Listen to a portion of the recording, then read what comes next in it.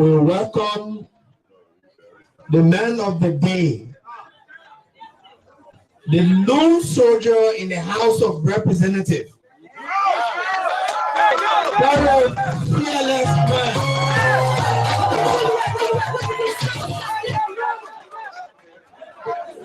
A man who does not miss his word. He said it as he sees it. He's not afraid of power. He speaks truth to them. You can get best and boss. He doesn't care. You cannot intimidate him with impeachment. You can impeach everybody, we will remain. This man survived before going into the House of Representatives. As a matter of fact, he is not surviving on the salaries you pay there, because he uses his earning to better the lives of his people in District 10. So your threats of gathering 100,000 signatures, you can go and keep it. At this point in time, let's all give a very big hand clap as I welcome Honorable Lofa Julius, representative of District Number 10.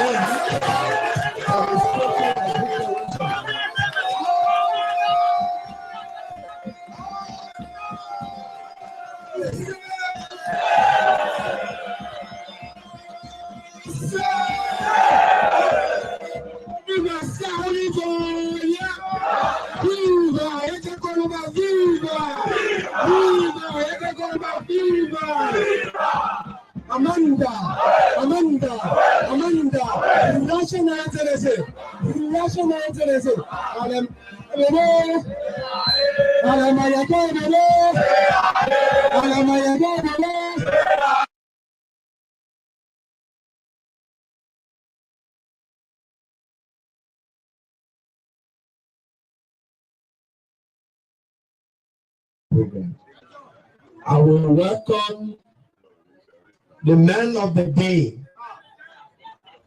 the lone soldier in the House of Representatives, very fearless man.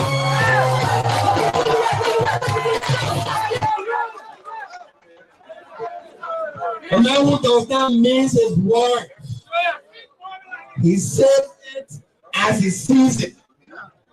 He's not afraid of power. He speaks truth to them. You can get best and boss. He doesn't care. You cannot intimidate him with impeachment. You can impeach everybody, we will remain. This man survived before going into the House of Representatives. As a matter of fact, he is not surviving on the salaries you pay there, because he uses his earning to better the lives of his people in District 10. So your threats of gathering 100,000 signatures, you can go and keep it. At this point in time, let's all give a very big hand clap as I welcome Honorable Lofa Julius, representative of District Number 10.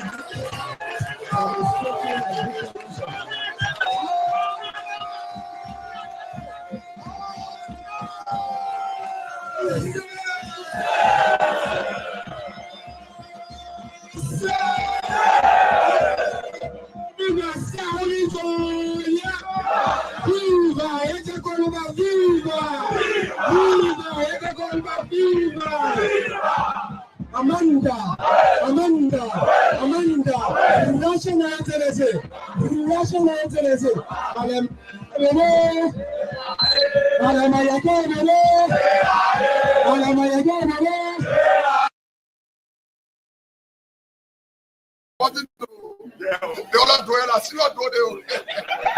So why you know passing it to? Yeah.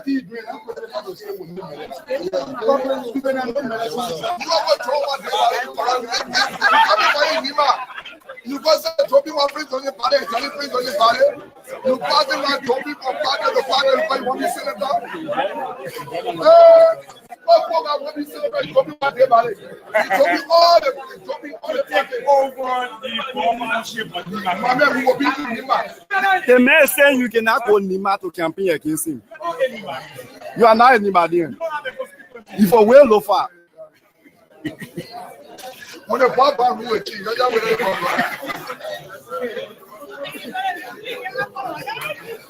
well, I said I hold it. All the one be on committee. So we'll be checking those 11 posts. Now your job, lawmaker, you go start jumping one print, something ballot. You tell them about ballot, you say print tradition. You go force a man woman to endorse you.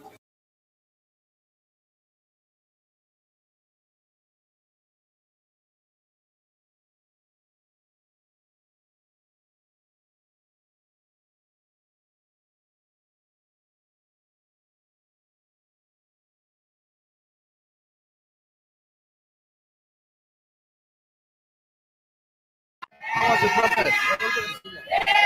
was the process? Today you'll be impacted by the police. What are you involved? What do you have to say? How did it go? There was a process, and then our lawyer is in charge of those, and then we are waiting. Oh, no. Hold on. We are waiting. We did everything possible they wanted, and we relate to all different questions. Were you placed on a serious tension while providing some statements? Well, like I was saying, let's just remain peaceful. Let's just remain peaceful as Liberian, and this investigation will go on properly, and the right thing should be done. What next? Yeah. Well, allow the police. Allow the police to tell us what next. Sometimes when these things happen on the it's having some effect on you and your partners. We will be supporting you. What can you say about the harm this questioning or the inquiry from the LMP across to your character and to your partners? Well, we just need to remain stable. People know who Abu Kamara is, right? I have served in this country with diligence, with respect, and honesty. And I say to people, the wrong thing to do is the way you go into work every day and be a part of anything. And those perpetrators will be brought to justice. And I said, we are not involved with those kind of things. Follow my character. When you go back in other countries, when they start to investigate people, they start from the characters. I live here in peace with no trouble. I always give advices. And I stand by this. This thing can be resolved only by legitimate cause. We shouldn't be a political, and everybody just on a political thing to damage our country. What do you mean? You say it can only be resolved by legitimate cause? All of us need to sit in a space and know what is right, and then we move forward. There have been reports of communication between you and those who are that WhatsApp communication, recording. No, there was nothing of such. There was nothing of such. Can you speak to the voice recording that came up? Of the police. Yeah. Well, interacting with people and people visiting me, having communication with people. Those are the basic things that that were involved with. Well, I think in their own intelligence, that's not the better me as such. Did they reschedule you? No, they said they would get back to our council. Thank you. Thank you so much. Yeah, they will get back to our council ourselves. Thank you. Thank you, sir. Thank you. So that was the voice of Abu Bana Kamara talking to Abu Bana Kamara. Let's see what we can have him said. We will just conclude with us, wrap up the day. Let's see what we can have Abby we say here to talk to us.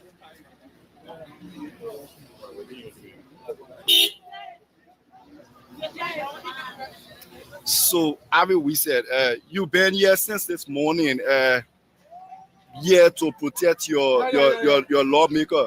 Are you satisfied with the process so far? Well, I don't know what it was satisfaction here. There's nothing to be satisfied with here. Do you trust the justice? Trust what justice system? You cannot trust the perpetrators. We have declared Mr. Kehleboe Gongloe as suspect number 1. We want to reiterate this. Mr. Kehleboe Gongloe is declared suspect number 1. Why? Why? Because he deplored the Liberia National Police prior to the Assange attack. He deplored the Liberia National Police prior to the Assange attack. So he's suspect number 1. Suspect number 1. Suspect number 1. So he orchestrated the whole diabolical attempt to try to undermine the reputation of our lawmakers.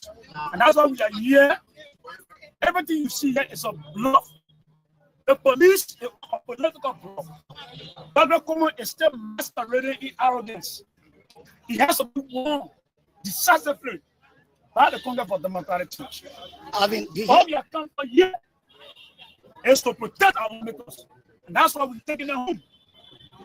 But when the trumpet is blown from the CDC will decisively take actions against Kehleboe Gongloe. There were so many lawmakers that were involved. Why should I do you? Do you care to indicate your name on the record here? We saw Joe before. We saw Charles Taylor. We saw Samuel Kehleboe. We confronted the people. We are not afraid. Thank you. Thank you. So that was the first of we said, talking to us. Yeah. So this is how we will be wrapping the day off from the Liberia National Police headquarters. This is how we will wrap the day off. The name is Sanvee. It was nice having you here today. We've been here since the morning bringing you live coverage. The time check in Liberia is 15 minutes to 5 o'clock. We've been here since 9 a.m. this morning, making sure we bring you all of the information you deserve. So the Liberia National Police, as you can see, they are all here posted.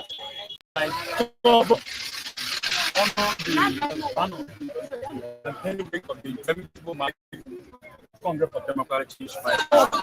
The Coalition for Democratic Change. But all of your lawmakers are not here against you.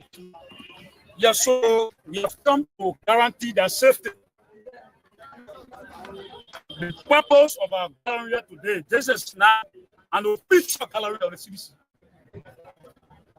This is just about escorting few of our laws here. And the purpose of this gallery and this assembly is to guarantee the safety of each and every lawmaker that was invited here. And so this guarantee will be part of our revolutionary obligation to all of our lawmakers who are on the bailiwick of the interminable mighty Congress for Democratic Change. When you talk about Your lawmakers are not safe here at the headquarters. They're not safe here. Why you say so? If a lawmaker's car in a plain view, open camera,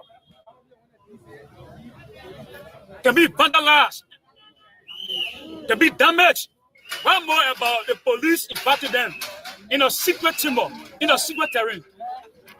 And so we very quite concerned about the kind of reckless police that we deal with here. I have no regard to the rule of law, for the rule of law, and is doing everything to undermine the fabric of our democracy and circumvent the democratic credential of the Republic of Liberia. So if anything happens to any of our lawmakers, the consequences will go back at Kehleboe Gongloe who gave instruction. so the police, the main purpose, the main purpose of their invite is in relation to the Capitol building fire saga, and I think the police wrote the House of Representatives seeking this representative person, and here you are saying that they are not. If you are here to protect their safety, I think don't you think the police is the right place to safeguard every citizen? The police do not safeguard the Capitol building. The police do not safeguard the building. They were the ones in protection of the Capitol building before the attack that led to the burning of the cattle building. So if the police do not protect and safeguard the cattle building, and then they're not capable of protecting and safeguarding our lawmakers as well. Just yesterday saw how a lawmaker's vehicle was damaged under the instruction of the illegal and illegitimate speaker, who is purporting and masquerading and oscillating as a so-called J speaker. There's two speaker covered with his so-called police inspector general. But be warned, Liberia is not invested. There are too many deaths in the country. Extrajudicial killings in the country. There's massive looting corruption in the country. The economy is tough. The socio-economic conditions, the material conditions of mass people. The people cannot afford. These are the fundamental issues that the government must focus on dealing with. Giving opportunity to govern the material conditions of the people. The people's jobs. You said you were dangerous in the country. You said that the people have skills in you. Zero terrorist operation. After recovery, civil servants will give opportunity to civil service to increase their salaries. Those are the issues that people tell you. They did not elect you to popularize the office of a certain speaker. They did not elect you to vandalize a vehicle that belongs to the second committee. They did not elect you to allow the police to become a threatening force that kills and intimidates citizens across the country. And so we have come to inform you that our two lawmakers that are there, they are there, but they're not there alone. Why you deal with capital building situation and Mr. Torgbean's vehicle, what you did at the headquarters of the Congress for Democratic Change, what you continue to do in Kehleboe and other places, the Kingdom massacre, this reckless attitude of the government and its brutal police force will not go with impunity. You spoke about corruption. Last week, the president suspended up to 400 cabinet members because it did not declare their salary. Something that have never happened. They did not declare their asset. Something that never happened in the history of Liberia. We saw it on President Weah. We did not see people declaring their asset on President Weah. Here you are talking about the president not giving corruption. Let me say this to you. I don't understand the job of your question. Let me say this to you. If anyone should be arrested in this country about the capital building situation, Garguah must be arrested. I repeat, if anybody should be arrested, Garguah must be blessed beyond bar. I'm telling you,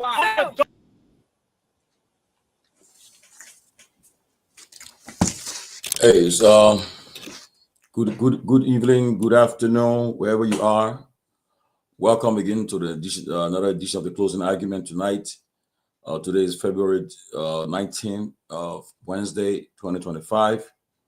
It's good to be back on the closing argument. We are live on Facebook, YouTube, and True FM radio station in Liberia. It's good to have you, and let's have a good show tonight to discuss about happiness in our country, Africa, and our one world.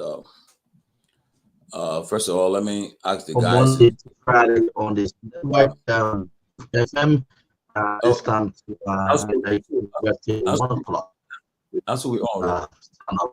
Welcome to the big edition. The program. This is the 19th day of February.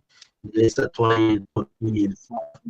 So welcome to media activity to and for our production team here, one who making sure that we have all those images and videos online online page.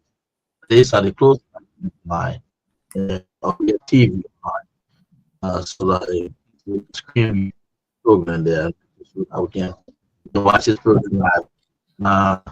Closing argument for page of your TV. So other media station really this program. Thanks so much. Thanks for always doing the closing argument family. So today is Wednesday, folks.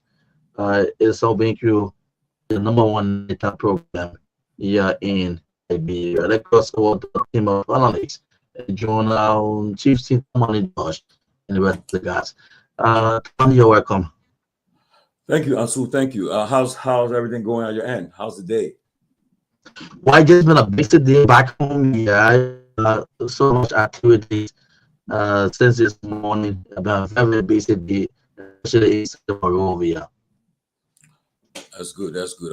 It's good to be back. And as you said, it's a midweek edition of the closing argument. Today is Wednesday, February 19th, 2025. And we are glad to be back on the TCA.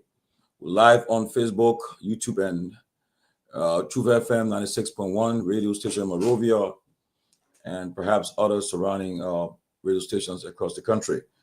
But tonight we'll be discussing about the issue of our major problem in our country today that is affecting our country's growth and development: corruption, and everything that have to do with the betrayal of the public trust.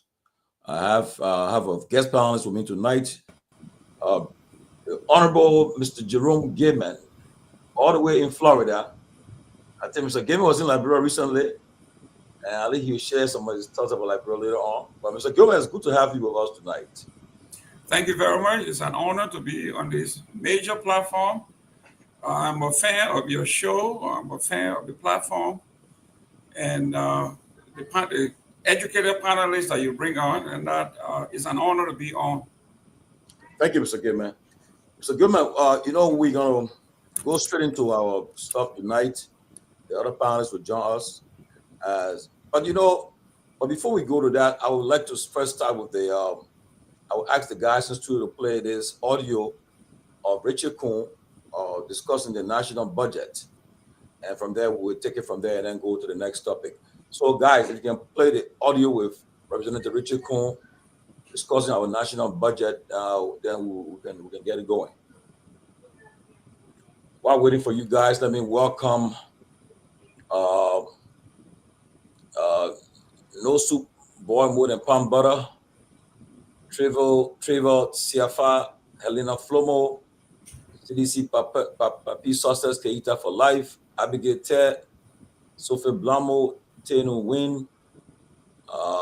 Also have my own auntie in Maryland, Elizabeth Bowen, Ahmed Jalanzo, Philip Catty, Joseph Molly, Wally Kende, Big Thankful Addison, and Dua Daniel. Guys, you guys ready? You can put the tip on. Let's listen to the audio.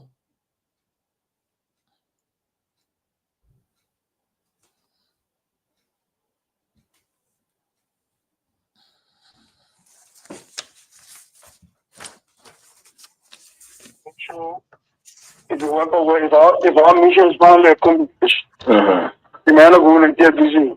No problem. Yeah, so just prepare for that. Just talk with yeah, busy. We spoke incompetence. Yeah, the phone begin again. No problem, Chief. No problem. So we talk already. No problem. So we talk to that's why you're going to do if our mission accomplished. Okay. You don't tell the man to remember payroll. No problem.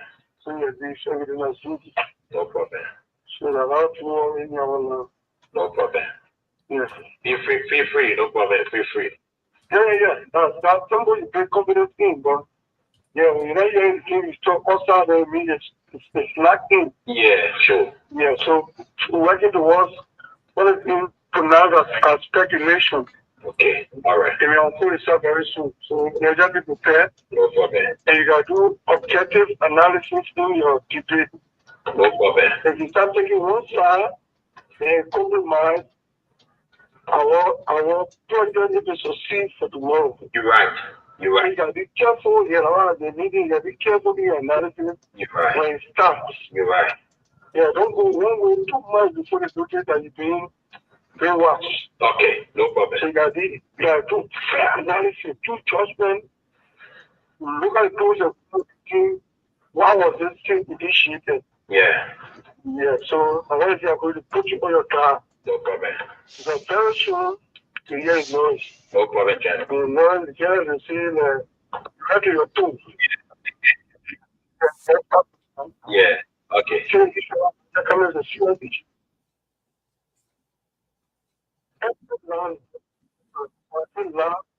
The sectors. So I'm looking to try to get about 2 million. Okay. It's going to be a green war. No problem, Chief. No problem. So we talk already. No problem. And we're talking just to be arguing about things here. That's why you bring to you. If our mission is published. Okay. You don't tell the man you put him on paper. Yeah. No problem. So you agree everything that's good. No problem. So that our people already know our land. No problem. Yes. Feel free. No problem. Feel free. Yeah. That's somebody big confidence in, but yeah, when you hear the king, you talk outside the immediate. It's like in. Yeah. Sure. Yeah, so working towards what is being denounced as speculation. Okay. All right. It will unfold itself very soon. So you just be prepared. No problem. And you gotta do objective analysis in your debate. No problem. If you start taking one side and compromise, our project is to succeed for tomorrow. You're right. That's why you gotta be careful, you know, the meeting, you gotta be careful in your analysis when it starts. You're right. Yeah, don't go one way too much before the project that you're being brainwashed. Okay. No problem. So you gotta do fair analysis, do judgment, look at the pros and cons and think, why was this thing initiated? Yeah. Yeah, so unless you are going to put you on your guard. No problem. Because very soon you hear a noise. No problem, General. The noise, the general is saying, right to your toe. Yeah. Yes, that's how we do. Yeah. Okay. See the issue of that budget coming as a serious issue. The whole budget was altered. Okay. Every land budget was altered. When I say land, the sector summary. So I'm looking for a video. I try to get it, but it's too long. Most of the video is coming. Okay. The video from the chief tells you reading the budget figure. Okay. And she said public administration, XYZ, education, this. Yeah. Health, this. Yeah. The figures you read. And what we agree upon is sound. I went to the Senate concurred with that same figure that you read. But when it got you to go to the executive now, a few 1 or 2 days in between, the whole thing changed. Every land changed. I don't upward or downward adjustment in the tool of so many million that they were trying to tackle. And put in places that we will get hold of. Okay. That's why they alter the budget for. Okay. So because you alter the budget, the narrative need to commensurate with the adjustment you made. Yeah. So automatically, all of the narrative also change. As to what we agree and pass on, and the Senate concur. After all the adjustment in and all that play with the budget, they were forced to change the narrative to the adjustment made. What happened? And we got all of our copies. We got everything from the Senate, the House copy, the budget act. You know from the budget act, the act has been released.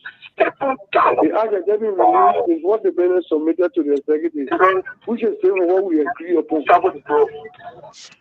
Wow. So no problem. Okay. No problem. I understand that.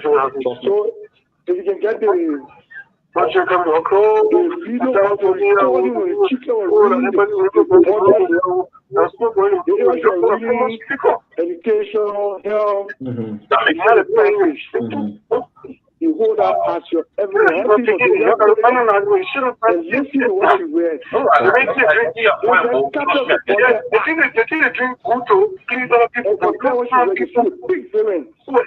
Big difference. To show you how to discover, they didn't discover, okay. So you can actually go and take one Jesus Christ to save you. You get manpower to Oscar you. So once you got too many things around you that people don't like already. You got more people that you promise the people that you do good for. The people you do good for, that beginning you do good for. You don't do good for people. People you family them. But you do good for the beginning. Yeah. And the beginning can protect you. People don't work against you. Everybody else. Yeah, the beginning of the day, you let me know you're sure. I'm going to put it to you. It can happen when the 50 minutes will leave you. Yes. What happened to the man stepped on oil, man. okay. Step on our cheese. Step on liquid. Okay, well. Step on snow. Step on dollar. Wow. Yes.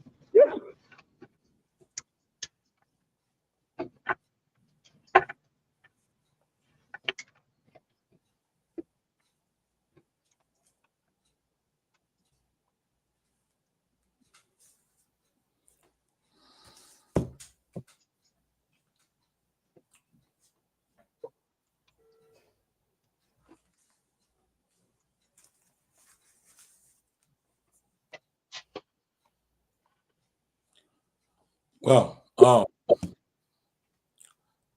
let me see.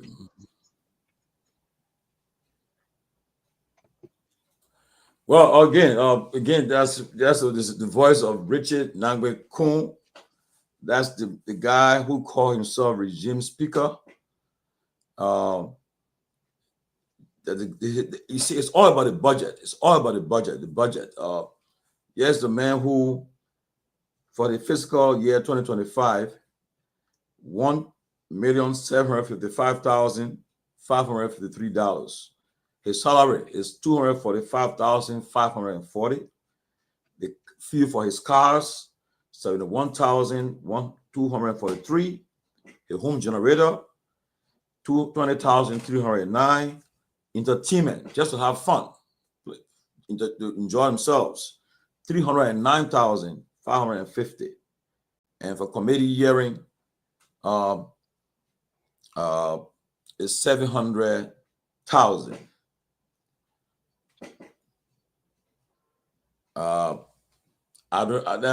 That's what happened. You see, this all about the budget. All they fight about is impasse at the legislature, all about budget.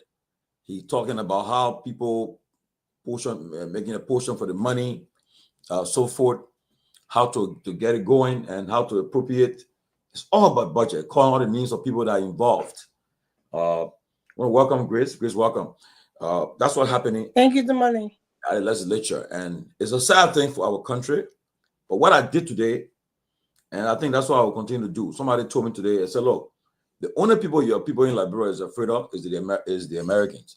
So the only people that can make them to get nervous and act accordingly. So I forwarded all this stuff to the Office of ASEF, how do you call it, OFAC, the people that can impose sanction on people. And that's what I would do. All the Congress people in America, I'll be sending the email to them every day. I don't care. Send it to them. So this is what happened in our country. This is how our country is. This is how our country is so poor. This is how our country is not. We're not developing our country. This is how people are suffering. There's a reason why. We're sending every day to all the various senators and congressmen in America. They will get it, and somebody will react to it. Somebody will react to it. Right now, as I'm informed, the Christmas office now already started to review about Liberia. And this will not rest until we see actions taking place. No, guys, take the one we're talking about. Remove this one from there first. Yeah. So I just want to let you guys know, Brother Gilman, You listen to the audio, I know a little bit etchy, but at least you got some part of it. But this is where we are in our country. You muted. When we kept talking about these things, we were branded seditions, we were branded progressives, we were branded everything because we knew what was happening. When you look at the budget for this man's office, it's almost $6 million. One person. Between he, the speaker, the deputy speaker, the pro tem, their budget is close to $15 million. The entire healthcare in Liberia budget was like $9 million. The entire hospitals and everything put together, $9 million. And there are Liberians that are sitting here and talking about they are disappointed that America is taking back her funding when America talks about America first. And you want to be upset about America putting America first? I don't think so. What happened to us modeling what the United States have done that we put Liberia first? In all democracies, all world leaders, they look for an opportunity to make major change that will affect their legacy and the legacy of our nation. I thought with the advent of President Trump and taking away all of these fundings, it would have been an opportune time for Joseph Boakai to address the nation and say, ladies and gentlemen, it's time for us to reset.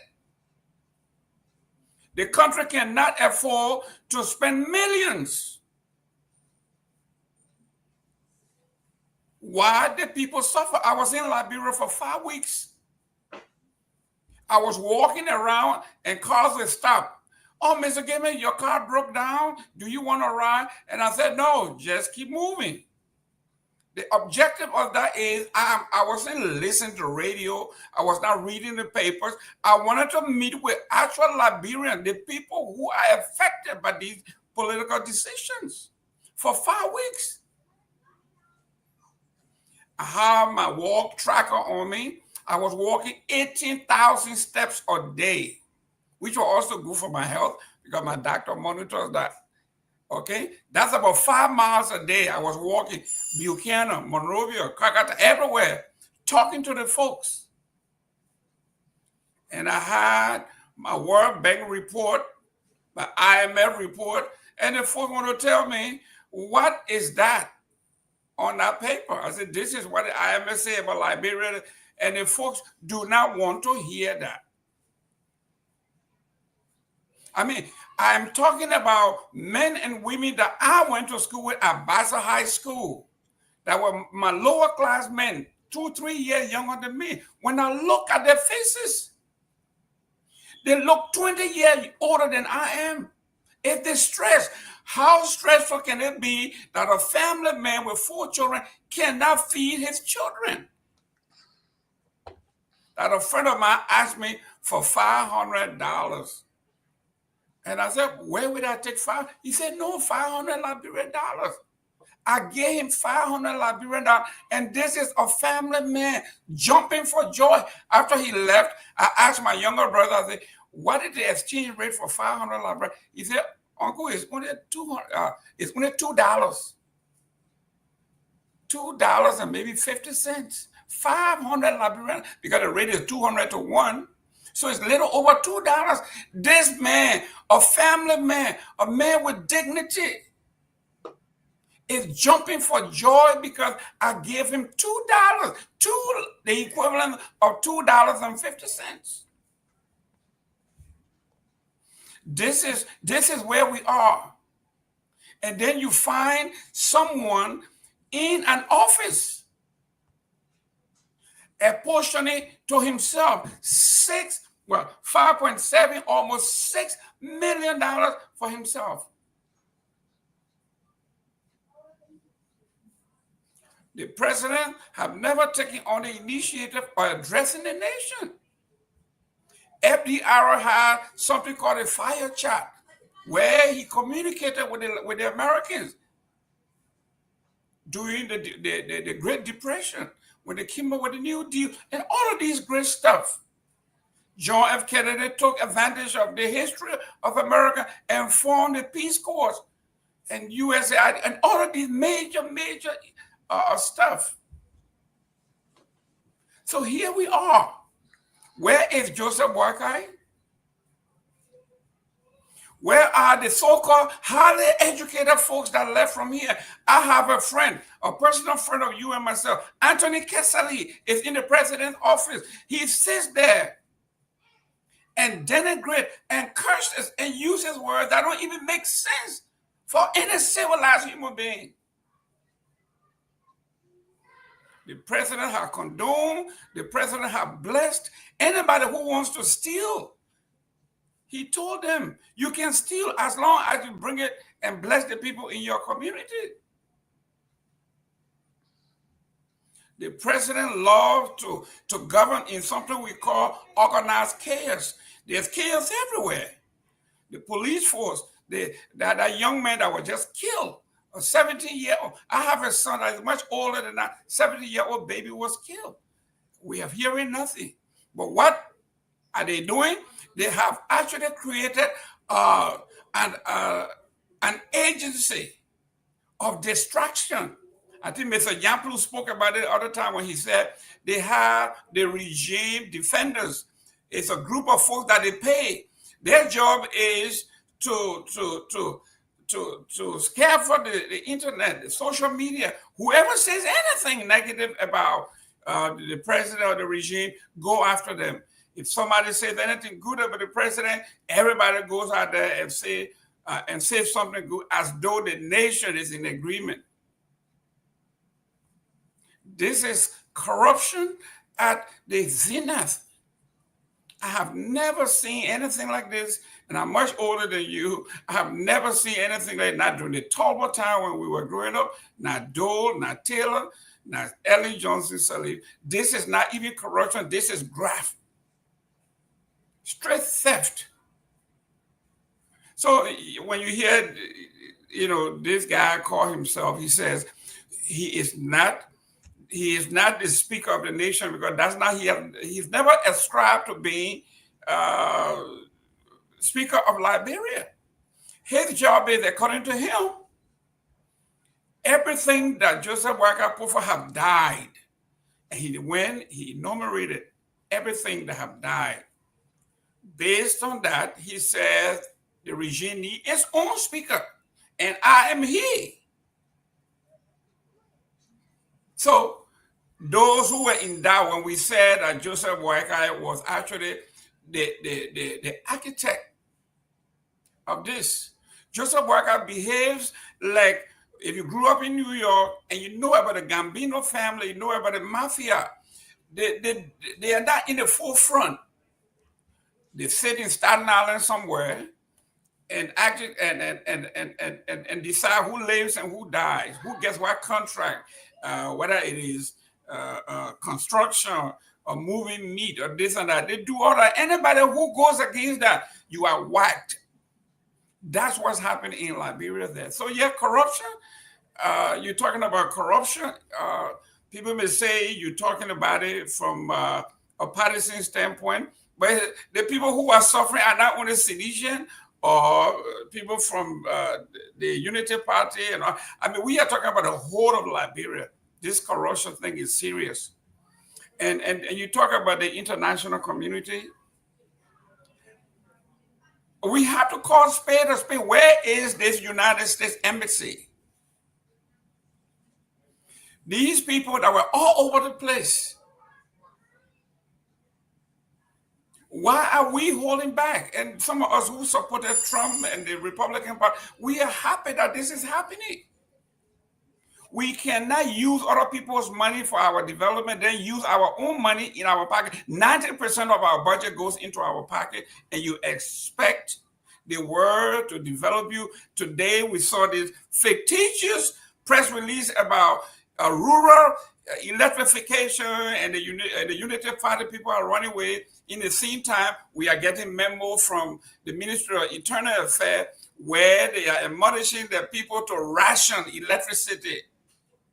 So, I mean, when you juxtapose what's happening there, this is a fight for the soul of Liberia. It is non-partisan. It is non-partisan. Unity partisans are suffering. Everybody in Liberia, like I wrote on one of my posts, the burden of this corruption is on the shoulders of women. Our women who are being abused because they have to fend for their families. So people in power are abusing them. They have no choice. I was walking on the streets of Monrovia, and these women with these big baskets on their head, these big things on their head. And baby girls that should be in school selling potato chips. 25 of them in the street selling the same potato chips. I mean, I'm preaching here, but you know, Mr. George, that is the fact, and nobody can debunk that. And what these people have done and continue to do is this office of distraction. Remember, when something happens, they have the audacity, okay, like showing the picture of Joseph Waka. They say he's voting. Joseph Waka on the executive mansion release. Joseph Waka is voting at the AU. Is that newsworthy? Where are they coming from with the economic plan for this country as to how we're going to get out of here? Nobody's saying anything, but they are coming out here. The president is voting. The president met with this president on the side, and they talk about issues. Those are newsworthy. Those are all distraction, and we know better. Thank you very much, Mr. George. Mr. Gilman, thank you. Let me bring Grace in. You know, I pray that lady like Grace, that's you know, somebody was telling me, I think yesterday, they said, you know why Ellen Johnson Sirleaf became popular and in her advocacy? Because she challenged the system at the time. She went to Congress back in the day during a regime of Doe. He used to go to the Congress, and right now, you start with your state lawmakers, your lawmakers from that represent your state, and tell them you want to go to the Congress, because the only people that our country listen to, our official, is these people in America. That's all. If you watch it, they will be doing things as soon as, just for example, you saw during the elections of the pro tem, Nuka was running. Abacha wanted to run again. The minute they sanctioned them, they dropped out of the race. They're afraid. And the Hakam normally became pro tem because they were afraid that they have been sanctioned, and they were like, they felt that they have no much power. But what they are doing to this country, I can say this: you should not hesitate. We tired talking, right? But if you have the opportunity to email your lawmakers, your state representative, do it. Somebody listening there, they will pick it up. That's why some of these guys go to the embassy nowadays. They imagine back in the days. You know, Grace. I think your mom worked at the executive mansion, so you know this story. Back in the days, just a letter, you have a PR at the embassy, straight, and you get a visa. Mm-hmm. But nowadays, they can slam our official with no. They deny them because they don't have trust in them again. And the only people they listen to now is the US people. With the new Trump administration, things not going to get better for us. That's why you have the opportunity. You email your son, go to your lawmakers, tell them what's happening in our country. Look at our budget. Look at the kind of money somebody playing with. Look at the kind of money one person playing with. And the people, majority of the people living abject poverty. It's not fair to the country, and it's just being insensitive and just wicked. But Grace, people are saying you guys should step up. We shouldn't sit on the platform.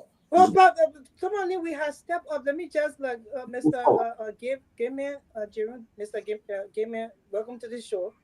Thank you. And I would like to welcome the audience that's watching and want to say hello to the people in Liberia that are listening to us. If you're on the platform, share the show. Don't limit this show to only you watching, because we have important information we want all Liberians to be, having access to. So share the show. Other shows are going on. The people share it 300 times. It's only on this platform. The people just don't want to share the show. Y'all please share the show. That's what I be doing when I come on. But I don't know, Tomalin. You maybe you haven't really followed what we have done. Even when we are our president, we wrote look. We are still writing. When you see some stuff being done, not because everybody not coming here and saying, "Oh, I wrote this," but Liberians, people, well-meaning Liberians, are writing by the day. It's the thing that going on in Liberia, and Mr. Gaiman said it right. The country is always, at the end of the day, the women suffer the most. Everything is left on, this is not about feminist thing I'm doing right now, but even in the war, the mothers then suffer, your wives, your girlfriends, because they were killing men so much, men couldn't come out of their houses, that the women, they used to go look for food, go to the market. Sometimes they would be raped in the process. Some of them were killed in the process, pregnant women, because they want to go look for food for their husbands and their family. Some of their bellies were open wide. Some of it was shown on videos around the world. Women suffer the most, even now. He said he just came from Liberia. I was in Liberia, I think in last year, July. I met Tomalin there. There was a dark cloud. I felt it. Like the people, something was wrong. I was just like, when I driving around, I was like, oh my God, something was wrong, that these people, there was some suffering going on, that it was just unexplainable. When you see the people, you just see the downness in them. And I was just wondering that, okay, how is it that? Because when we were doing this election, we told these people, you have to vote a government in that will hit the ground running. We don't need any delay in this process, because we need somebody vigilant, innovative, and they're able to do what it's supposed to do to bring this country, at least in the first year, for the people to see that, something has been done. And like when people said no, they were willing to sacrifice for Joseph Boakai.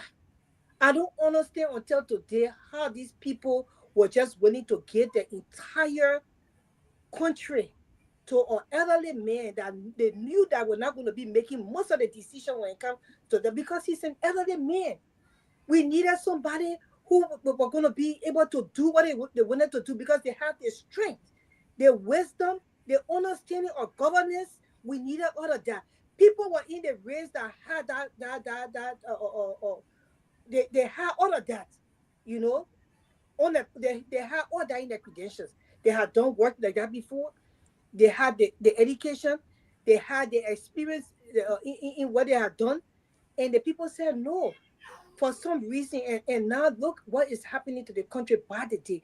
Look how these people are disgracing the House of Representatives, the legislatures, the world watching them disgraced.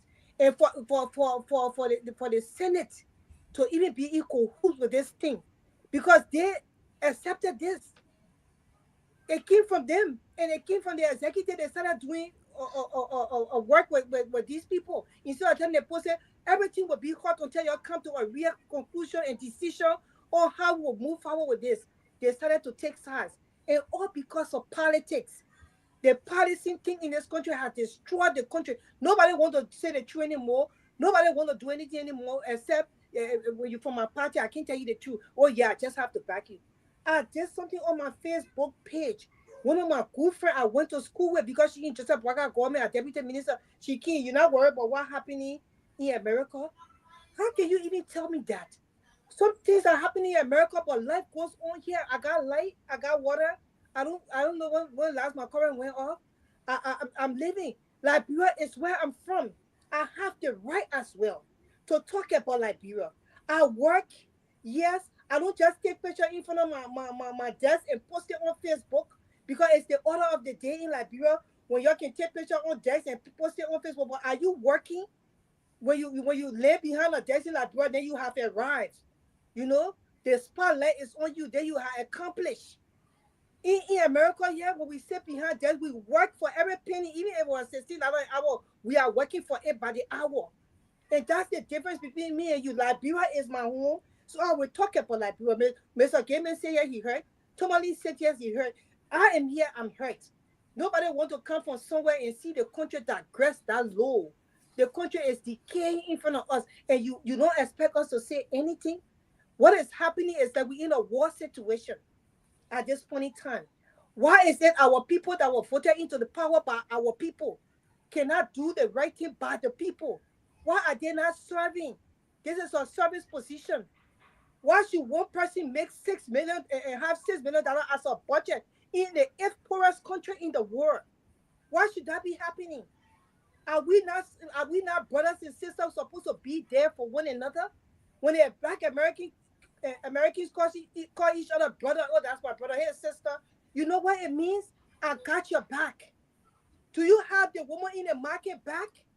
Do you think it's okay for her to go home and not sell anything because nobody got money to even buy from her? Because of the economy that was placed before them?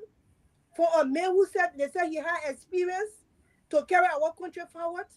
At this point in time, I'm very, very disappointed in Joseph Boakai. I did not trust his leadership, but since the majority of the people, they say majority carry the rules, say, okay, we're going to be with the majority of the people. Now look what is happening in our country. And the people in the country that in places they get a deputy minister don't want me, Grace, to speak.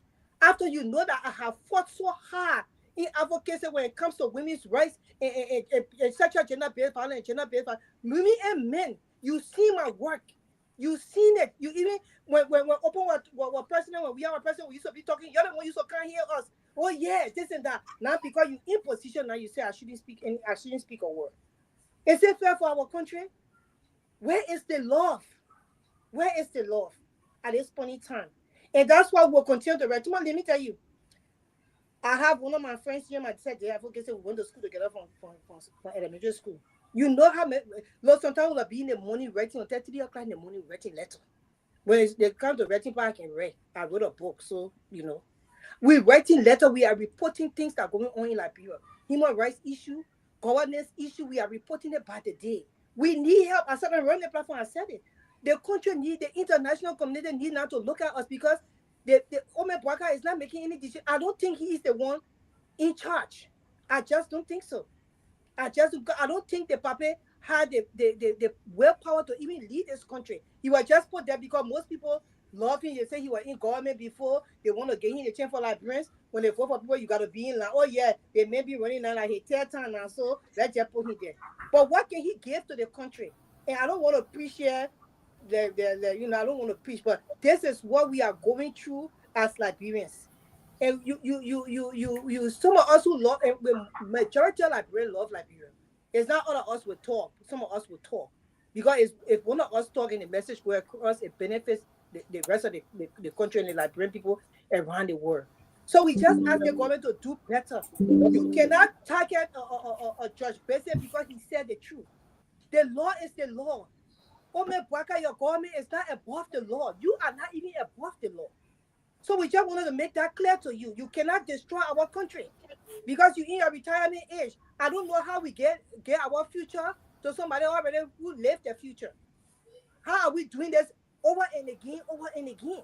And we're expecting different results. No, it's not going to happen. You give country to a person because you love them. You give country to a person because, they were there before. Give country to a person who is innovative, want to change the country and have the willpower and the strength to do it. And that's what we are saying. They should have tangibles too. That they've done these things in the past. They have helped Liberia in some way for Liberia to move forward. And that's what we are asking. Willie, welcome. Welcome, Willie Dillon. You know, Mr. George, real quick, let me see if you can see this. At the bottom there. No, he sent it to me. I was sending it to the guys and put it up. Okay. Yes. I'm just saying this is my SendWave account. In the last 3 years, I have sent $62,668 to Liberia. I have a vested interest in what happens in my country. This is money that I could have sent to I could have given to my children. I could have done anything else. It's been sent to Liberia for different projects, scholarship, and everything else. with nothing in return. I require nothing in return. So for folks to sit there and say, for Joseph Boyka himself to sit there and say, all they do is sit in America. If you don't come home to develop your country, I'm going to seek, like Trump is a new hound dog. He will seek, he will send Trump on you to hound you down. This is a man who had lived on the Liberian door from the time he was a child up to now, has never worked. And I'm spending my hard-earned money to help develop the country, and he had a medicating gall to say, if you don't come home, I got something for your Trump. I just wanted to get this out of my system, Mr. George. Yeah, I was saying my own Tomalin in a year. I have sent 44. Let me send you my own. I have sent $44,656 on Sendwave. I was saying my receipt too. There you go. You see that kind of thing? And these people say we shouldn't say anything when something happening in our country. But here's the thing, though. People are asking, right? We have gone on a lot of platforms. We have spoken about all of what's happening. But what are we doing besides just talking? That's the question people are asking. What steps are we taking to go further? Because it appears that those who are in authority, they don't care. They just hear you and tell you, the first thing they say, opposition, you frustrated. They call you names. What else are we doing? So like somebody will tell me, look, since the people that your people in Liberia are afraid of, the American people, you're just send it your guests. It's like you're reporting them. You're send their pictures, send the recordings, send it to the people. So look, this is what our country going through. These are our leaders. They are playing with our future. That's why we don't have safe drinking water. We don't have stable electricity. All the reasons why. Because the people continue to betray the public trust. They don't have no sense of feeling for the people. Our people continue to live in abject poverty. And at the end of the day, all our people do, they fool them with little stuff, election time, they get elected again. But until we can take concrete steps to put these guys on the issues, starting guardrails for these people, we'll continue to be like this. But we must do something else. Yeah, for Willie Dillon, maybe. Yeah, you're very welcome. Just to be clear, that only my one who I talking about, my husband saying we will add it together. Yeah. Very welcome. Go ahead, introduce yourself. Yes. Yeah. Thank you. You said, did you say introduce myself? Hey, go ahead, get your open statement. I'm sorry, I didn't. No, Willie, just. Oh yeah. I mean, I fully agree with. I'm sorry. Go ahead. No, go ahead. You have the floor. Mr. George, go ahead. No, you're talking now. No, okay. Yes, I was just saying that I fully agree with what you guys are saying as far as like we have to have more of an impact on the situation in Liberia, especially us who live on this side, because we're more enlightened and we are more aware of the pace at which the world is moving, and we know that our country is far behind, but the leadership in our country. I think something happened. Yeah. I think yeah. You want to go out and come back again, baby? Your internet is bad, Willie. You have to go and come back. Is he in Liberia? He's here in the States. But you want to go out and come back? Yeah, he's frozen. Yeah. So no. You can remove it. Willie, you can go out and come back. Go out and come back. It will be better. I'm in Charlotte. I'm saying the leadership in our country are more. Yes, I'll do that. Yeah, Grace, tell him to go out and come back. Yeah, you can remove him. Tomalin, remove him, and he will come back. Just like that, yeah. Yeah, but just imagine, right? 2 person, okay. Mr. Gilman since the 2000, Grace for the 4,000, already 106,000. That's 2 person though. And I can tell you, if you look in the comment section, if Martin, all those who in America, if Martin Willie, Mary Twe, foreign guy, Busu Kopa, actual, factual, if they start putting what they have sent to Liberia in remittances, I mean, and this is the problem we're having. How can we in the diaspora control the economy, basically, and then we are powerless. We have no influence in our country. Okay, you listen to the tape. Yeah, the man, this guy who call himself regime speaker. Okay, He is this. Look at what he's talking about the budget, talking about how they tell the guy what to do, how to make things different, how to not trying to manipulate the guy, how to just not to talk more about the budget. It's all about the budget. Look, if you noticed during the impasse, they were there fighting back and forth. The minute the budget passed, they came to the budget spot, everyone started to take a side. How come you see the executive succumb, the Senate succumb? Because it's all about the budget, all about the budget. And all I can say, I pray that we can, Liberians, especially we are in the diaspora, do not hesitate. Knock on your lawmakers' door. Look, if people want to hear America right now, people been talking about sanction now, sanction women. Everybody they're worried. Everybody thinking whether the sanction coming out today or tomorrow.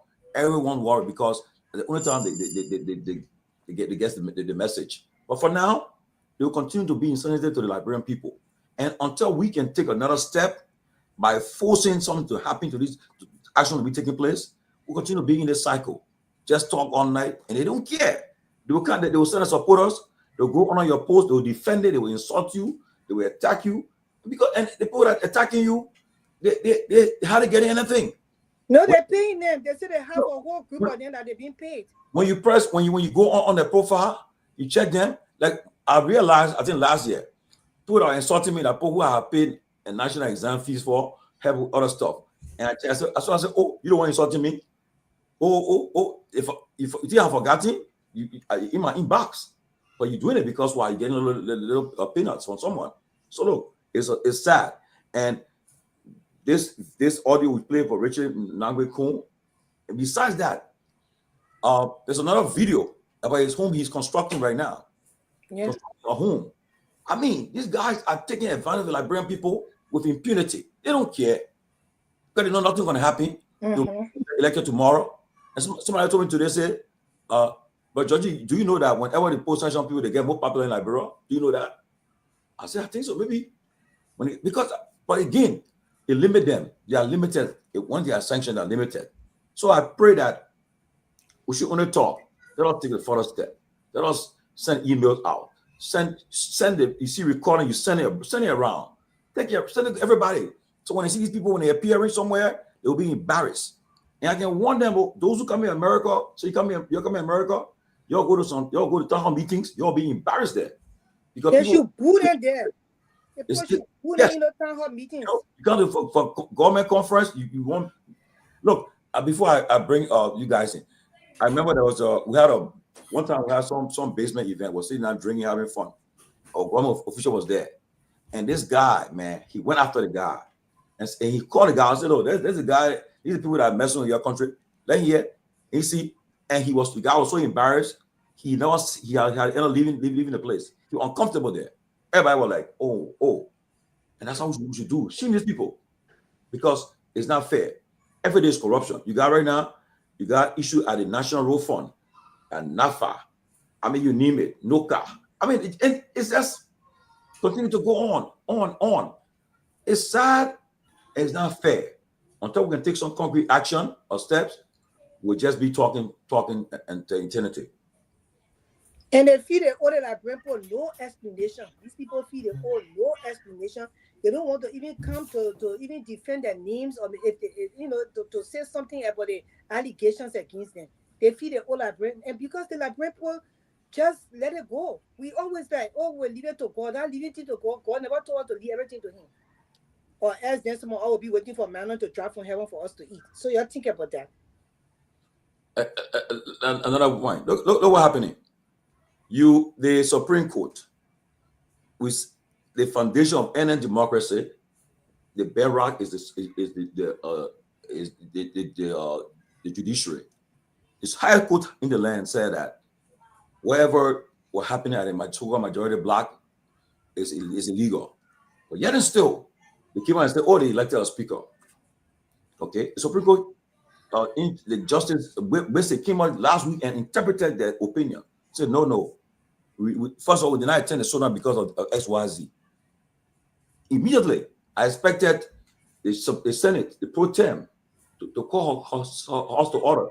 Say, but for the fact that the Supreme Court is saying that this man is illegal, we can't do business with him anymore until they can go and do their job, elect the speaker in the right manner, we're not going to do business with them. President Boyka called upon his justice minister, who is also the dean of the Supreme Court bar. Okay, call upon him right away. Say, look, we can't do business with this guy. But the man exposed himself and said he regime speaker. And if anybody think that thing is happening the right way, things are going to go fine, they make a mistake. Because you cannot have what's going on in the country and think serious people will do business with this country. Investor will not come here. What you saw today in Monrovia again.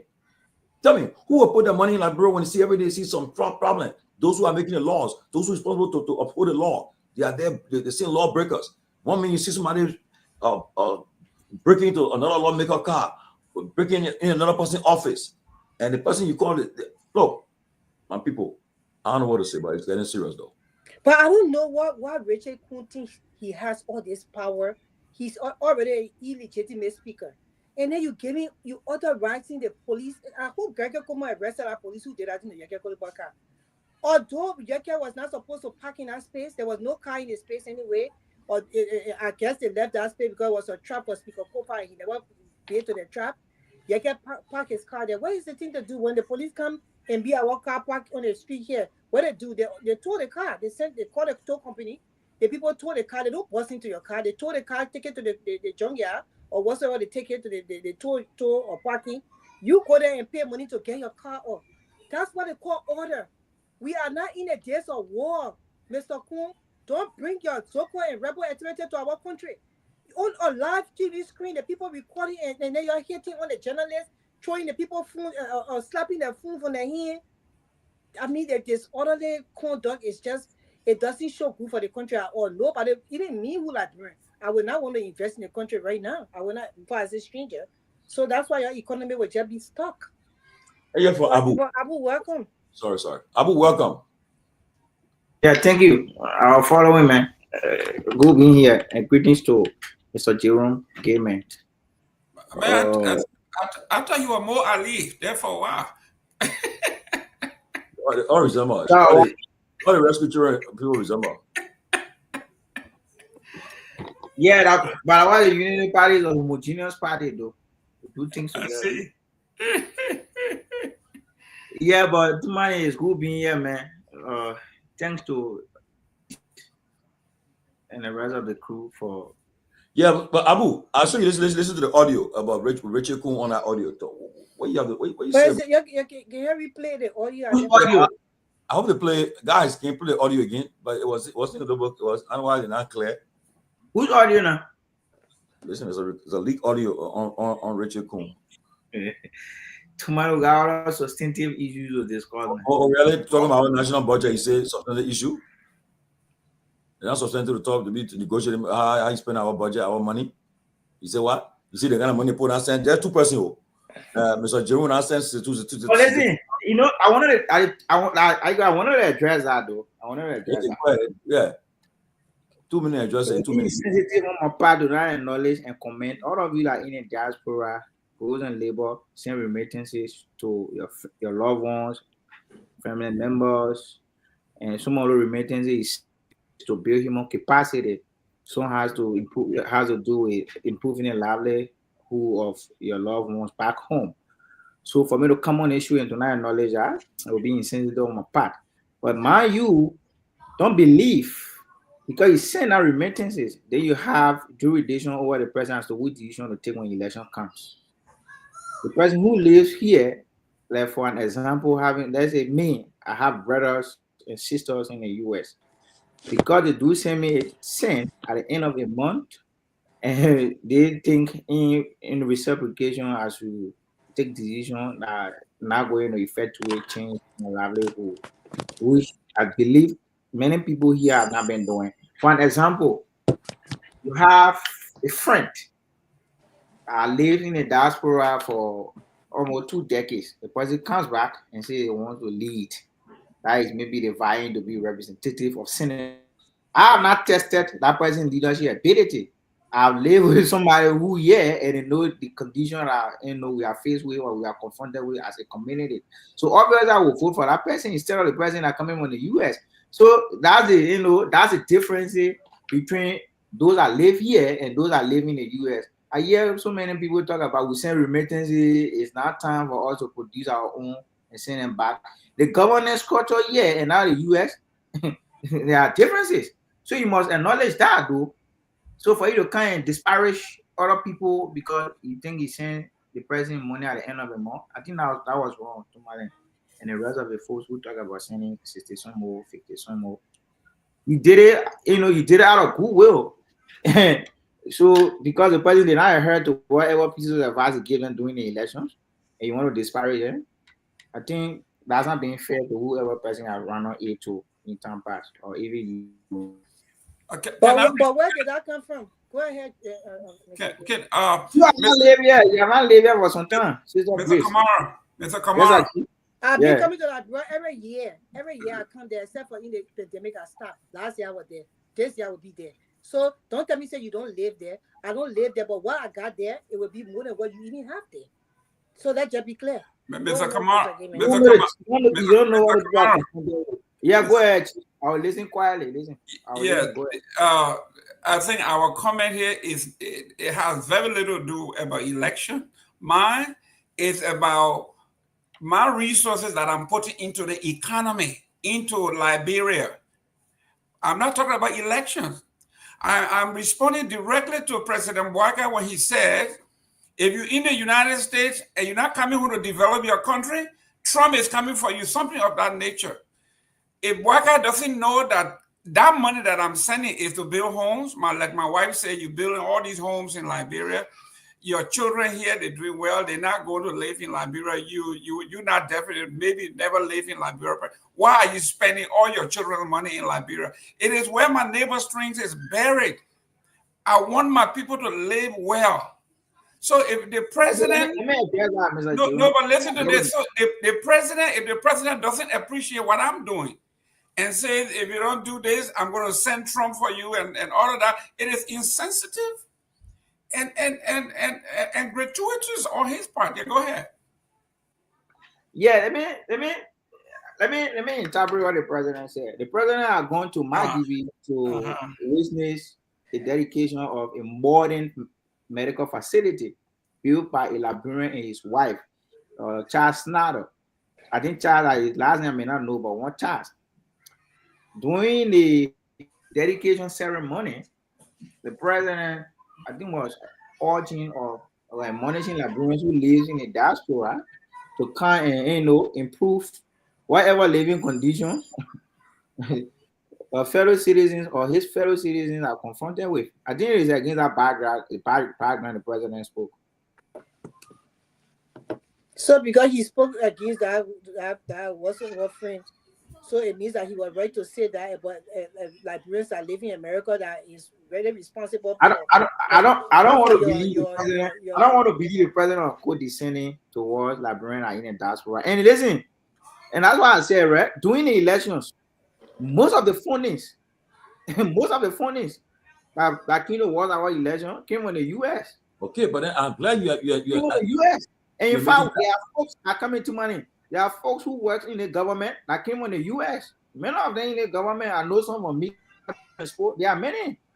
Some of them I can't call it for so many reasons. But you are aware to money where most of the fundings came from the US. So for somebody to be like president of being co-descending about Liberian in the diaspora, I don't see it from that end. You are just admonishing people who are in the diaspora to kind of invest in our country like the guy did in Magdibi. The modern medical facility. I disagree, but anyway, let me hear from Willie Dillon. Well, you're not here to interpret what President Baka said. President Baka words. But you interpreting it in your own way too. Well, no, I'm not interpreting exactly what he said. I want Mr. Kevin said he quoted him exactly what he said. We all listen to it, and you can't talk down to us in America. Some of us came here because of war situation. Some of us were privileged to come here because they came to school, and nothing wrong with that. Nothing wrong with that. He has no right, because if Liberians in a diaspora decide not to send money to Liberia for 1 month, the country will collapse. Let's just be clear. Just a month, the country will collapse. So let's hear from Willie Dillon. But tomorrow I have to react though.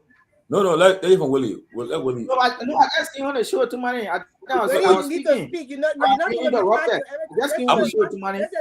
You're not guess. You're panelist. So I just came on the show. I'm not spoken about more than 5 minutes to money. Not to that. I think you spoke, man. Let's just.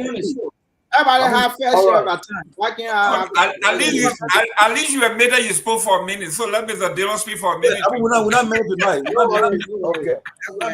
Yeah, I do feel that the president making such a statement towards Liberians in the diaspora was irresponsible. I feel that like you all have alluded to earlier, that the diaspora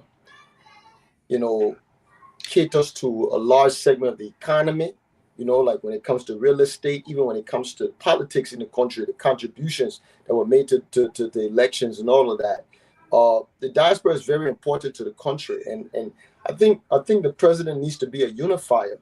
He needs to have people around him that will sit down and discuss ways in which they can integrate the interests of the diaspora, weave that into that of the interest within the country, of the interest of the people in the country, in order to bring about some harmony that could lead to even more investment, more economic progress, and just more integration, just more prosperity. So I mean, making those type of comments when you're a leader of anything, an organization, a leader of a country, I mean, it doesn't show true leadership. And I think the president needs to take heed to that and try to just move in a different direction, try to be more welcoming, more encouraging, in order to have the people from the diaspora who have done a whole lot. When you look at the remittances that come into the country, to encourage them to do more, because that could lead to resolving some of the problems that the administration has now. That could lead to better things happening in the country. So I do think that was a irresponsible comment on the part of someone who should be a national leader. If you're a national leader, you should unify. You should bring the people together towards a cause that would lead to something prosperous. And that comment didn't allude to such situation. So, Willie, what do you think about what happened at the House of Rep at the Capitol building the other day, where the illegitimate speaker went and told the police to break into Riaka Koluba's car because he was parking in the wrong spot, and then they also broke the locks on the sitting speaker, who is Fanatikofa today. They broke not today it happened, but he's the speaker right now. He's a legitimate speaker. He has not resigned his post. He was not voted out properly. So what do you think about all of that, with everything that happened in the HOR, with all this disturbing the country? I hear on the radio in Liberia, I listen to the radio in the morning from Liberia, and the people are complaining that they need the House of Representatives to fix their problem. They need the legislature to govern the way the reason why they voted them into that space. So with all this kind of drama that's going on in the country, what do you think, and what can you say to President Bwaka concerning this? Well, I think what's going on in Liberia now is that the country is facing a leadership crisis, and leadership not only in the sense of when it comes to the president, but just the entire leadership structure of the country. It seems like they're fighting each other for political prowess. But the thing is, at the end of the day, when what the old people used to say, when the elephants fight, the grass suffer. So that leadership fight that's going on is leading to the people at the bottom suffering. So all of that, what you're talking about, House of Representatives that's happened there, it's because it's a power struggle. But at the end of the day, it shows that these people do not truly care about the best interests of the regular, everyday Liberian, because the country is already behind the rest of the world. And what should be the primary objective for leadership, any political leadership, like the leadership of a country, their primary objective should be, how can we transform the lives of our people? How can we improve the lives of our people? But our people in Liberia, our leadership in Liberia, they're fighting each other. You have a president that talking down to the diaspora, whereas we pretty much undergird the whole economic situation in the country. We have people in the House of Representatives fighting each other, like you said, breaking. It started with the fire, and now, it started with a leadership struggle. Then it led to the fire. Then the saga continues, and at the end of the day, it has not been resolved. So, I mean, at the end of the day, our people suffer. So I think it's a sad situation. it shows that the leadership situation in our country is truly not settled, even though the election is over. And as a leader, the people's interest should come first. As leaders, as a whole, the whole leadership structure, they should understand that the interests of the people come first. And if that is true, then they need to solve the differences as soon as possible in order to, force the country forward. Now we have a president, and the president that's what he took the oath for. He took the oath to make sure that the livelihood of the country, the livelihood of the people would be paramount. So he himself needs to try to, reach out, try to extend the olive branch, do some behind the scenes working to where you can resolve these issues. And at the end of the day, the Liberian people work can be done and our people can move forward, because it's a shameful situation. When you look at other countries making progress and we have not. The war has been over for so long. We still don't have running water, light. There's a lot that needs to be done in that country. And you guys are still doing a tug of war for power. So I think it's shameful. And I think it shows that, as I said before, that the leadership situation has not been resolved in the country. People are fighting for power instead of fighting to change the lives of our people. It's shameful. Thank you. I wanted to ask Abu the same question. You see, this is Willie is I think you and him around the same age group. Willie is, he's your crowd. So what do you think now, Abu, with everything that's going on with it, the breaking of the representative door of his car, and then they breaking into the office of Speaker Kofa? Do you think it's a right way for the government to move forward? What do you think? You in the country? I know you supported this government, but we have to put right below, because we're not looking at policy. Policy or politics is killing the country by the day. Speak as a Liberian to us today.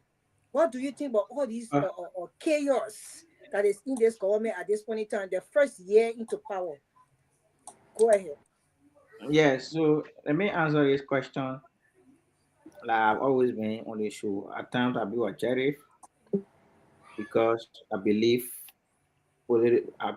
sentiment should not always, be applied when you're discussing national issues. The first thing is the person who threw Honorable Garguah car, I think did not act in accordance with the law. As a supporter of the Unity Party, and obviously I want a speaker to come from a party. The political impasse on Capitol Hill, it is an internal wrangling between lawmakers. It's not even eating or abetting whatever happened among the lawmakers. I want people to believe, that because whatever happens at the legislature, whoever becomes speaker is determined by lawmakers. The person who drew Honorable Garguah car, I think the police should invite him for questioning. Why is Honorable Garguah car should not be parked in that position in respect of the current ongoing saga at the Capitol building? The car could be towed by tow truck instead of bursting into his car. I think that person should be up for questioning. But my question to you was that the illegitimate speaker gave orders to the police officer to break into that car. You think it was right for that illegitimate speaker? Because what I mean for right now, I look at him as that, because he was not voted into the. I don't look at him. I don't look at him. If he's your speaker, he's not majority of Liberian speaker. So let me speak to that, though. Let me speak to that. He gave the orders. I want you to speak to you. Yeah, he asked me the question. He gave the order to break into the man's car. Yeah. You asked me the question. Yeah, is it right? Yeah, is it? I did my communication certificate program. When he asked me a question, the two of us are panelists on the show. We owe it to the audience, not fellow panelists. We owe it to the audience, because what we do here, the information we speak out there is for public consumption. So he asked me, I'm answering the question. I just said to you, the political impasse on Capitol Hill, it is among lawmakers. Lawmakers, majority of them have decided to question the leadership ability of Funadi Kofa, thereby asking him to step aside.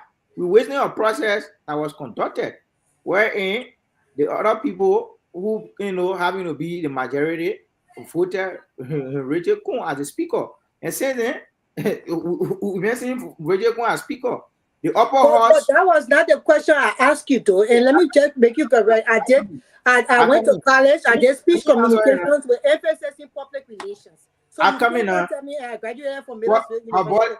Yeah, busy. I come in. No, you have to. No, I answer the question. I did not ask you to tell me about Rachel.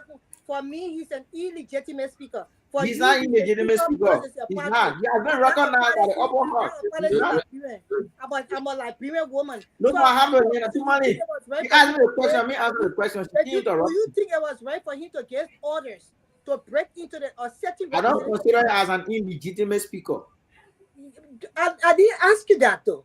No, but you said the car was parked in because you said a man is an illegitimate speaker. I said no, he's not an illegitimate speaker. I want you to ask him whether it was right for him to give authority to break into a certain lawmaker car, his colleague. That's the question I asked you. Whether he's illegitimate speaker for me and he's not for you. Let me break it this, right? You know that National Police have recalled all officers on Capitol building ground. You know that the police did not release. You saw it. Well, I haven't seen it yet. I saw the release, but my question. Okay, I was telling you money. The police officer who did that. The police officer who did that. He gave orders to break into that man's car. I'm asking you.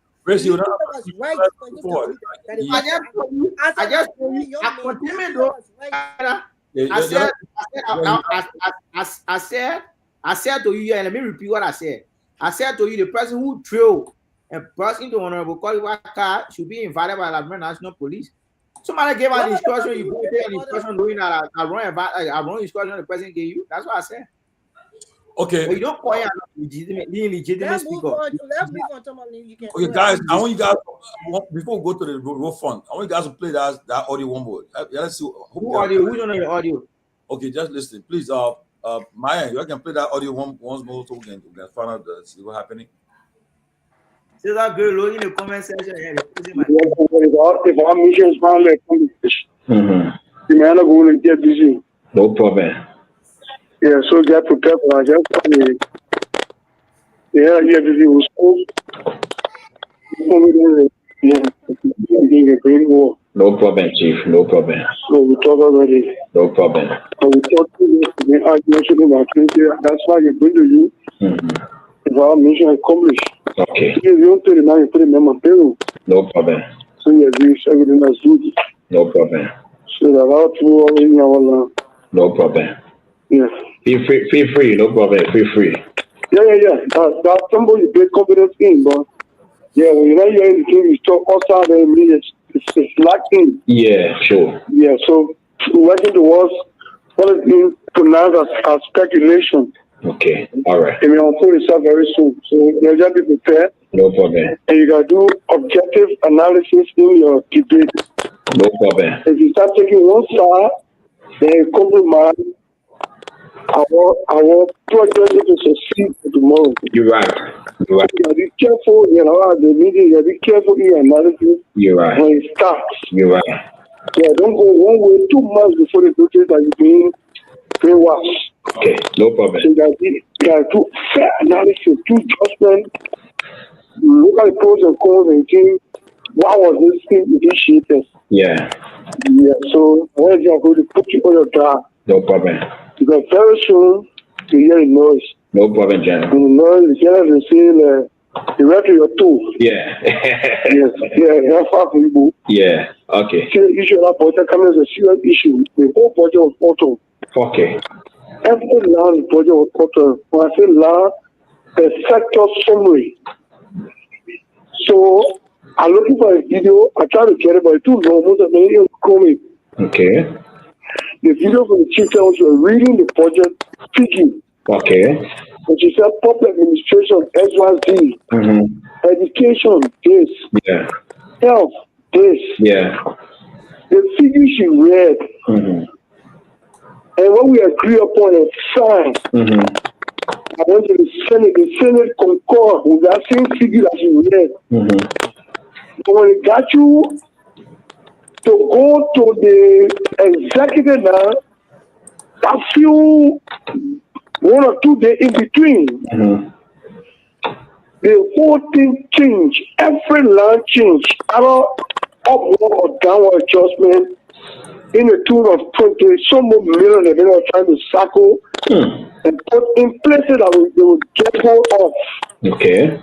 That's why they alter the budget for. Okay.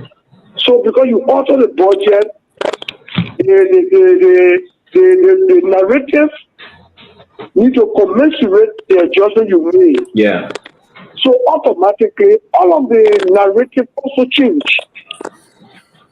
As the one we agree and pass on, and the Senate concur, after all the adjustment in and all in that play with the budget, they were forced to change the narrative to suit the adjustment made.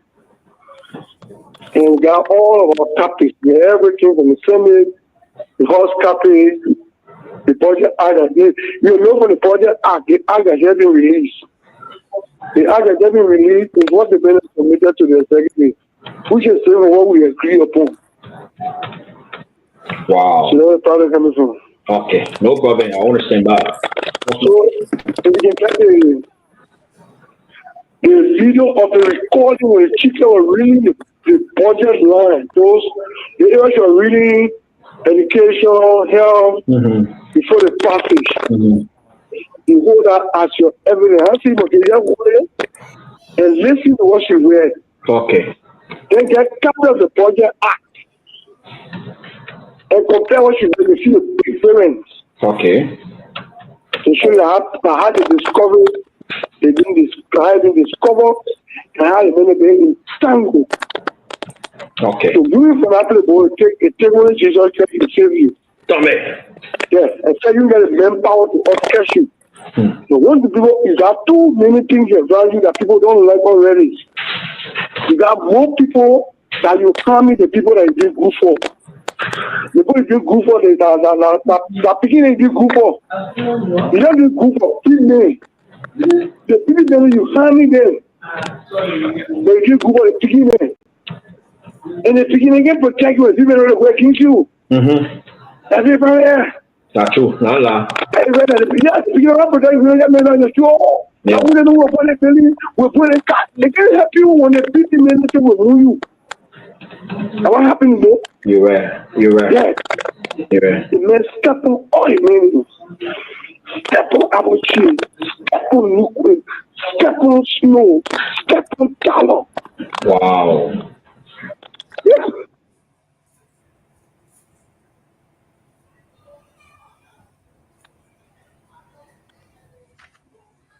Oh, well, that's the that's the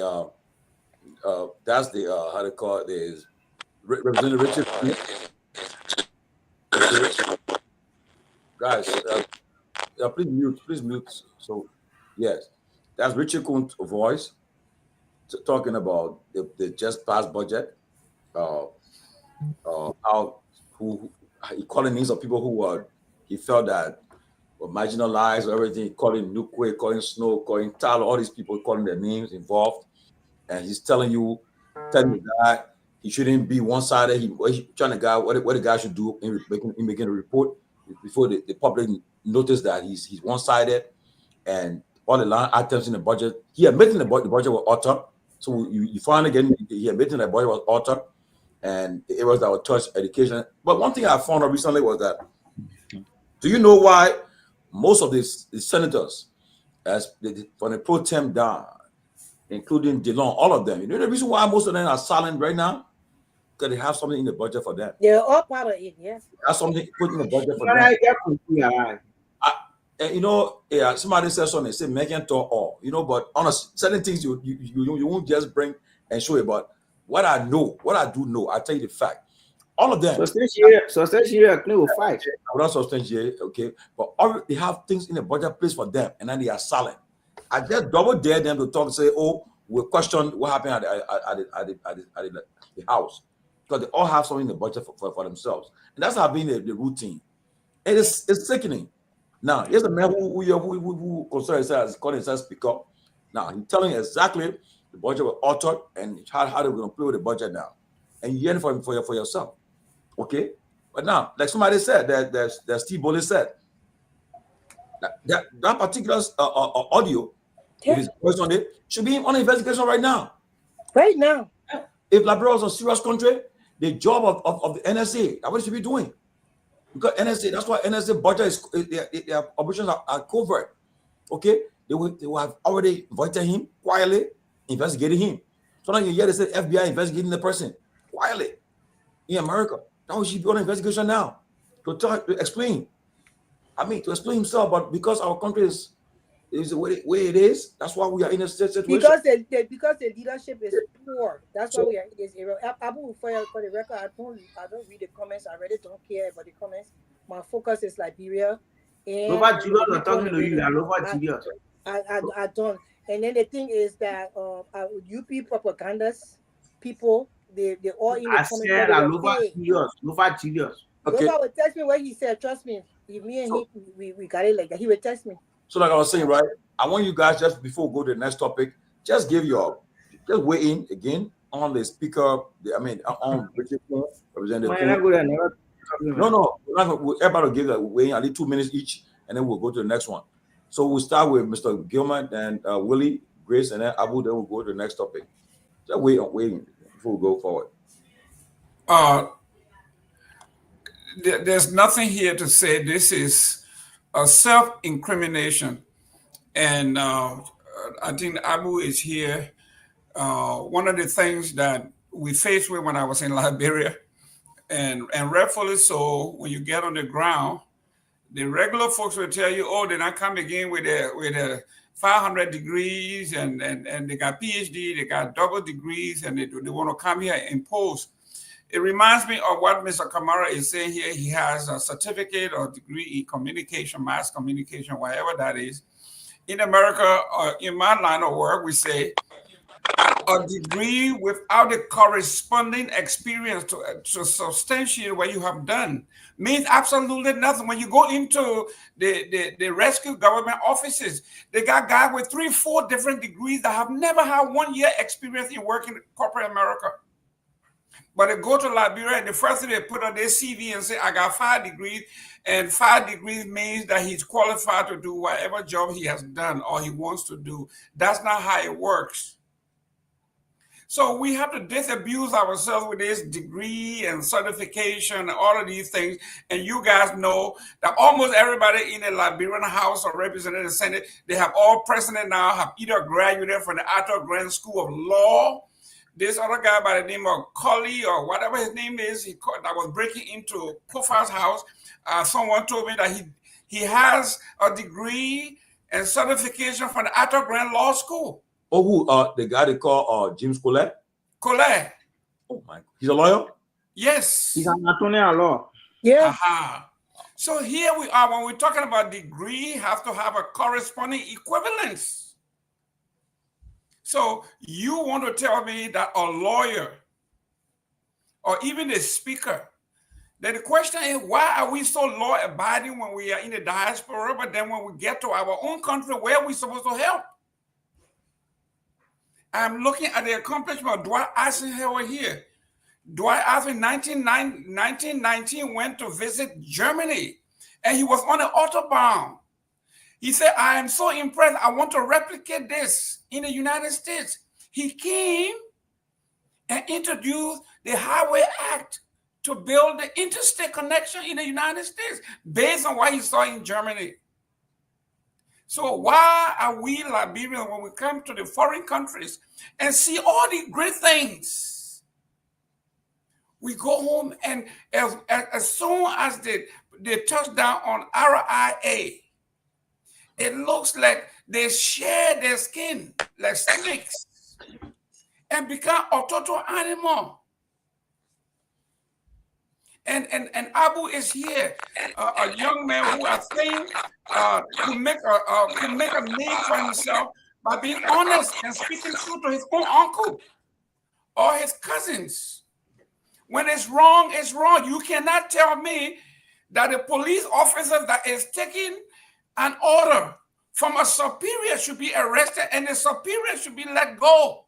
Where in the world do you see this, Abu? In what country? A superior, like you say he's the speaker, the fourth highest, I think third or fourth highest man ranking officer in the nation is telling you to break into the car. It's an order. And he does it. The speaker said, the illegal speaker said, where is the drill? That means this is premeditated. They brought these things with them. Richard Cohn knows. I went on his website. This man is telling me, or telling the world, LinkedIn, that he has a PhD from the University of Michigan that I know. The University of Michigan that I know of. He said he has a PhD from the University of Michigan. Go to his LinkedIn page. I'll leave it there. What did they hear from you? Yeah. So to be honest, I would have to go back to just saying that it's a regretful situation. It's a shameful situation we have in our country. Looking at that recording, it actually implicates this man in the level of corruption. Not necessarily corruption in the sense that he took money, but in the sense that he is involved in, he's implicated in the situation that has to do with this person breaking into someone's car. This man's admitting to, other high-ranking people in the same branch of government as him, as all being implicated in, some form of corruption. I mean, the reason why I believe that we're not making progress in our country is because of the tone at the top. When it comes to corruption, it always comes down, when you're looking at an organization, it comes down to the tone at the top. And a lot of times we look at, when we say the top, we're looking at the CEO, we're looking at the president.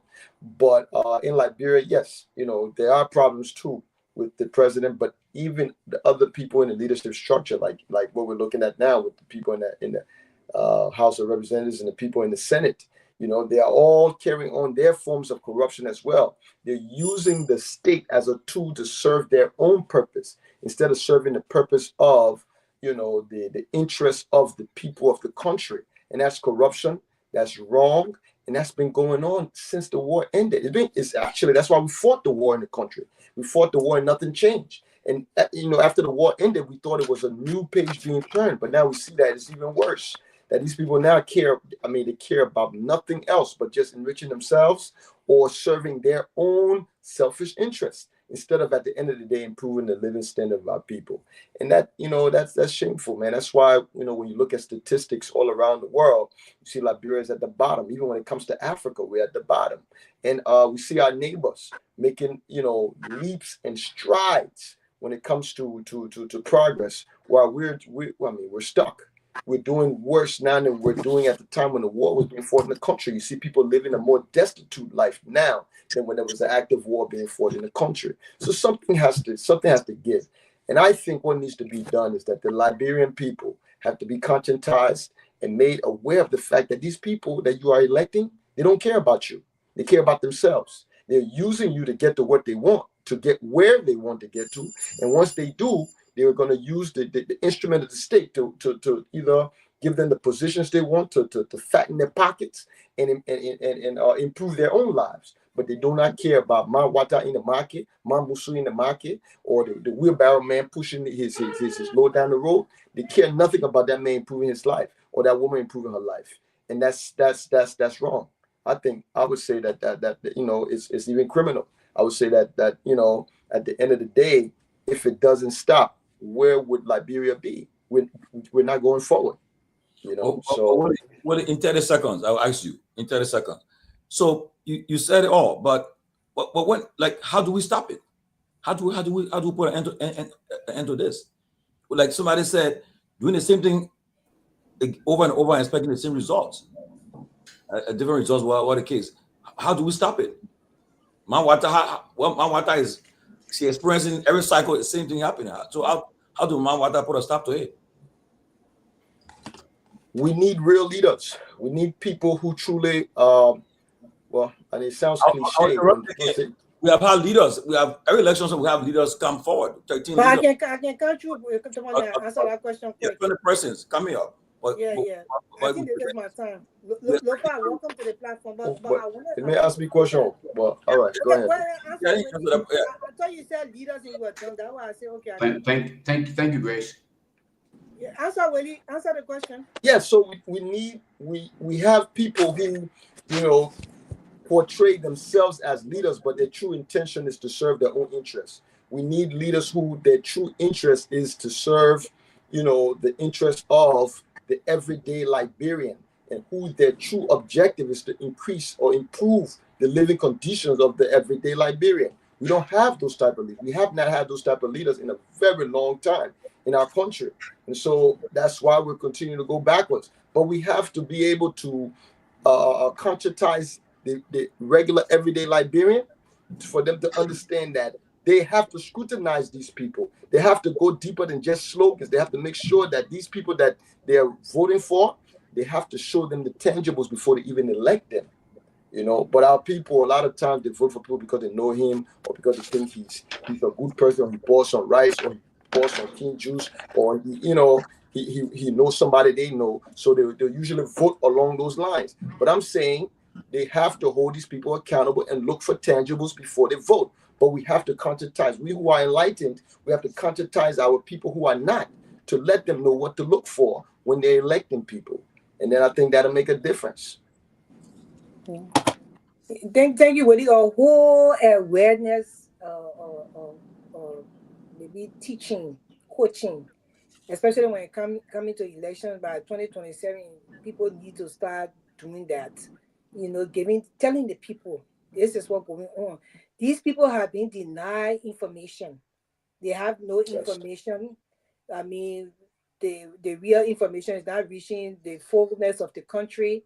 So as soon as the election time comes, they run into those rural areas, give the people rights, maybe greater the road quick. Once they get the road clear, we'll say, oh yeah, you vote for the man. And that's what, because again, it boils down to electricity. They take away that, because you know they could have could have been lighted up. The people don't want electricity in our country. They don't want it because they know it comes in. It all boils down to tribal politics. I mean, it's very deep. One of my friends called me and was explaining this thing to me. It was so deep. I was like, my hair started hurting. But I just wanted to say, Mr. Gayman said something. He talked about the degrees, people with the degrees. You know, Abu Kinya were talking about his degrees as well. And we just seen degrees with all relevant experience. It's nothing. They got people that got degree, and you don't have the relevant experience to that degree. You sit on. Now, not bragging about you. As I got security in mass communication. Yeah. This is my time to speak. If you can have the degree, but if you don't have the relevant experience with that degree, you can have even a master degree. If you have not worked to earn that relevant experience with that degree is fake. It's just an empty paper. We just want to be clear on that. That's why when you go to school for a certain career, you have to make sure you're working within that career. You have to work, and even as you go to school, they call something they got something called internship. While you in school, my son is about to do it. He's doing computer science. Saying he got California, you do internship because that's the relevance they're looking for that particular degree. So if you don't have the practice in that degree, your degree is just an empty paper. We don't care about that. That's why when Baka is putting people in positions that they're not worried to be in those positions, although they got degree, but the person got degree in this, you go put it in a position to head an office. What that degree will not be relevant. They cannot really be an impact using that degree. It's a waste. Besides trainings, even with your degree, when you go to work, at least you get 6 weeks of trainings within that particular aspect of your degree before you can even do that work. So you're going around like, bro, you're going to hang paper on plenty. That's the reason why the work in the country is not going on. Because people have the degree, but they don't even have the experience, that relevant experience, but that particular degree they have. And that's why killing Liberia again. They're taking them from year 2 and carrying them and putting them in positions that they don't even have the degree within that position to work within that position. And that's why killing Liberia. But I mean, just speak on the speaker thing. The speaker, that recording is an implication. It's very, that recording, if Joseph Boakai was a serious leader, the speaker will be under investigation at this point in time. Not because he did the act, but because he said he the way he spoke, like he knows something. And so he needs to come and speak on those things that he knows.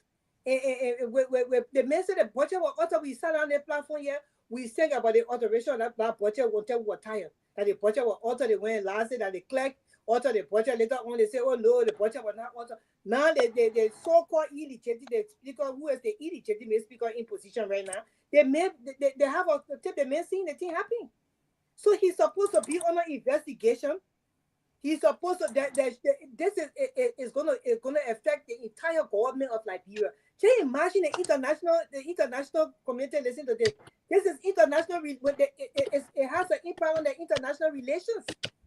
The illegitimate speaker, they already fighting in the House of Representatives. The chaos is going on more than it can go on. Then you have the person who was voted in wrongfully, fraudulently, illegally, admitting that they do alter the budget and the budget is being fingered and played with because they want to put certain money to certain places for certain people to get. And the Senate sit there and say nothing. You have a woman Senate pro tem. She has nothing to say about it. Because sometimes you say, oh, you know, it's not about woman or man, but when women are in certain position because of the way we think, because the way we were made, the way God, the kind of a difference between us and men. Adam and Eve in the garden, God had to put Adam to sleep to make a woman. So he knows when it comes to woman, how we do things, how we see things, the level of cautions we have with those things, how it's so deep within us. And she sat there and do nothing, like she doesn't even call to say, oh, you know, that thing will affect Liberia. Yeah, and the speaker is. You muted. You know, so we wonder where do people think Liberia is going? How in the world they think they can hijack this country and everybody will just sit and don't speak. Some people will speak, people like us. Y'all will say you're sorry against them, they will cost, they will do it, takes nothing away from us, take nothing away from our body. It doesn't change my life. My eating bowl is not in your house. Even if I were eating dry rice today, I never kept my bowl to your house to eat my dry rice. So I will speak. You know, it is wrong, especially Joseph Boakai government had a level of, he has a whole lot of women in her position, and they sit there and do nothing. What is your motherly instinct that this thing is so wrong, we have to do something about it? Because most times it comes to that. And that's the sadness. So let's see what happened. The public need to cry out. The public need to cry out. Public cry. That's what they call it. About these things that happen in the country. Sometimes the people of the country just need to stand up and stand up for themselves. Even if you're three, you're just stand up and cry out, you know, for help. Somebody will pick on you, some satellite will pick on you, and then at the same time, some are writing and reporting these things to the international community, or to the people tired of us, but we'll still report because of love for country. That's why I mean, that's what I have, but it's going to impact the government moving forward, but the government don't even give a hint. The government don't care. Joseph Boakai, the man said that he's not Chinese, the man that said he doesn't care. So most of the time, he hardly knows what's going on. So, you know, it is what it is. I mean, Lofa, you can, I'm Tomalin, back to you. Anthony and Lofa wait until we go to the National Road Fund. Just guys, please just. Oh, I'm not talking to money. Which one of us go? Yeah, hello. Oh, my dear brother, the uncompromised, unapologetic citizen, Mr. Gilman. What's up? How you doing, my dear big brother? My fellow panelists from the Focus on Liberia platform. I want to say good evening to you. Look, I've been following, I've been listening in, and this circumstances here is each and every day we come here, this administration is not making anything better. Abu, you're a very young man. You have a brighter future ahead of you. Sometimes it will be good for you just not to say certain things, just not to say anything, but to be justifying every single time. Hey man, You know, to come here and be justifying, oh, the president said this is what the president meant. Like they say, nobody here can understand our little Kodokwa. We all went to school, can understand our Kodokwa here. The president said what he said. He knew that the diaspora and Liberian sponsored his campaign, got into what he is today. For him to say what you have said, we can give him a pass because he's an old man, and you know when you're getting old, things happen. But what he said, you need to come publicly and apologize to the Liberian people. He owed the Liberian people, especially the diaspora and Liberian, a great deal. The diaspora and Liberian, we are the backbone of the economy of Liberia. We drive the economy. Over $240 million is remitted every year from diaspora and Liberian to that country. Over 240 million. You understand? So we drive the economy of Liberia. Without us in the diaspora that remitting money to Liberia, our country economy will crumble. Don't take my word for it. Top economists speak of that. So the record of that, you can get it right now on your phone. You have access to the internet. So yeah, what I have to say on the issue of, you know, the voter education, the way people vote in Liberia, they themselves feeling the weight of everything now. They themselves seeing the reality. This government did not come to rescue no Liberia. Many of the folks today in government are using this opportunity to acquire as many wealth as possible as they can in the last 5 years remaining. You give this administration $10 billion United States dollar, it will not even move Liberia forward. I'm saying 10 billion. That national plan is 8 billion. I'm saying 10 billion. The level at which corruption has reached is at the highest peak. It has reached the zenith. We have not seen corruption at this level in Liberia before. This is different. Every sector of government, every single sector, I mean, which one can you trust? And then Richard Kuhn behavior alone just tell you that the administration is not serious. You understand? The man did not come to office to lead. He came to office to exercise power. And this is not how you lead, my man. You lead by example. You know, breaking into somebody's car instead of towing the car. I mean, common sense. So I just want to leave it there. Oh, yeah, from Lofa, then we'll move on. Well, you know, regarding the, I've been following from the back. Great to be on, by the way. Good afternoon, good evening to everybody else on here. Regard wherever you may be following from, whether you're in Asia or whatever. Good morning to you. But one thing I wanted to highlight, I listened to Abu. I was really enjoying the show from the back until my brother Abu thought to invoke the statement of education. And I'm glad that Mr. Gimmett thought to erect the needed checkpoints, because these are part of the reasons why today Liberia continues to fall flat on her face, because we continue to think that one having to obtain a degree makes you competent enough to occupy a specific position without the required experience. Sometimes people reference this as prerequisites. Okay, you cannot in any well-equipped society, your masters and PhDs are only listed to you. Those are all nomenclature that you walk around with, just like it is often stated. The education is supported with and by the experience that is obtained in that area, that specific area. I say this all the time to people. Don't tell me what you think you're on IT, or in the case of Robert Garguah. Okay, I understand. What to say? The Robert, what is it? You often talk about what, tourism?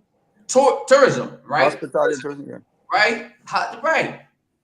If Robert's going to tell me about tourism, I'm not simply speaking, because tourism come in different sector, all right? There are different capacity as to where you can actually fill in. And I want Robert to be able to explain or be able to understand those different specifics of tourism, how we can do that. You can't just say because I went to culinary art school, I obtained an associate degree in culinary art, and I worked at the hotel. So now I'm a tourist expert. No, it doesn't work like that, Abu. No, we are far. Yeah, we don't work in the kitchen sector.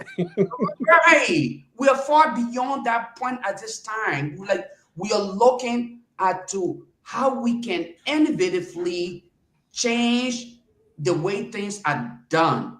Okay, we must change the trajectory of our progress, whether at a fast or lower pace. And I see people keep dwelling on people coming to the United States, obtaining a degree or two, and running to Liberia to obtain a job.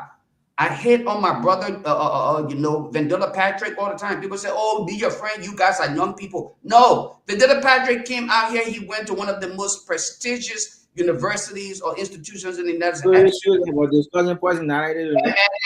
me talk. Don't do that. I sat here and listened to you. I'm using Vendela Patrick as an example because he is not an ordinary person. All right, he is an advocate and an activist, a vocal person who is critical of other national figures. Okay, so I'm using him as an example. Obtained a degree from Harvard University, went to Liberia, and I guess whatever the situation is, where would he fit in the society? Is he going to serve as a student? What is he going to serve in? What, where, and how did he obtain the needed experience to have him work capacitated to function adequately? Because you need that experience, and that's why we continue to fail, because we think the degree gives you the needed foundation to be successful at a specific job. That is not true. And I'm very grateful that Mr. Gilman, excuse me, not Gilman, but Gaiman, actually erected the needed checkpoint and highlighted the point that no, that is not all we need. We need experience.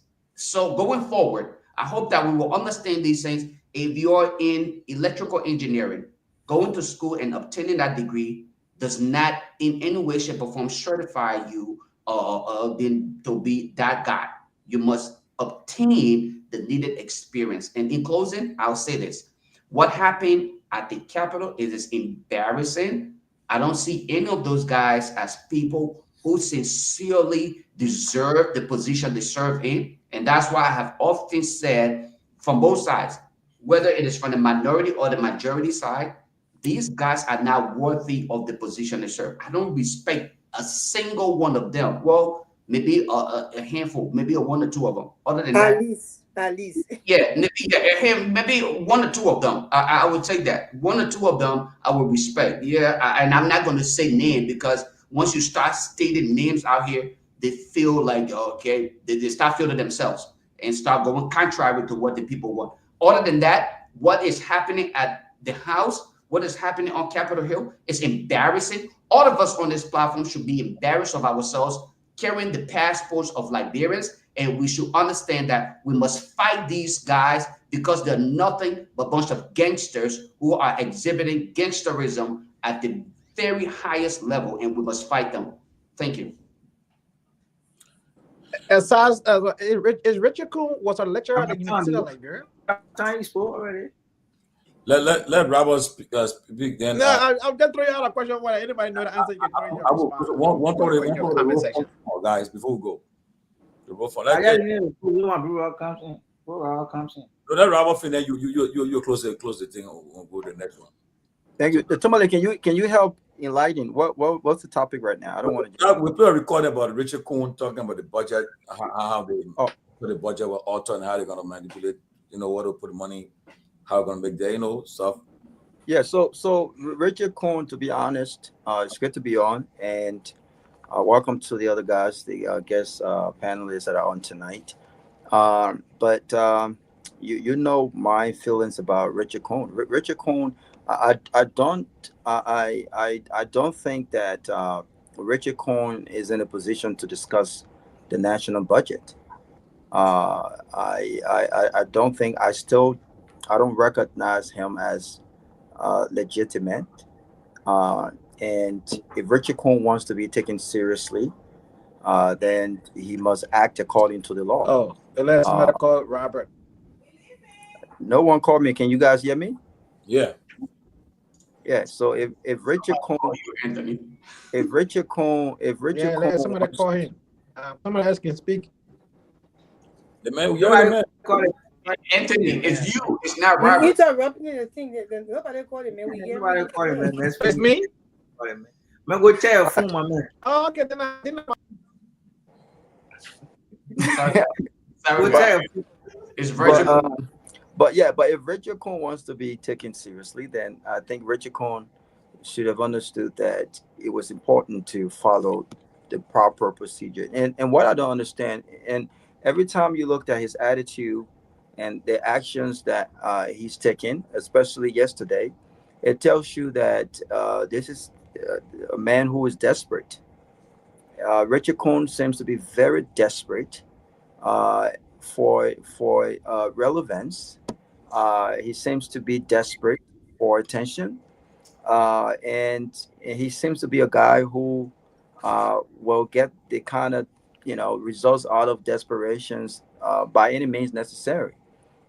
That's what it seems like, and unfortunately for him, unfortunately for us, and the image of our country, he's been backed by the executive branch of government.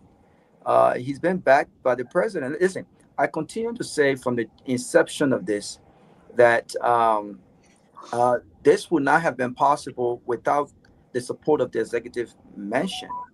If Richard Cohen did not have the support of an endorsement of both the president, the vice president, and many others in the circle of the president, Richard Cohen would not be in the position that he finds himself right now. Had the president issued a statement, not necessarily getting involved in legislative matters, but a statement that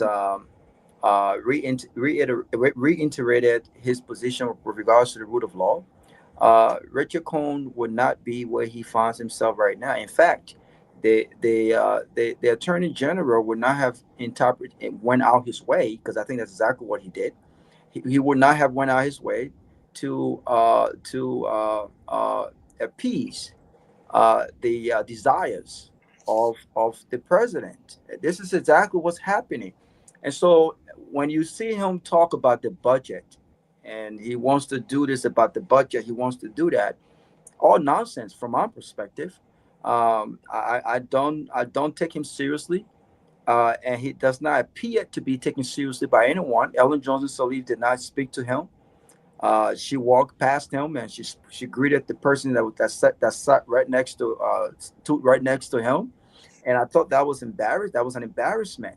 The Supreme Court, matter of fact, I won't even say indirectly, they directly sent a message that they would not condone, or they won't sit under any legislative process that Richard Cohen led, evidenced by the fact that they did not show up at the SONA, right?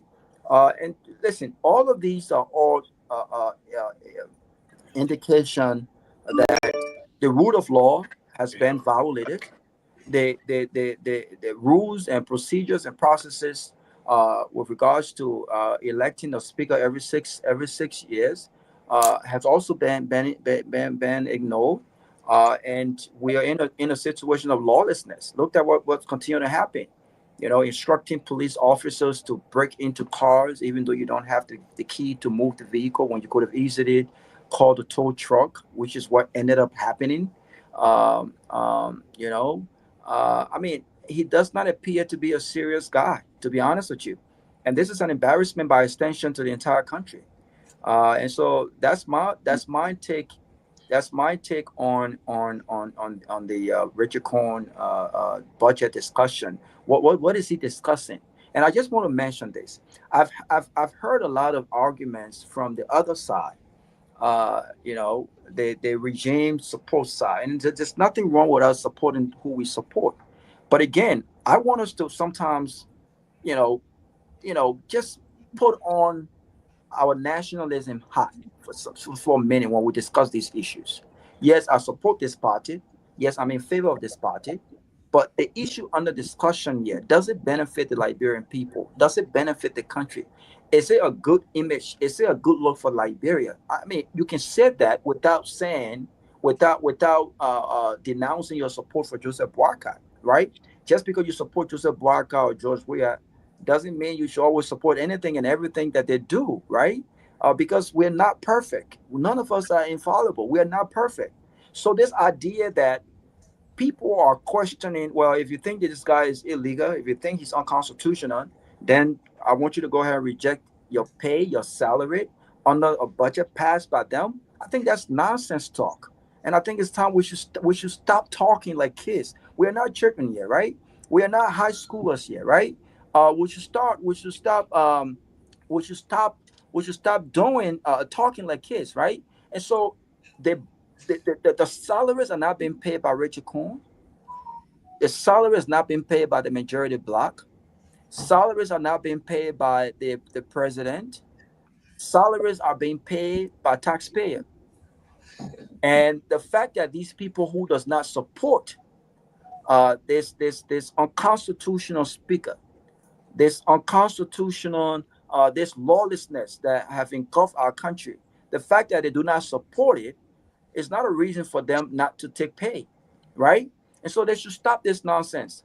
And I don't want to dignify Jomo Jala, but Jomo Jala every day display why we have a leader in Joseph Boakai. That's what Jomo Jala does. He's a great guy. Jomo Jala is a great guy. But who takes? I can't take Jomo Jala seriously when it comes to national issues, because again, he has supported this lawlessness only because it's Joseph Boakai, at the forefront of it. If this was being carried out by George Weah, Jomo Jala, and many others would not be supporting it. These were the guys who frown on harmonization.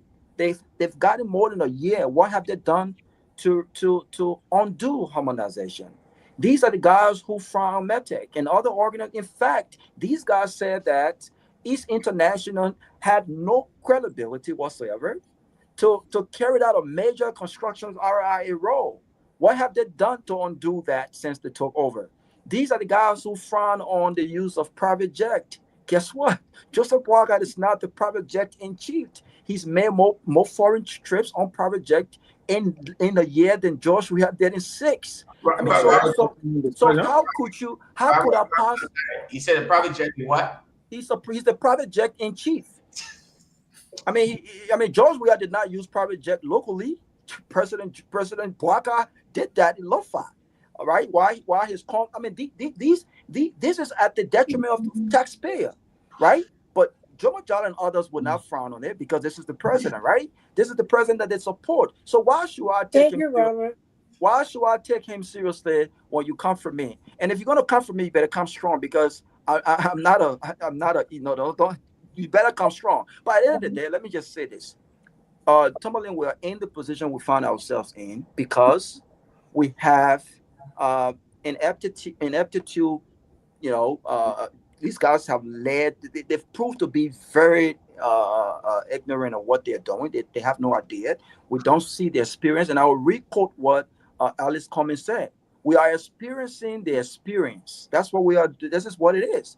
We are experiencing the experience of Joseph Boakai, 42 years. This is what the experience. This is what we are experiencing. All of those 42 years of experience, we are experiencing it now. And it's easy to campaign, but to lead requires strategy. To lead requires a plan. To lead requires vision. To lead requires the political will to do things, to make radical changes, to do the right things, right? We had qualified Liberians on the show yesterday. And on this particular platform, as I speak right now, we got qualified Liberians, well-professional people who've worked in some of the biggest companies. I've sat in rooms with Nigerians. I've sat in rooms that Ghanaians cannot even sit into. I've led meetings. These guys are not smarter than us. They're not smarter than us. But you know what? they are patriotic. You know what? They are very determined to see changes in their country. We have not. We are driven by our bellies. We are driven by greed. And this is exactly what has destroyed our country. Thank you. Thank you. We want to welcome Wilfred Russell. Welcome, Russell. We want to go to the National Road Fund, but Abu, 2 minutes of what you already spoke on. You spoke on it already? No, not 2 minutes of let me decode what I said. Some people were not on the show when I made a section. I did not question, I did not brag about what I've achieved. My big sister posted a question, and I was answering the question, start interrupting. And why did I respond? I said to her that somebody who got certificate in mass communication and honest, when you have a panelist or we assemble here, whatever we say is for the public. So it left with the public to take in whatever we say as negative or positive. I say for public consumption, not for you, but whatever I say is for public consumption. And that's why I said, well, somebody to spin it. I don't get it. But let me say something, right? There are folks on the platform that have not been to Liberia for the past decade. So they don't know what is happening in the country. They come on the show and see the president was being condescending. There are people on the platform that have not been to Liberia for the past decade. You don't know. There are people on the platform and you claim to be passionate about the upliftment of Liberians. I invest in our country. There are many people on the platform. Why you get busy already, please? Yeah, there are people on the platform. I thought that I gave Mr. Gay Man and my pieces of good have been in Liberia for the past 10 years. What? And they claim to be passionate about the upliftment of our country. But did you listen when we were talking? Because Mr. Gay Man checking for Liberia, I go to Liberia every year. I thought that though. I thought that. Every year, except for the pandemic. No, Mr. Gay Man, Liberia. I was in Liberia last year. I thought that because it is father. But Chris, who on the platform haven't been to Liberia in the last 5 years? Progress, man. Guys. So I'm not saying this. I'm not saying this.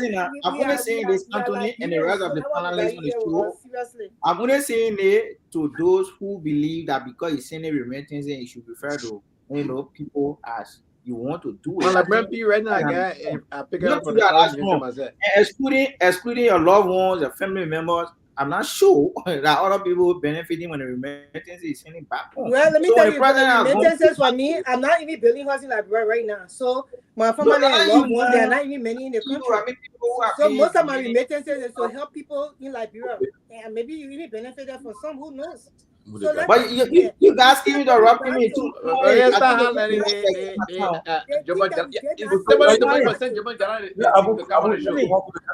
Abu, 30 seconds. Let's go.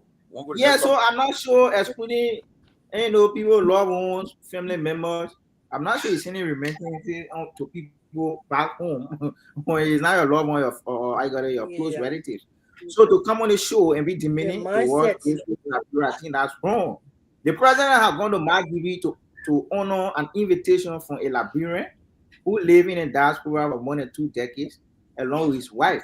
He built a medical facility in Margibi.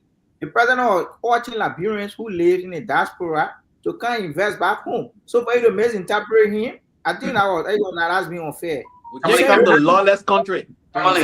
Period. Tomalin, can I ask about a quick question? Yeah. Where are the immediate relatives spending the money? Is it being spent in Sierra Leone or Liberia? Why are they spending that money? They're spending it. Come again. Where is it being spent? Is it in Sierra Leone? It's being spent in Liberia. I acknowledge that. So whose economy does it actually support? Is it the foreigner? The Liberian economy. I did acknowledge that area. You went out on the show. No, I heard you because you keep dismissing the fact that they're contributing. You keep dismissing the fact that these people are contributing to the fact that not because you sent remittances. Come on, 2 minutes finish. Hey, it means that you got jurisdiction over what division Studio, guys, let's go to the road fund. Y'all play that road fund stuff. Man, you put a road fund stuff right here, the road fund. See? I'm sorry, so let me do it quickly again. Okay, I am Martin K. Nkoli, an exile Liberian activist. I thought it wise to call you because the Liberian people are concerned about the proper management of their resources. They deserve to know. And we just broke the news of 2 different cases relative to incidents or allegations of significant corruption at the National Road Fund under the leadership of Madam Josetta Nouvelle Wento, and you were the engineer consulted on those projects at that time. So the Liberian people would like to know who you are. I will give you the time to introduce yourself, and thanks for allowing me to record this conversation so that the Liberian people can listen for themselves and know the extent to which inherent corruption is undermining the progress, dignity, productivity, and development of their country. So I will give you the opportunity now to introduce yourself before we begin the conversation. And thank you, Martin, for reaching out to me. I'm Titus A. Thomas.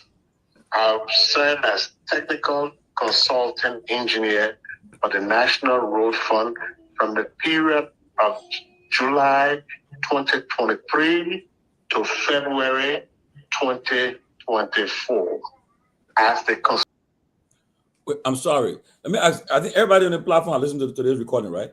No. You want me to listen to? Okay. So where is it? I mean, and all his affiliates. Who's doing what? Who's talking and who's not having? I really wish we would have actually done due diligence to just.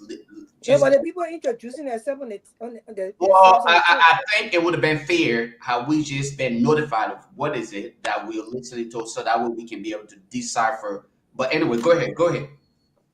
But that's too much intel when you got it wrong. Exactly. That's why I was hoping to just get that information. But anyway, go ahead, Tomalin. Hey, won't get recording. Yeah, put the recording. Agencies that I think Martin called the gentleman case in point, Ministry of Public Works, Ministry of Transport, Ministry of Commerce, Ministry of Internal Affairs, and the Ministry of Finance. That was my role as the consultant engineer. Okay. So thanks for the brief introduction. We are going to now go straight into it.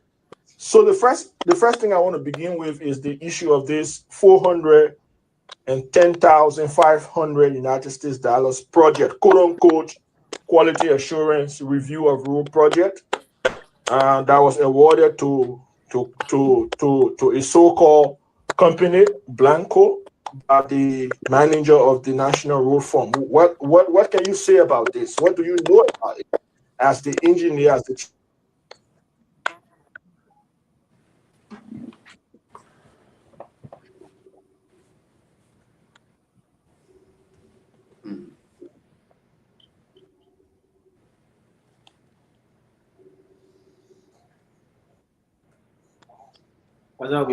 Is the recording still going on? I started the recording. I thought I was on network here because I'm in the building now. Yeah, I thought it was me. That's what I'm trying to find out now. Is it me or is it not playing anymore? I can't hear nothing. Can the guys in studio hit the play button and see if it will play? Wait to morning, got it already recording. Yeah, maybe you can find time. I don't get a gist of it. Basically, these guys are the consultant for this project. But first, let me just read shortly. Okay, the act of the established the National Road Fund. Just two. The National Road Fund Act for the purpose of financing and road and bridge maintenance works and stop here. I didn't turn it to right? And management activities. Now, the road fund, as you are aware, were established to manage to take care of our roads and manage the bridges and so forth. But now, what has happened over the years? They have tend to be like a money agency. People just make money out of it.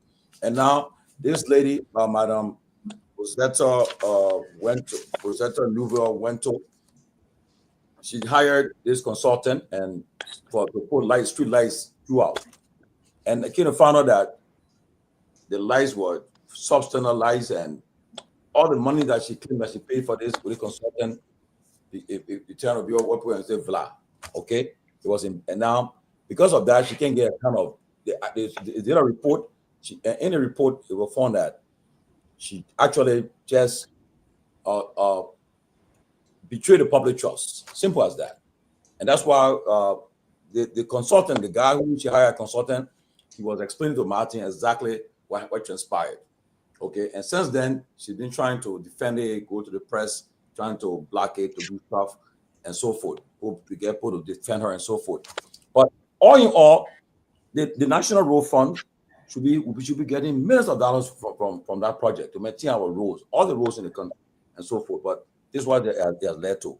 This lady has been there for rocket ages, I can say. Now, I remember I asked the public works minister, and he said he defended her, saying, "Oh, she was sent for training, for the particular training to maintain it, to hold a particular position, and now she's in a position with all of these things." So I sent a message to the LDC boss to ask her what this lady on investigation now, because you see the report, which I'll put in the chat room. See the report from the road fund investigation or audit, whatever the case. You find that there's no reason why Madam Winter should still be on her job. She should be suspended on investigation. So that's what we're about. I just sorry the guys couldn't play it, but that's why we're about. But if you can even read in the report, if you go on Martin page, you see that all the details, all the documents are there. It's not like somebody manufactured it. They're all documents with data in it and so forth. There's another strains of corruption in our country. You went out on the car, you got NIFA, you name it every day, and that's what's happening. And this is what we are as a country. We got thousands and millions of dollars are just being I don't know how to call it, squandered. As President Braga said, squandered, squandered, and this is what we are. And yet and still, we talking about road. But if you think the money that was intended, and mind you, before I end, the U.S. ambassador, former ambassador McCarthy, he asked, he wanted a report on his report he wanted a report on the road fund, and he couldn't get it. Now, today again, what we find ourselves in, the road fund money is being manipulated. No hair, no tail, and this is what we are. And librarians are listening to you all over today. They want you guys to tell us, give your own perspective on this road fund and what you know about the issue of the road fund. Tomalin. Let's let the lady on here. Let lady go first. Abu, Grace is the only lady on here. Let her go first, and then we'll go. I beg you, they will just plenty. We'll make it 2 minutes each. Will be fine. We'll enjoy it, please. 2 minutes. Let's go. No, a minute 30 seconds would be great. Yeah, that's lengthy, right? A minute 30 seconds. I'm ready 2 minutes. Yeah, minute 30 seconds. Let it go, man. Start. Grace, go ahead. 1 minute 30 seconds too short. My brother, let's stop. Why are you cross talking over the show? Let the woman talk. You stop doing this, please. We the panelists on the show, we don't cross talk over one another. You notice that you come here and say when you get in your room, you act like the Romans. That's what you do. We don't cross talk over people. We rarely do that. We're not perfect, but please. So the breaking news, that serious allegation of corruption, right there. And I was talking to my daughter about this, and she was asking me some questions. She's 23. She was like, "Is this Goma going to come on the show that you were on to answer some questions?" I told her, I said, "Well, the people feel that they don't owe us anything to ask us answer any questions." But she said that is huge corruption. She asked me some few questions. One of them was the accountability. If she was here, we're going to ask her, can you explain the discrepancy noted on the leak report regarding the 750,000? Why do you believe these funds were mismanaged? That's the first question we want to know. The solar lights. What was your rationale behind awarding solar lights project to Asians Liberian Investment Incorporated without a competitive bidding process? Why you people are not going through the bidding process in the country when it comes to awarding these contracts to people?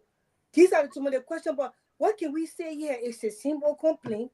will just complain and will say this. We need these people to come out and speak to the press, they speak to the media, speak to people that got shows on the radio stations in Liberia, so the Liberian people can know what is going on when it comes to these allegations on your name, or else we find you guilty because you have not come up. This is serious corruption allegations, and it's taking away from our people. Liberia is the 8th poorest country in the world because of these kind of stealings. Our people don't have any right to live a normal, basic, normal life, to have water running, light in the country. Secondly, I would say, because we have to do our 1 minute. Secondly, I would say the employees of youth and sports, I learned today they have not been paid for 7 months straight. With all these stealings that are going on, the people are not even getting paid, are actually working in a system and doing what they're supposed to do. It is sad for our country, and for women to continue to be in positions and doing these things is shameful, very shameful to us women. And we say that, oh, they don't want to put women in positions, this and that. The people put you there, you're worse than the men. I don't know whether the allegations are true, but if you cannot come here and speak to your allegations or go on a radio station and answer questions of these things, then we find you guilty automatically.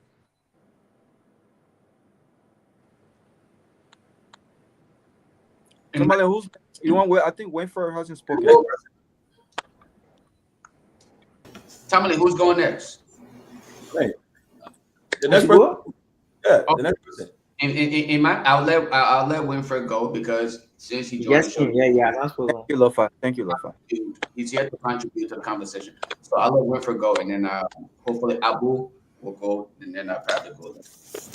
Thank you, and hello there, guys and girls.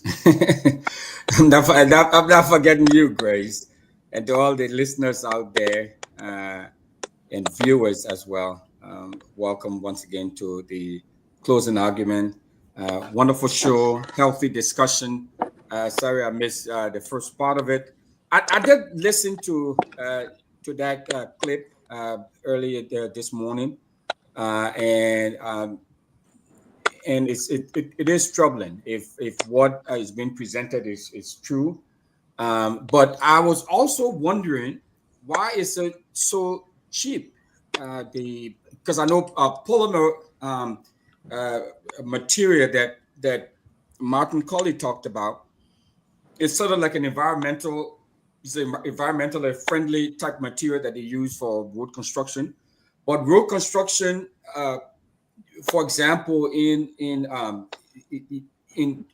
Brooklyn Park that I'm used to, each mile of road, 1 mile of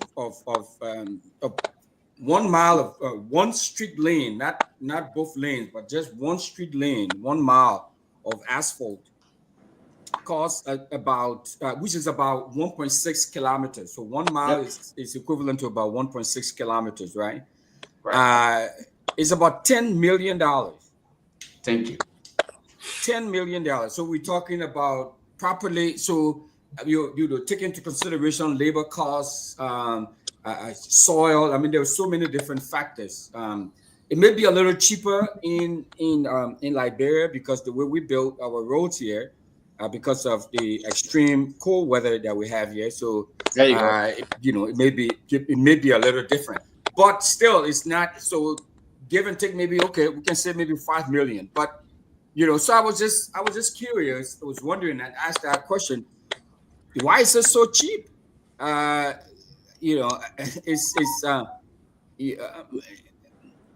mean, even with polymer, because if you're using polymer material here, that will also be a pretty expensive enterprise, for the road construction. So, that's my thoughts. I mean, that's the first thing that came to mind when I heard about that and I read about it, and I was just sort of wondering. So, if one of you while you are responding to the question, if you can, if for some reason you know the answer to that, I would appreciate it. Thank you. So Abu will go, and then I'll go after Abu. Unless you want me to go, now he can come out. Go for now. Okay. So here's where I come from with this whole audio, right? First of all, listening to the audio, I'm going to be very dismissive of the entire audio. I'm going to trash it. If I was opportune to serve as a judge or even in any capacity. Reason being simple. If you listen to the audio from the very genesis of this audio, the interviewer, Myean, came with the preconceived mindset. The so-called role funds. Let's talk about that. Now, mind you, he came in and claimed in the recording that there was a previous recording that was done that was either deleted or dismissed. Then they had to start another one, and then he came again with the so-called role fund. In itself, as an investigative journalist or one who is trying to uncover the truth, you must give everybody the opportunity to explain themselves. You don't come with a preconceived mindset that this is what you want the public to hear. From what I heard, just listening to that, it tells me that he came with a preconceived mindset that this is what he wanted to hear. Could it have been that it was already arranged to be discussed in that manner to portray some level of corruption? This is what I want to know. Like my brother Russell just said, I am left in limbo trying to figure out what it is. I'm glad that it was recorded, not only written, a document. We can review the documents that were presented to substantiate the claims. But I remain in limbo trying to figure out what was his intent. The the so-called raw funds. Hello? Oh, let's start over. So you already started a recording and then you deleted it, and this is what we'll base our discussion on. We're better than that. I think in this all, I would literally trash that and find something else to discuss going forward when it comes to discussing Liberia, and we sincerely want to transform Liberia when it comes to transparency and some level of equity. Going forward, I say I trash that. I don't want to contribute no further to that particular predetermined conversation that may have been staged. Thank you. But the Yeah, discussion was not about a conversation on the tape. There's a whole documentation out here that I think it was. You go through it later. You go through it later. That's why the tape was played. Okay, Tomalin. You should have a report. What it says is why on the recording, but let me progress. I mean, it's Tomalin. Let me Can everyone mute yourself for lifting the suspension on the other one last night? Abo, sorry to interrupt. Can everyone mute because we're hearing feedback, please? Yeah, the president just lifted a suspension. Yes, somebody have a very bad. Can everybody mute? Okay. Yeah, I think it's much better. Yeah, let me first start the show by thanking Mountain for being a patriot. Let me applaud him for a resilience in demanding Liberia that all of us want. The historicity of the Rule Fund was established December 12, 2016. And the purpose of this is to finance road and bridge maintenance. So I remember vividly, I think a week or two ago, a professional engineer appeared on Spoon and highlighted the dealings of the current road fund boss.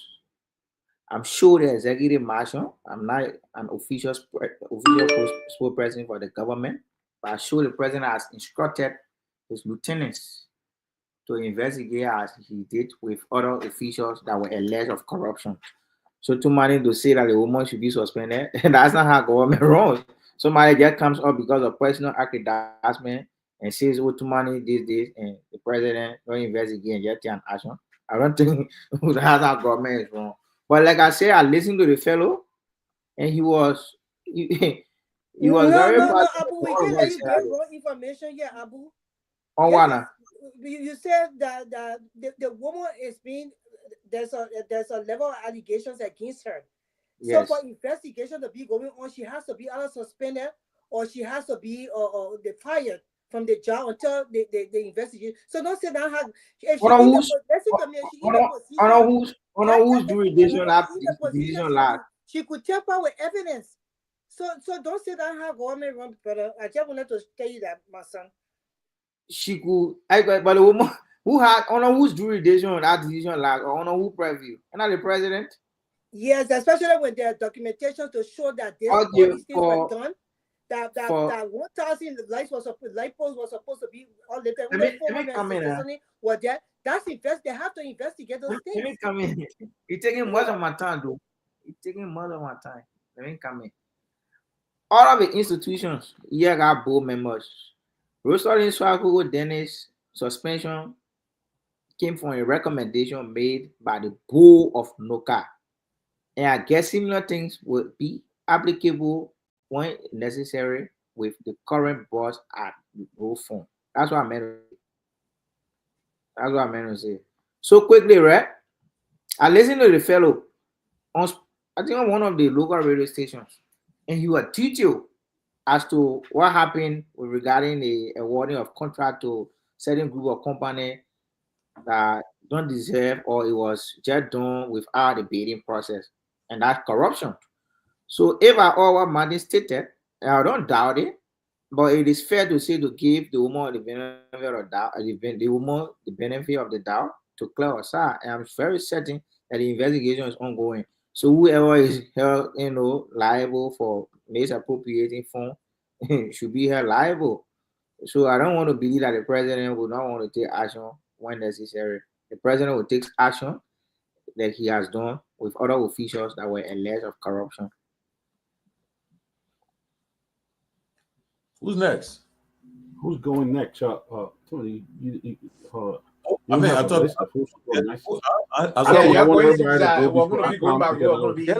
you want to go? Another thing doing it should be like this. Well, let Dylan go then. Let Dylan go.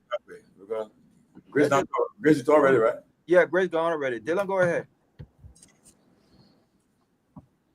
Dylan go, Mr. Given go, and who? Or Robert go, and then I should be the last. The reports are there. And since the report came out, yes. So, guys, looking at the first reporting in regards to the speaker, or the new speaker who's purporting to be the speaker at the moment, and him going on and things that he said, and then the next recording with in regards to what happened with the Roe Fund. I just think that there's a culture of impropriety in Liberia, man. There's a culture to where we take corruption, we take thievery, we take just gross disrespect and disregard for financial responsibility within the country just lightly. There have been so many allegations of corruption. We've never seen anyone tried and convicted and put in prison, or at least had access taken from them, maybe sold off, to where it was set an example. But precedents have to be set, because whether you do something or you don't do something, you're making a statement. And what government after government has been doing in Liberia is to let corruption slide. When the corruption happened, maybe the most they'll do is they'll move the person from the position, and that's it. But at the end of the day, no one goes to jail. No one gets any real consequences for their actions. And we go right back to the status quo. And what that is doing is that is robbing the common people of the funds that they need to improve their lives and the services that they need to live, the security in the country, schools, the roads. Those things will not get done. They will not get built. They will not be provided if all of these funds are being, siphoned away into people's pocket, and all these corruption schemes are going on. But at the end of the day, we hear all these platitudes when the election time come about. We hear these platitudes, we hear these words about how corruption is public enemy number one, and we have to do away with it, and we have to have accountability. These things all become lip service. We say all these beautiful words, the politicians, the people who we look up to be leaders. They'll say these beautiful words. When it comes down to administering the government, when it comes to the administration doing their job, then they turn the blind eye. Or they may say, yes, this happened. They dismiss the person and that's it. But the funds, they end up keeping the funds, or they end up keeping the assets that they use to even, the assets that they acquired from the funds that they used. At the end of the day, nothing happens to anyone, and we've created a culture from generation to generation now. Because I can say, in my lifetime, I haven't seen anyone going to jail, any assets stripped from anyone. But this thing keeps going on. It's the reason why our country looks the way it is, and we see other countries like Tanzania, we see other countries like Ghana, and they're making actual improvement to the infrastructure in their country. They're providing actual health care for the people. We don't have those things. And so we have to stand up and point to these things and stand against it. And the leadership in the country is not doing that because they're all implicated in it as well. When it comes to corruption, it starts with the tone at the top, and the people at the top are all involved. So at the end of the day, they're not fighting it. And they're not taking any hard stance towards it. And, I think, like I said before, it is criminal. I think it is wrong. And until something substantial, something radical is done, our country will not move forward. Anthony, you can go ahead, Anthony. Look, I understand why Lofa, invoking, ethical, standards of the country, the recording. Yeah, SPJ Code of Conduct of Actors of Journalism in Latin America, and also speak of those things. Media practitioner, whether or not you're a journalist or media practitioner, you ought to abide by the SPJ Code of Conduct of Journalism. You can find that free of charge on Google, the SPJ Code of Conduct of Journalism. Yes, the interview itself is not something for all to go look at. But if there are elements of, or red flag that are leading to that point, I can give my, personal opinion, but not to the recording, because I like to follow the SPJ Code of Conduct of Journalism all the time. I always hold journalists accountable to that. And it's free. Go on Google, just the S as in Sam, J, P as in Paul, J as in Juliet. And it's not only journalists. It's just, you will find out for free. There are 17 pointers out there that can help you. Having said that, look, the raw funds are, tax levy on petroleum products. I always talk about us introducing another 2% sales tax on every alcoholic beverage and tobacco products in Liberia to be able to fund education and healthcare in Liberia as a way of, generating domestic revenue as well, just to help the government get off of donor funding and handouts and other different things, right? But I think there is not a mechanism in place to properly collect that money and then spend that money. And Councilman Russell can, help me out here. He worked in City Council. He understands road construction. He was describing the kind of road and other different things. From my background of, doing, data infrastructure before even working in operations, I can tell you for a fact, every mile of fiber line layout, we need to know how deep it's going to be. We got to, get clearances before we do all of that stuff, before I even left that area and came into the operation side. So I understand the infrastructure side as well. Part of the work we did the PA10 park all the way from Philadelphia to Harrisburg. So today you can drive now and don't have to pay cash with your toll. It's automatic, latching to your plate, and the bill comes to you, right? That project, we did that. But I can tell you for a fact here is that Liberia has a very long way to go. Abu, it's not just collecting the money. You have no structure in place. How do you award contract to people that will give you substandard work? How do government money is expended and no accountability, right? How do you even get into position, and we spoke of that yesterday, with no onboarding process? In the Councilman also spoke about his experience where he will have to go for interview, get trained, get prepared before you go in front of people and present himself. None of that sort of thing is there. They gave you a job today, you're ready to work tomorrow. No structure in place, no training, no preparation, nothing. So Liberia will continue going through this cycle over and over and again. until the government roll out a clear-cut plan. Right now, everybody's doing their own thing. The guy at CSA, he's doing your own thing. The other person to the other ministry, there is no clear agenda as to how government functions. That is sad. For a man who worked in government for 40 years, brag about his experience, and have no structure in place, and people just awarding people contract because they want to award them contract and giving the Liberian people substandard, work, and you can't account for anything. The other day they said they launched a digital platform where all government procurement will be digitized. All government transactions, not just procurement alone, anything government related has to be digitized. So that when you go pay for passport, when you go register your business, when you pay your taxes to LRA, all those things is synchro article in an escrow account, the money go there. And in order to get that money out, you have to go through a lot of processes so that one person can just sign a check and get it cash. But the only way these things will happen, you must first be patriotic Liberian. Love your country first, not my pocket first. Because no one is held accountable, like Brother Dillon said. No one is held accountable. Everybody do that thing. You get caught, investigation, go by your business. That's why I frown upon the fact that Abim Moda bought a vehicle not supposed to buy. He returned the vehicle, then they let him go. You committed a crime. You did not pay for the crime.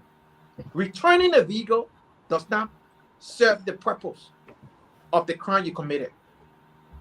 Yes, they took the vehicle. You lost your job, but you did not pay anything.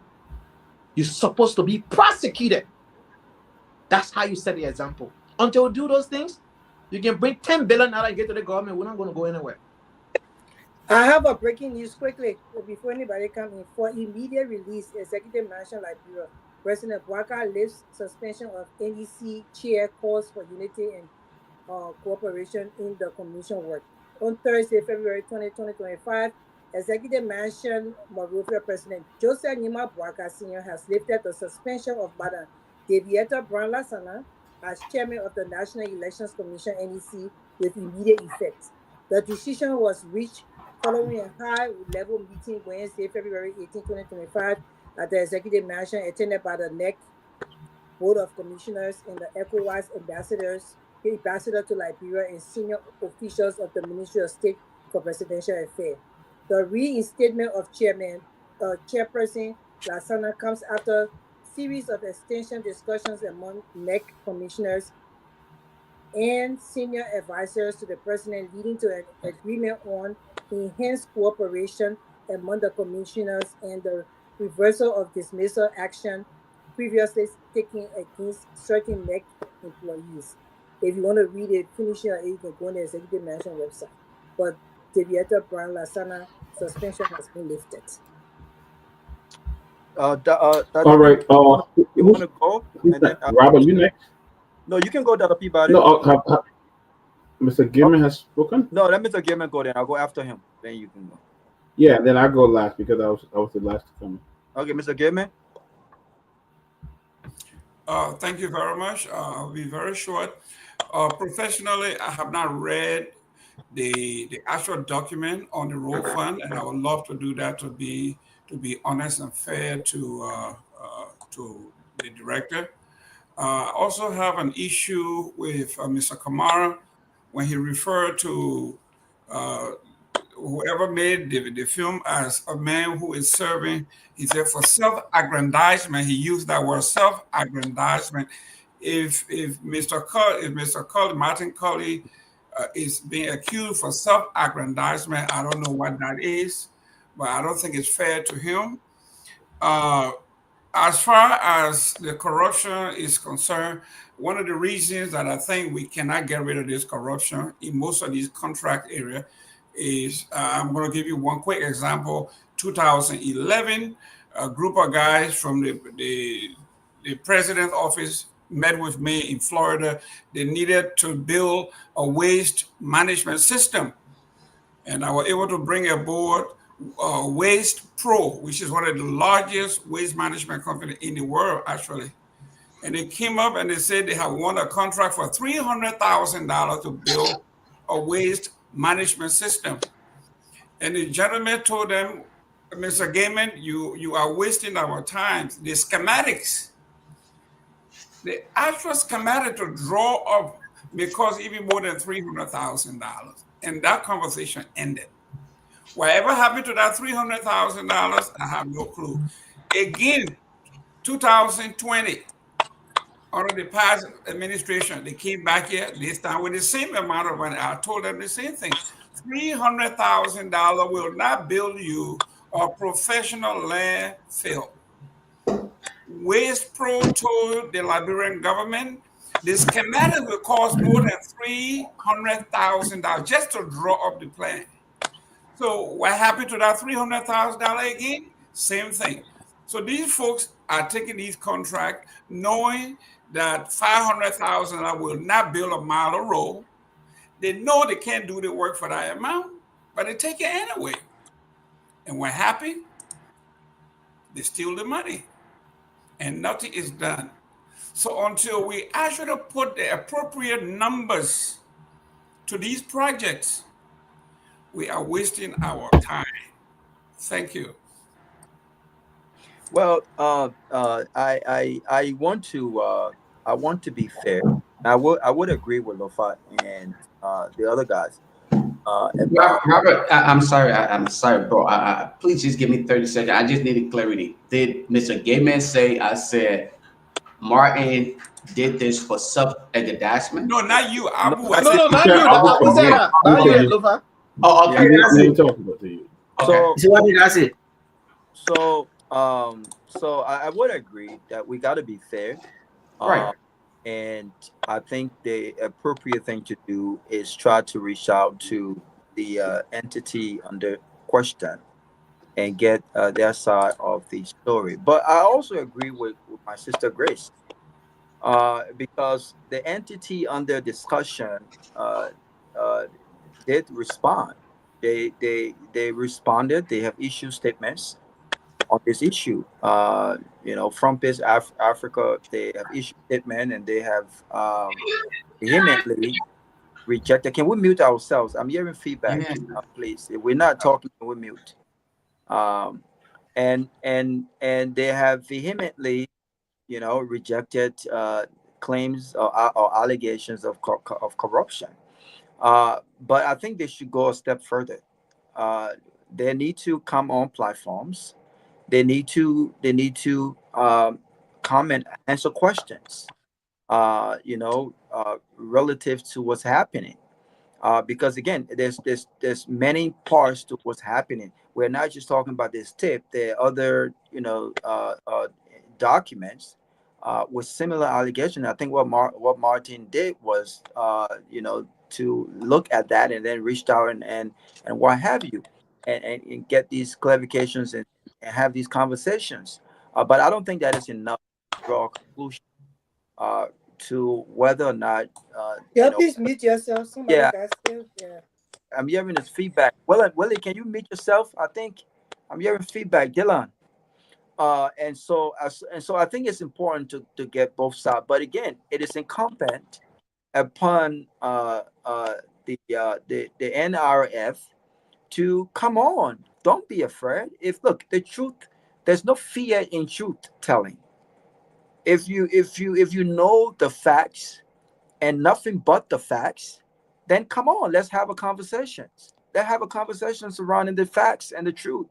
Let's ask some questions. You give us clarity. You are under obligation to give clarity to these concerns or allegations. No, I'm not asking the NRF to respond to every allegation, right? That may be politically driven, right?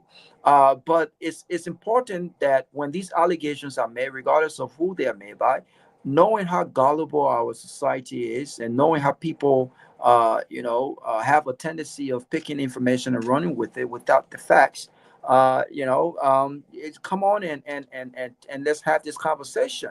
But I really wish that those who are asking for facts now were doing similar thing under George Weah, because the very folks ran with misleading information. And the mistake that the CDC did then was not to respond to these lies and misdeed and misinformation. I mean, people ran with stuff that without no facts. And they were on the radios, they were on platforms. And the very folks that are cautioning us now to look at the facts, to examine the facts, to ask the tough questions before reaching a conclusion, they not care about these things. But these are principles, journalistic principles that all of us should care about, and it should be devoid of politics, right? And so I agree. Let's get the full facts.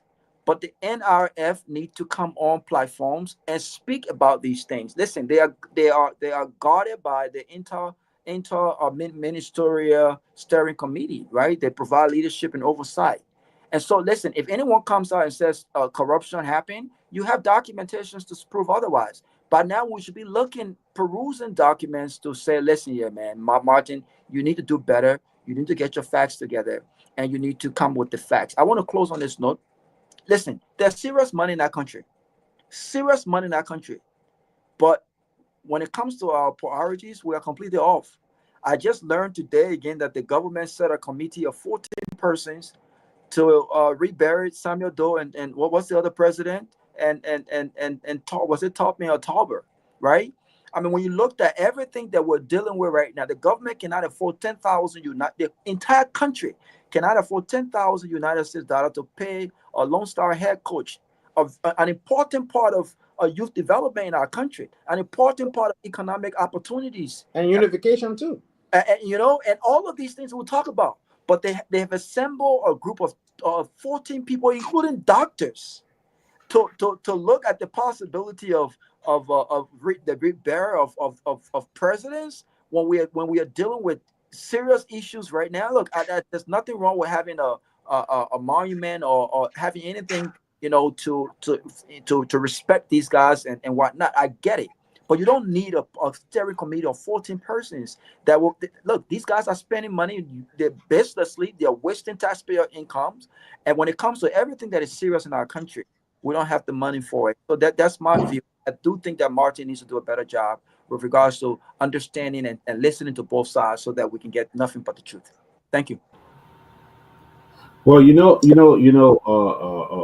Robert, Martin was dignified by the UP administration. He was well known for the one who will carry information and do this for them. Everybody was Martin Cully. So now he's coming out with his own information on them, and they're all winding up and they're all yelling over the place and doing things. I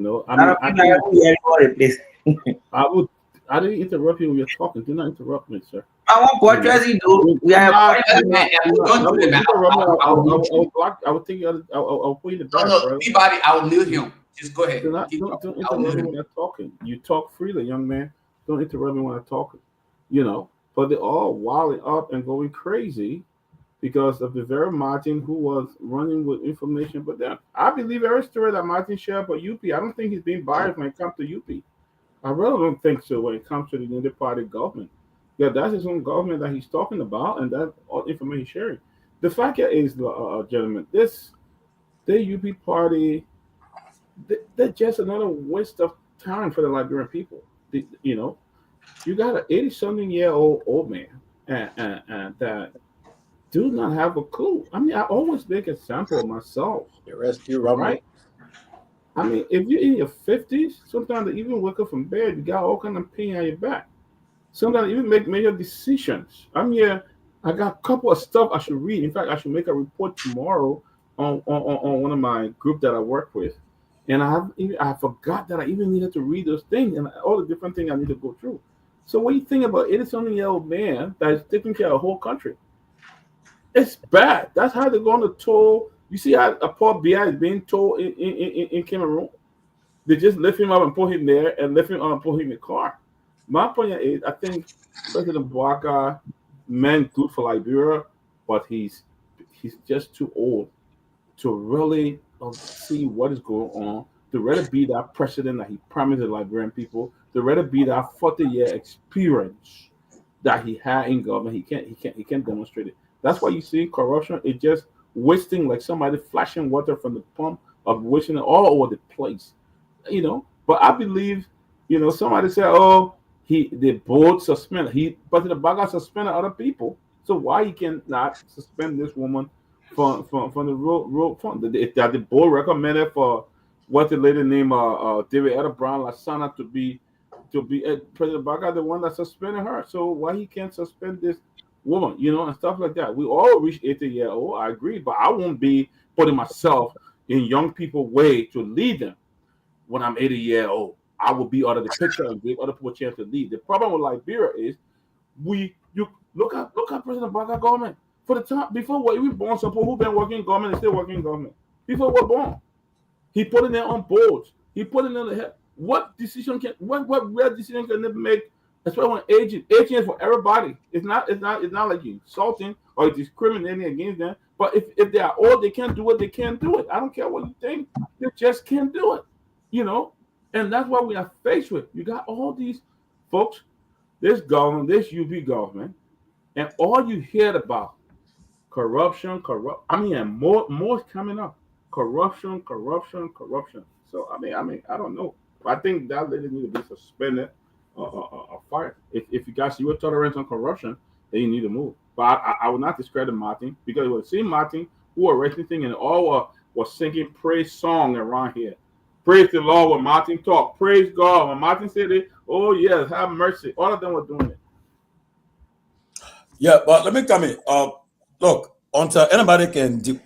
Since Martin been doing research, ask him about they dare to debunk him. If you come and debunk him, Tomalin, I beg you, tell us second, please. I will have full, please. Go ahead. But you can't do this to the man. Come on, this man. I will have full, Tomalin. Tomalin, can you speak, please? Abu will have to. beg. Abu, let this man land. Let Tomalin land. Abu, you have to be tolerant of other people's view, man. Let the man land. What to me when No, let him land. You don't deserve it. Let him man talk. When your time comes, you talk. When your time comes, you will talk. Let him land. So, but Mr. Says, since Martin being research on his own rescue people, nobody have come to debunk. And I love the young man. He does do extensive research with the data, the facts. He can't bring it forward, and he challenged them. They can, and mind you, auto do maybe someone insulting, but they cannot debunk it. They say, "Oh, yes, the contrast." No, come with the facts. And for me, I'm not a journalist, but what I usually do when I see this story, I do due diligence. I will contact the other side. The road fund was contacted, and they have no. And mind you, they will not count on no platform. I double dare them, because you know why? They will be caught in the red mold. They won't count on no platform. The reports are clear. So what Martin wrote, I stand by him 100%, because the facts are there. Okay, and like mind you, they go to this guy, try to beg him when he come with the reports. So try to beg him. One of them right now on recording. She on recording, trying to tell him, he said, "Oh, you're a young man, yell at me." No, you don't do that. That's why I respect the young man for age. Would I say, you know something? Let me compromise it. But the road fund came out with some flimsy excuse. But look at the facts that got the data. The full reports are there. Read it, you see it. So what you say is what is not true, let them debunk it. But it's not. The facts are there. He stopped there. They sent people to go check on these things. They went there to check on these projects they talk about, and the people evidence came forward. So, guys, people look, ever have their fault. Like Peabody said, Martin was the same one who promoted this rescue team, and he's the one that went after them.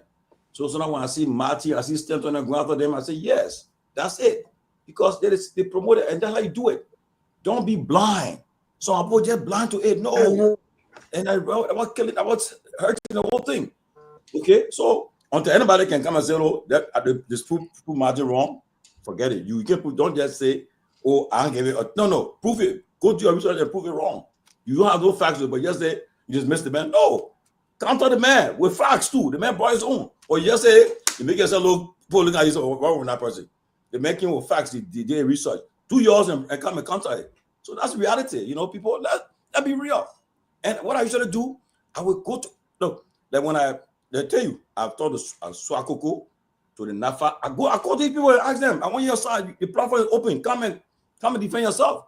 But you know why they don't come forward? Because they know that people that you guys will grow them, and when you guys grow them, they will put themselves in trouble. So they say, no, I'm not going to go there. So they won't use surrogates to do it for them. But that's the problem. So until they come out to counter it, guys, seriously, the Roe Fund is a corrupt empire that going on. It's a corrupt thing going on. Its facts are there.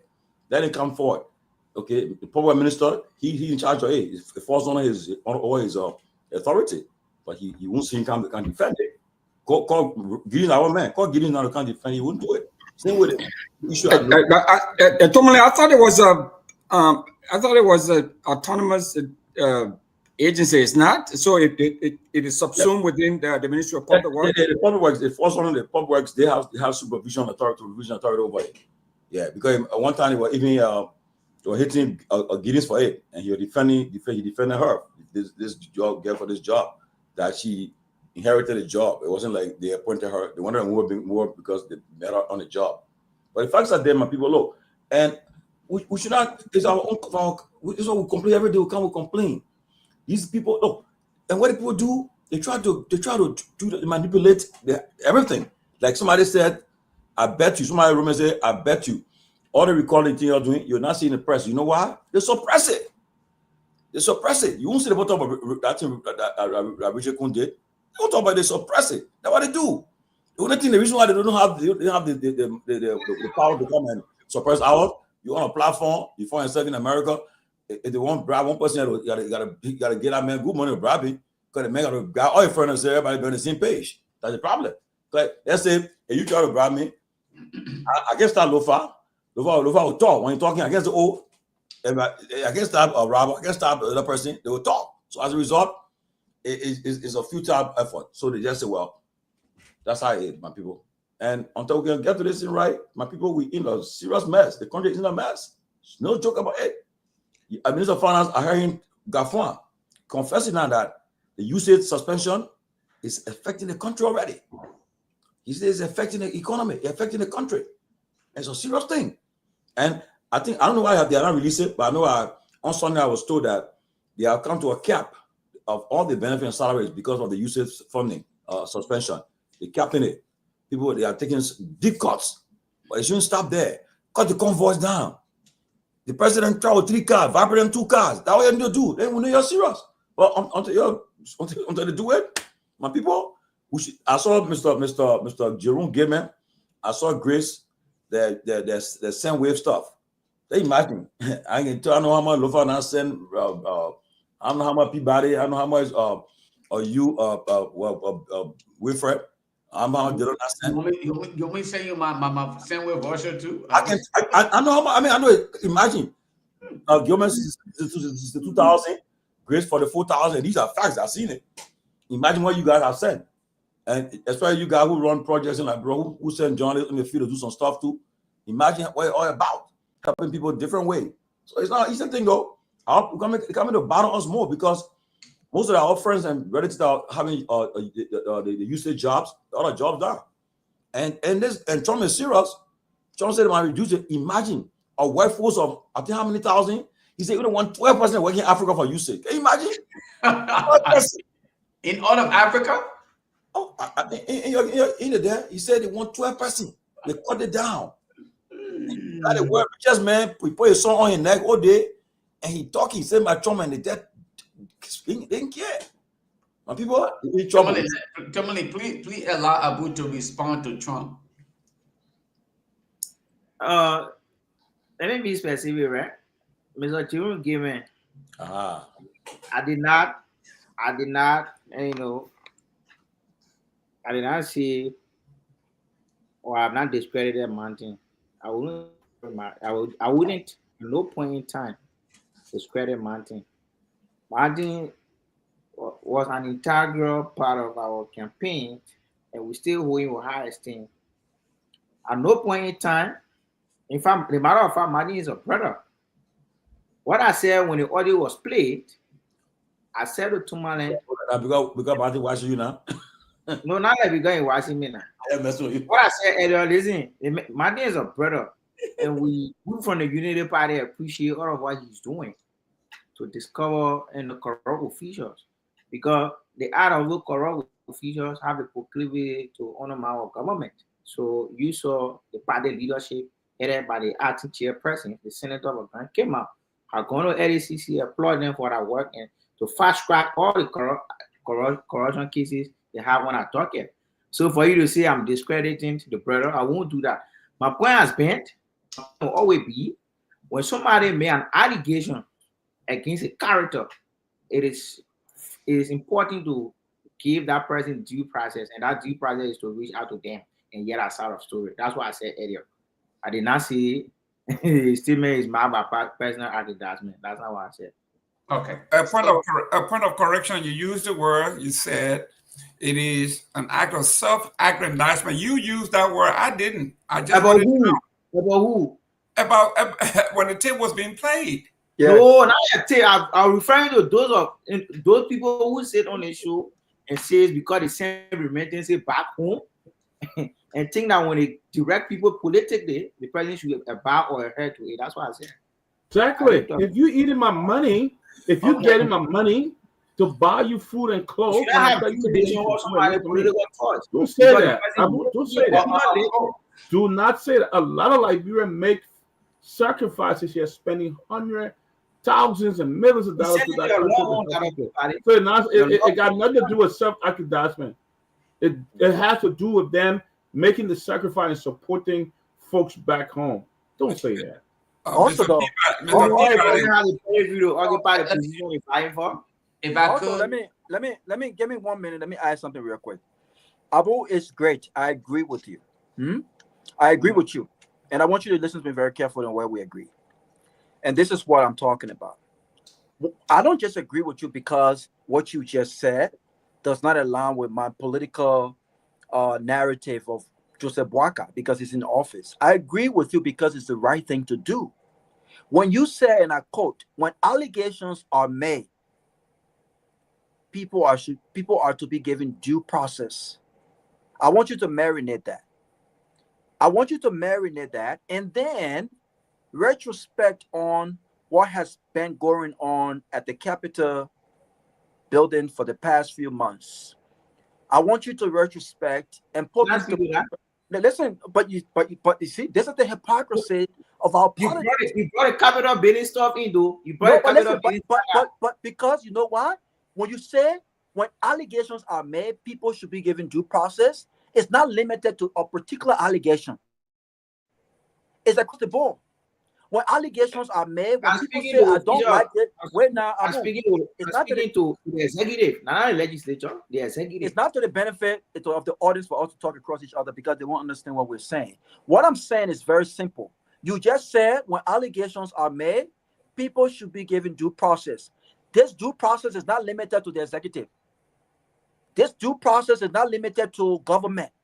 This due process is also respected at companies. People are not just dismissed. People are not just fired. Investigation takes place. Questions are answered for clarification and due process. This is the right thing to do. So when you say I'm bringing the executive, there's this rule applies to the executive as well. So when you mention due process and your respect and your admiration for due process, it shouldn't just be about when it fits your own narrative. The reason why some of us are so mad about what's happening on Capitol Hill, the reason why we refer to Richard Cohen as illegitimate and unconstitutional is because they have refused to allow for Nati Kofa due process, even though grave allegations were made of his persons. I just want to mention that. So when we talk about these issues, sometimes we've got to take away our political caps, right? And really put things in perspective because it comes back to bite us. Due process, allegations, due process. But would you agree that Nati Kofa should have been given due process, given all of the allegations made against him? Would you agree to that? The political impasse on Capitol Hill, obviously the lawmakers have an internal reckoning. They should handle it themselves. Okay. Go ahead, guys. Thank you. Go ahead. The president will not preside over the legislature. He's not a member of the legislature.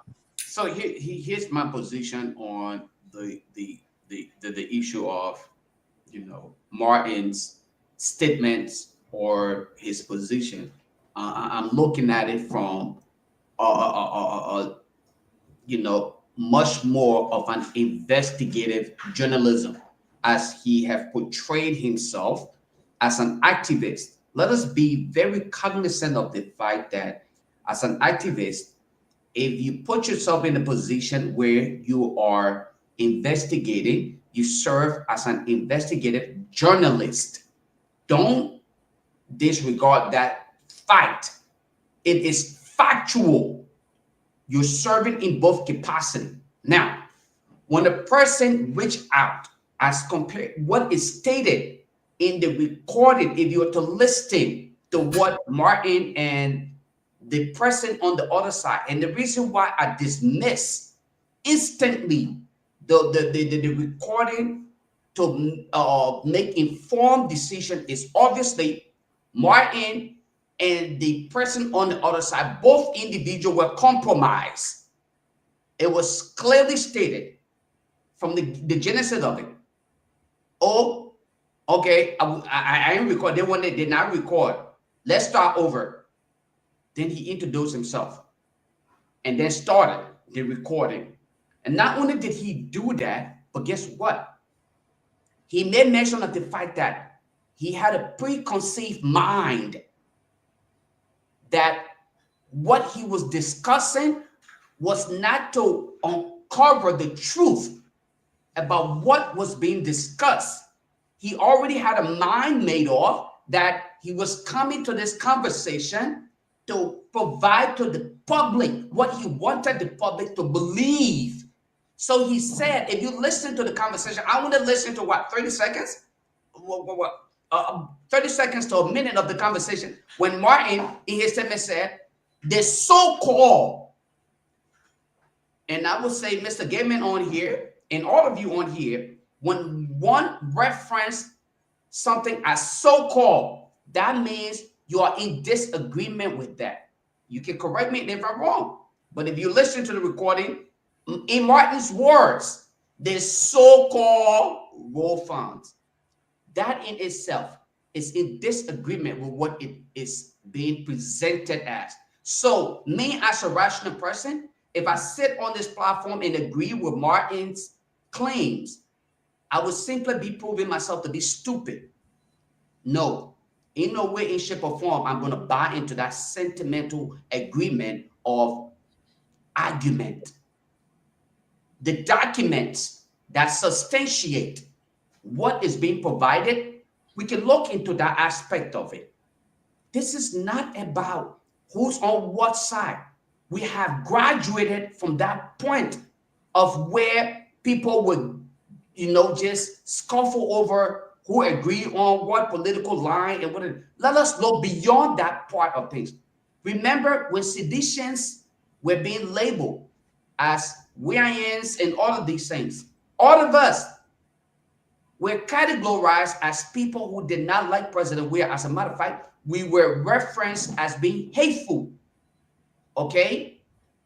But it came to the point where people saw for themselves where government officials were not acting in the best interest of Liberia. And simply all I'm saying here is today, if we will reference people who are legitimate and not trying to illegitimize Martin's contribution, we all have benefited. And I must commend the brother for his consistency in accepting leaked documents that are provided to him. Okay, just like Henry Costa, he came to permanence based on leaked documents and information that were provided. It was not some individual research innovative that made him or her to become who they were, but it was based on that individual. I mean, these leaked documents, and we all benefited from it. So thank you for sharing, because he could have been selfish enough to say, I'm not going to share this document. Give me $2 or $3 and I will shut my mouth and continue my my buildings in Liberia, my businesses or anything else. But instead, he thought to reveal this information to the general public. We cannot be dismissive of that aspect of it. At the same time, we can also not take away from what is required of other Liberians in this particular discussion. I'm telling you tonight that based on what I listened to, a minute 30 seconds clip that you played, it appeared to me that it was staged. Martin Cully and the person on the other side both knew what they were doing.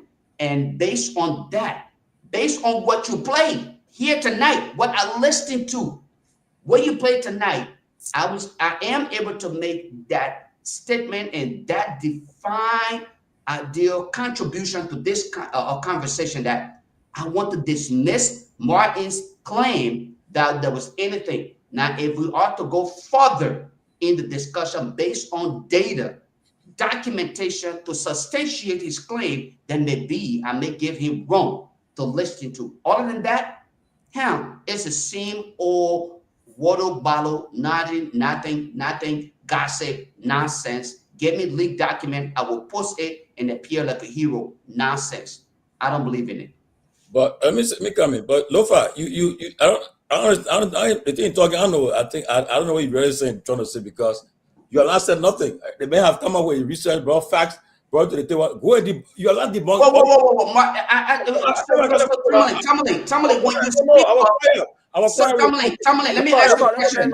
I will talk. Let me talk. Tomalin. I will talk. Let me talk. You will talk. Yeah, talk. Okay, talk. All you have done, you are attack Martin personally. All you have done, and it's not your first time you have been doing it. I have not attacked. I have responded to the discussion. The issue he raised, what you put forward, you have not said nothing to say. I debunk the other facts. Debunk it.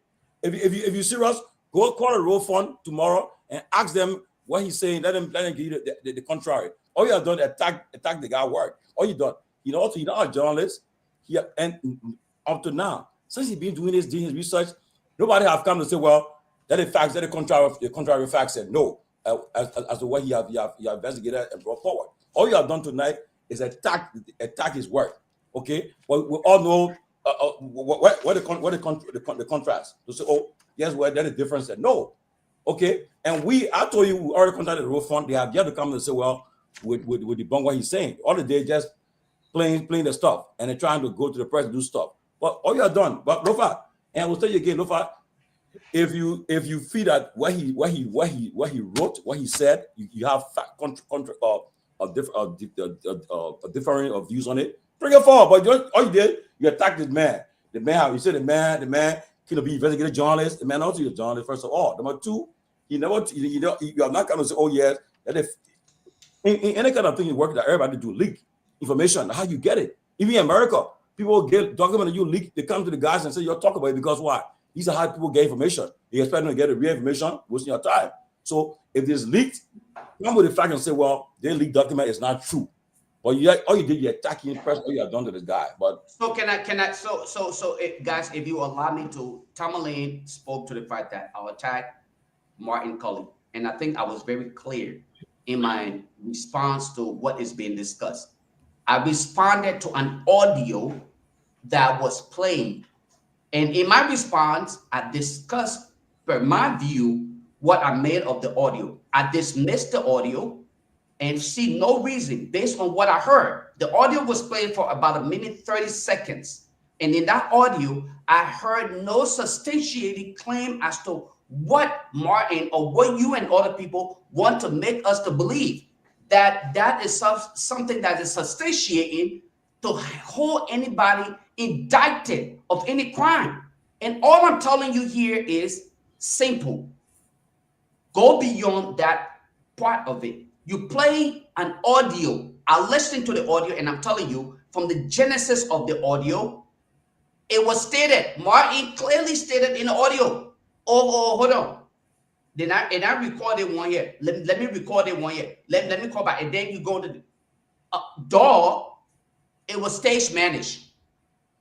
In itself, any legal mind of any caliber, call them and ask them. It was stage managed.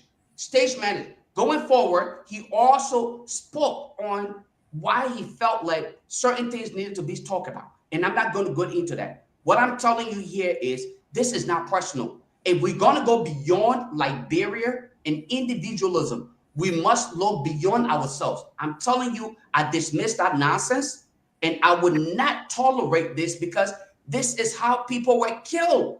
Individuals and family members were killed because of this idea that, oh, I heard this and this is what I agree with conclusively. They gather that, okay, it was factual. I am actually telling you, I am in disagreement with that part of it. If Martin has documents, okay, to prove his part, then let us utilize the document. But what you played, and I reiterate, what was played tonight, what I listened to, I want you to remember that, again, if I had the jurisdictions of this platform tonight, I would throw that in the garbage and burn it. Because from the genesis of the conversation, it appeared to have been staged, managed conversation that should never and ever be held in court. And But Julius, Mr. Josh, yeah, Mr. Josh. 1 minute again, man. Lofa, what are you saying, Lofa? If Emma taking you serious, then people, what Martin has brought on his page, he got thousands of responses from what he wrote. That just shows you that the difference there. So what are you talking about? It's not an issue about the tick. It's about what did you post say? What was the discussion you mentioned? You talk about I'm responding to what you brought here for discussion. No, Lofa, you don't do that. Lofa, Martin has paid. I don't get for nothing because Martin work not Martin researched everything extensively. But I challenge you to go and do your research and debunk what he's saying. All you trying to do to attack the recorded interview you did. The soft on the matter is that there's a financial malpractice at a national road fund. Attack the issue we're talking about what you trying to say. Lofa, don't see no. That is the typical mentality. Mr. George. Mr. George.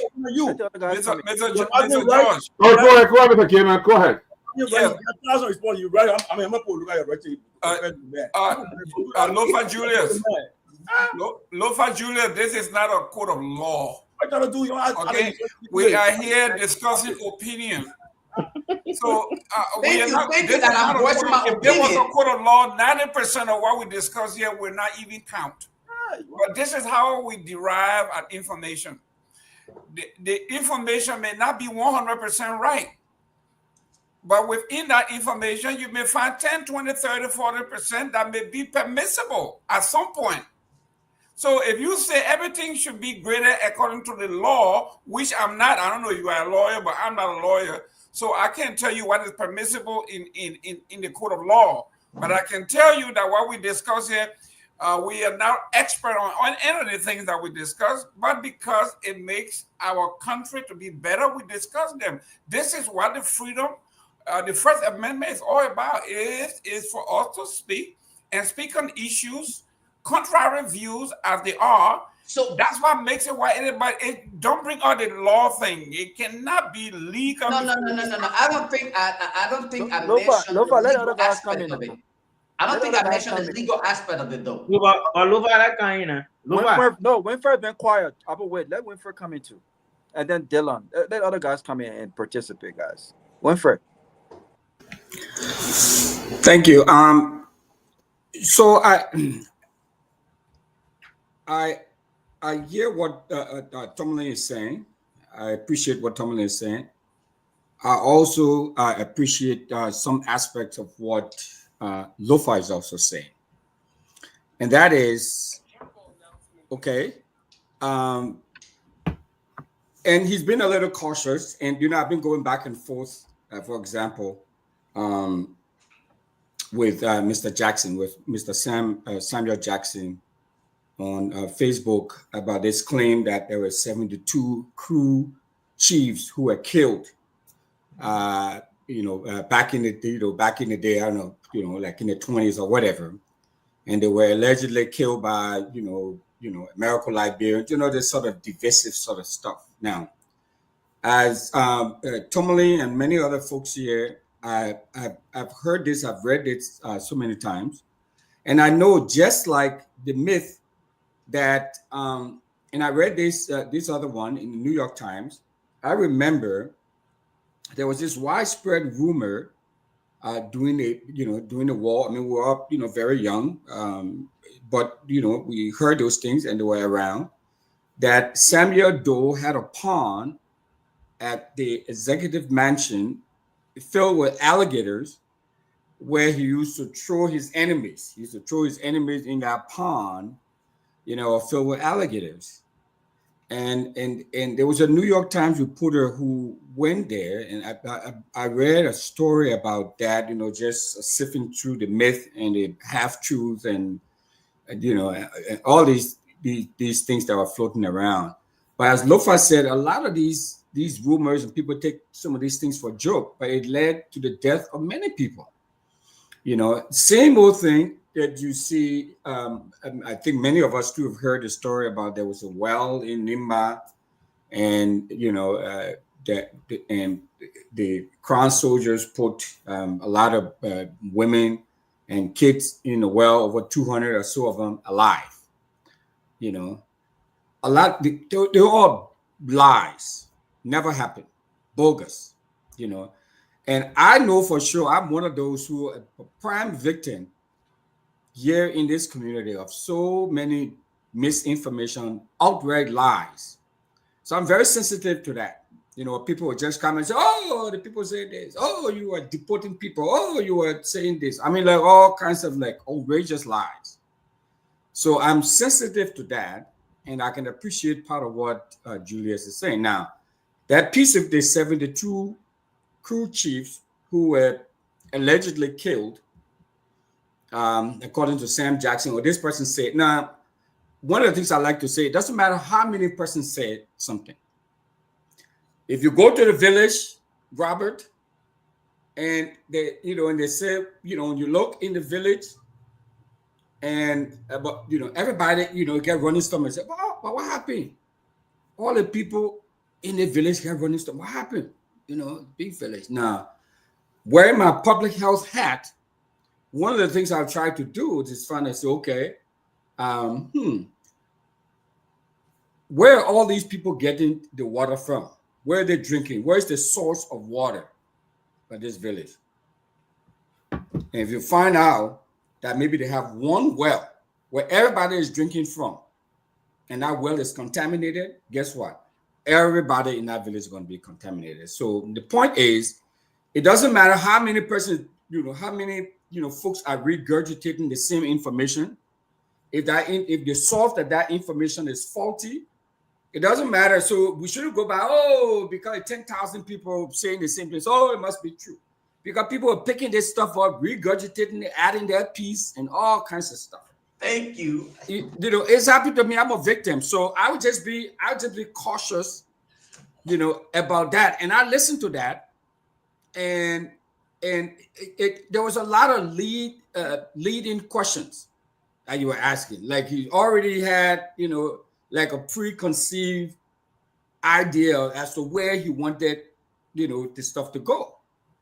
So that is where, I can relate and embrace part of what Lofa is saying. Now, what Tomalin piece, what he is saying, say, okay, if we have contrary information, if we have information to back up what we're saying, to challenge him, then let's bring out that information and challenge part of what he is saying. But we should not just come out and say, oh, willy-nilly, the man, the lying, man. Oh, man, let us come with some information to challenge, what he is saying, the authenticity of part of what he is saying.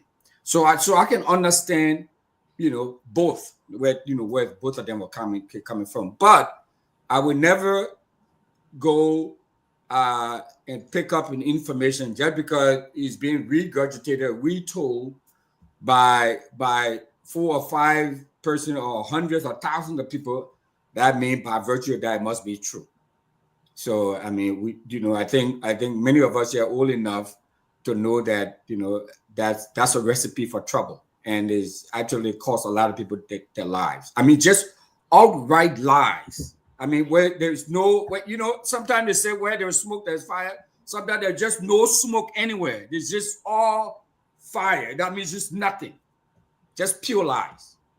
So I'll be cautious. I'll be cautious. Yeah, but Wilfred, I challenge Lofa to debunk that story on that lady. All the facts that were brought forward, he do it. I leave the platform. You got nothing. All you trying to do is to attack somebody's work. That no, nothing to prove it. All you do, Lofa.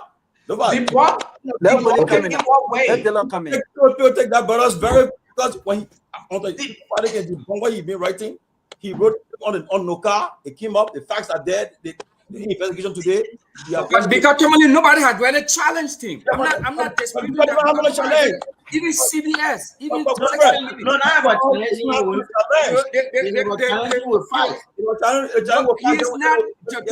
he's not infallible. He's not infallible. I mean, you do good work. But what I'm saying, they are not challenging with facts. Then they come bring in facts and say, well, he lying. That's what he's saying. Tomalin. That Willie come in. That transfer aggression. Willie, you muted. Go ahead, Willie. You muted. Transfer aggression. We got a many so who comments. Go ahead. Willie. This is nonsense. Abu, Willie, you keep muting yourself and unmuting yourself. So mute yourself right now. You're still muted. There you go. Go ahead. No, don't touch it 2 times. There you go. Yes, you're good. All right, gentlemen. I've been very quiet. I've been listening, and I just wanted to contribute my 2 cents to all of this that is being said. To be honest, we're talking about nuances here. We're talking about semantics, you know, things not being said properly. But truthfully, I think we have to look at the true problem here, and I think this whole situation comes down to one major problem, that there is a major problem of corruption that has permeated our entire culture, our entire way of life in our country, and is impacting the lives of our people. And it's been going on for a long time. Now, whether, you know, it was investigated properly, whether the investigator needs to be investigated himself to make sure his claims are substantiated, we can go through all of that. But I'm a fraud investigation professional, and I know that one major way for us to look at whether fraud has happened, whether financial crimes have happened, is to look at the flow of funds. We can truly say that billions of dollars flowed into the Liberian economy right after the war, and years later, our country saw no progress. All of the funds that flowed in somewhere, but we don't see the gains when it comes to infrastructure. We don't see the gains when it comes to the healthcare system. We don't see the gains when it comes to the education system in the country. So what are we speaking about? Nuances. We're speaking about innuendo. We're speaking about if the documentation was presented in the right way, the chain of evidence in the courthouse. All of that stuff is just it's just games being played. But at the end of the day, there is a problem in our country. There is a culture of impropriety, and there's, you know, I mean, actually, man, there's so much theft and gross misappropriation of funds that goes on in our country that there's no excuse for it. There's no excuse for us to say, oh, well, you know, this person didn't carry on investigation right. We must be able to. Oh, Willie. There's no reason why anybody should assume that Willie's let me come in since Willie, and when he comes back, go ahead, Willie. Go ahead. We must be able to deal with this problem of fraud, graft, corruption, and impropriety in our country. There has to be consequences for actions that are wrong. And at the end of the day, it shouldn't be political. It should be for the greater good of our people. It should be because we want to improve the living standard of our people. And it will never get done if we keep playing these political games. We keep playing with nuances. We keep playing with innuendos. We keep playing with semantics. We have to face the dragon. We have to face the devil. We have to face the problem in our society and deal with it. So at the end of the day, I think we're looking at the wrong thing here. Instead of whether Martin Colley evidence has been conducted or his investigation has been conducted properly, I think we should look at the fact that there is a problem. Let's get to the bottom of the problem. Let's set the proper controls in place, the internal controls, the separation of duties to make sure the same people that are handling the funds are not the same people who are dispersing funds, to make sure that the work of the people is done. This thing is very shameful. When we see our neighbors making progress, we see Africa as a whole making progress, and Liberia is sliding backwards. We're going backwards right now. We see that the cost of solar panels have depreciated on the world market, have decreased on the world market to where solar panels are so cheap in the world now. But yet still we don't have electricity in Liberia. Yes, if we cannot, if Mount Corf is not generating enough electricity, why are we not making plans to build more solar panel farms, more solar farms in the country to make sure our people have what they need? But you know what? We're fighting over the budget. We're stealing money from the country, and we're arguing about if it was handled properly, if the chain of evidence were handled properly in the courthouse. So is it true or not? Or if the investigation is not handled properly? I think we're focusing on the wrong thing here, and I think we need the right leadership that can focus on transforming the lives of our people, and people need to be held accountable for their actions. And when there's graft, when there's impropriety, and there's corruption that occurs in our country, people need to feel the full weight of the law. And when that happens, our country will be transformed. Outside of that, we're just playing politics. And I think we should be tired of that, because our country is in a very deplorable state, and we should be ashamed. As the first republic on this continent, we should be ashamed of where we stand now amongst our fellow Africans, amongst our brethren in the world. If you didn't know, let me come in for a second. Let me come in for a second. Go ahead, Robert. My time, but I won't go to bed. Already. I would go to bed. If you don't go to bed, I would go to bed. I would read everything that is sent to you. I will send it to you. So, I like Tomalin energy. I really can enjoy when Tomalin is. I think every day I should kind of make Tomalin mad at this. All right, I can enjoy when Tomalin is talking like this. That's one thing I want to say. Secondly, is I'm going to say what Dr. Peabody said earlier, right? And this is the hypocrisy, Willie, of our politics. Yes, we are playing politics, and there's nothing wrong with politics being played. What we have not come to realize, right, is when politics stops and when leadership takes the center stage. We have not come to that point where we understand, you know what? This is not campaign. This is not campaign time no more. There's a time where politics is important. Politics is important when we're on the campaign trail. When we are talking it's time about to work. Yeah, when we're talking about what this candidate has not done right, how his or her ideas does not mean well for our country, and how my ideas and my vision would better, put us in a position that all of us want our country to be in, right?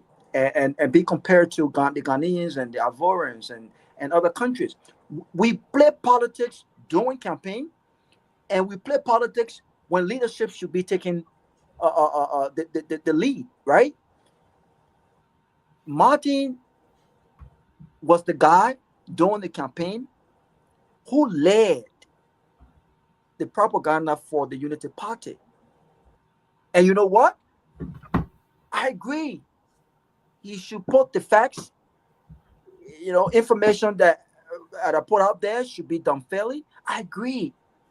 But most of the guys who are questioning Martin today did not care to question him then. When the information being put out was affecting the other side, they didn't care.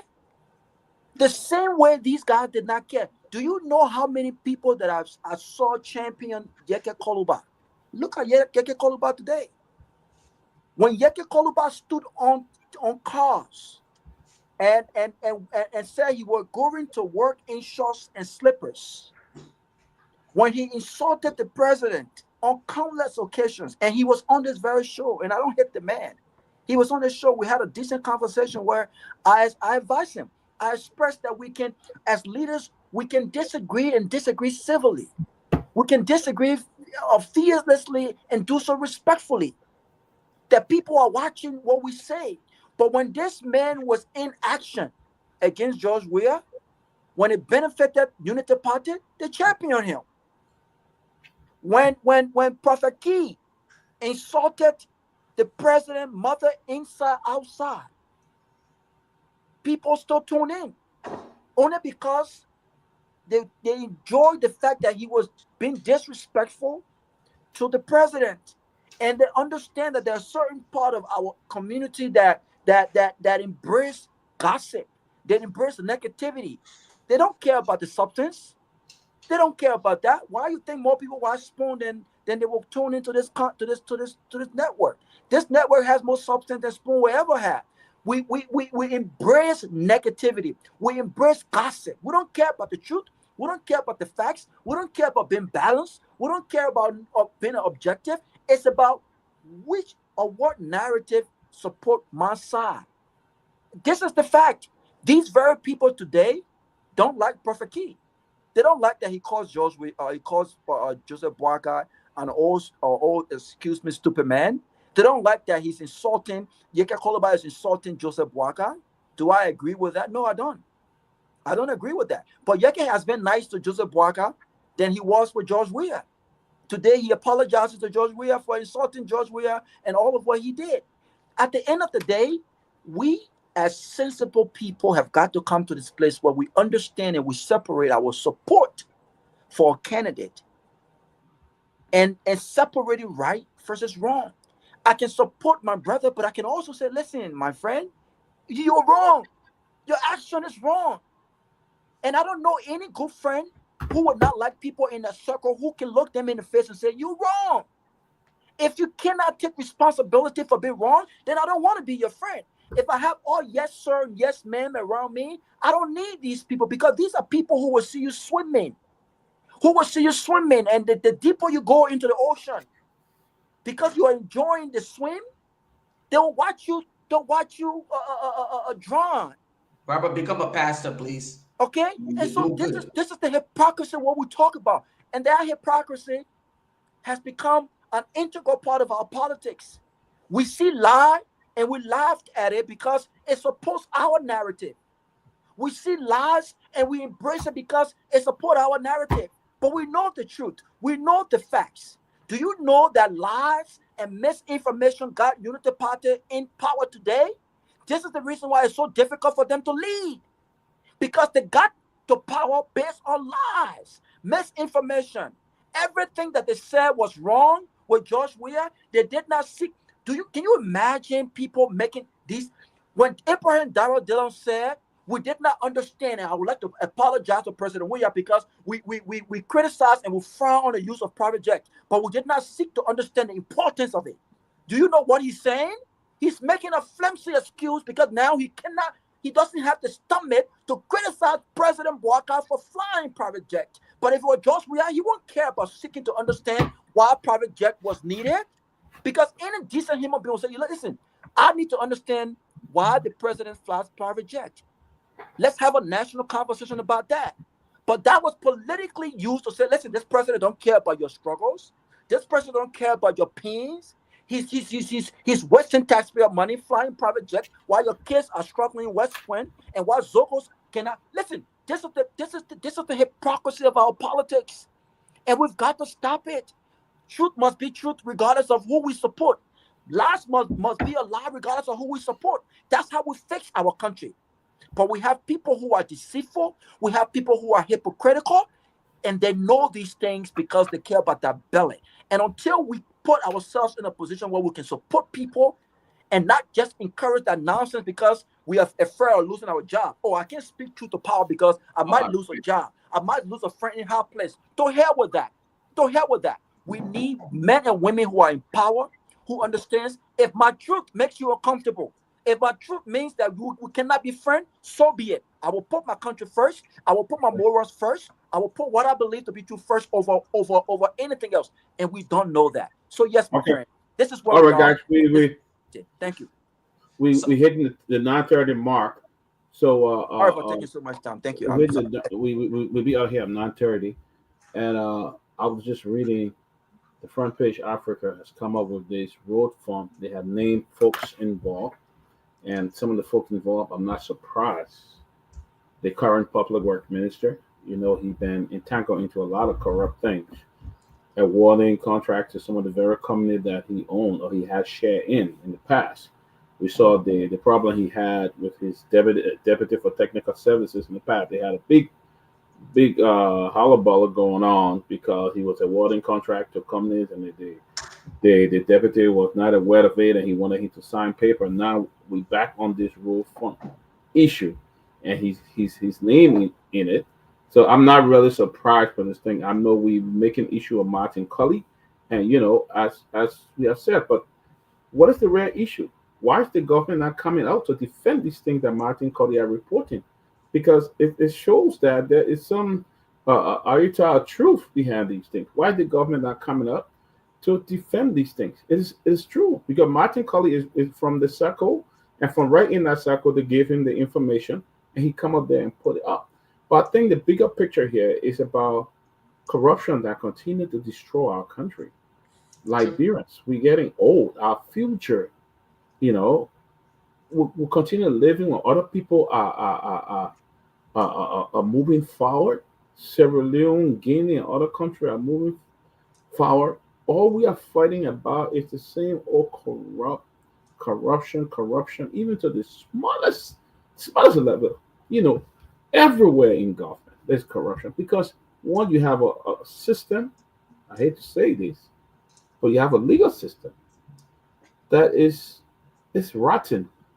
If my son does something, and I continue to look at it and laugh and think and make all he think is good, so he will continue to do the same thing, even though I know it's very bad. I know it's not the right thing for him to do, but as a dad, I sit there and encourage it. Every day I call him, hey, go. It's time to go upstairs and take your shower. No, and then I laugh. It's time to go out and do. No, and then it becomes a pattern that I can't really do anything to him. And that's what's happening in the country, because the rule of law is just so sick that people are not afraid to do things. If you had a credible justice system, people would be afraid to do things. And that's why Martin is exposing them. I got no doubt about what Martin is putting out there is untrue. I mean, it's the fact. It's a lot of fact behind it. And that's why this government, you have people, I can tell you how many people write in the inbox of closing argument to give us information about who's doing this, who's doing that, and stuff like that. If we want to go by those stories, it will be a lot going on. People get credible information. They send it to us from ministries and other agencies. They send it to us, with a lot of papers and things from this government. So the bigger picture here is Liberia, is corruption. How can we stop this nightmare? You say one person on the road, private jet. You criticize him. You went all your campaign trail and were criticizing him. You come back and you're doing the double, but nobody should talk about it. The very people who are out there calling themselves light are running all over the place. Now the light can't come on. It's going off.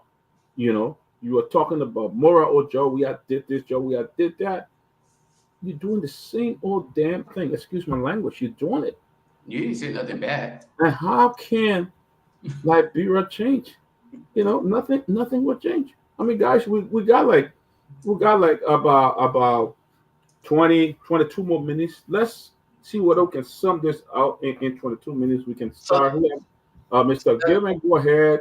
Russell, and then Dylan, and then Julius, Robert, and Tomalin, and then we just sum it. Oh God, we got 22 minutes. We gotta knock this up.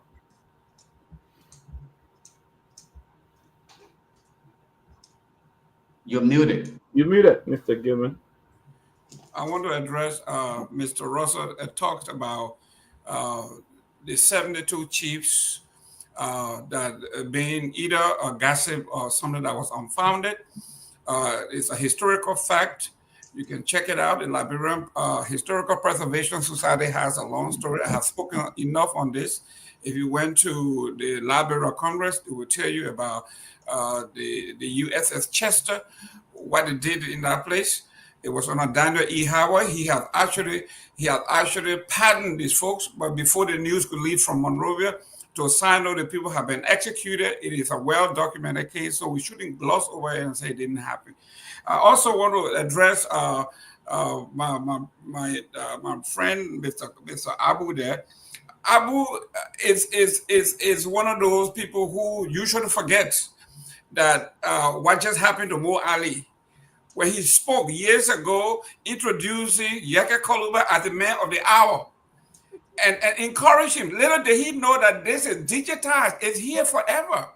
Yeah. When you were playing the tip, Mr. Abu, instead of addressing the issue on the tip, he said the man was talking for self-aggrandizement. Then he wants to pivot and say he wasn't talking to Martin Colley after Mr. George said because Martin Colley is watching, then he wants to pivot. But that's not why we are here. Also want to talk about my brother talking about more people watching Spoon than they watch other this particular stuff. I think I want to refer you to Mr. Fangon when he said, Mr. Spoon, you remember you and I used to go to Philadelphia, Pennsylvania. To pay for the 3,000. Yeah, he said, you know that there will be no 10,000 Liberian city and watching.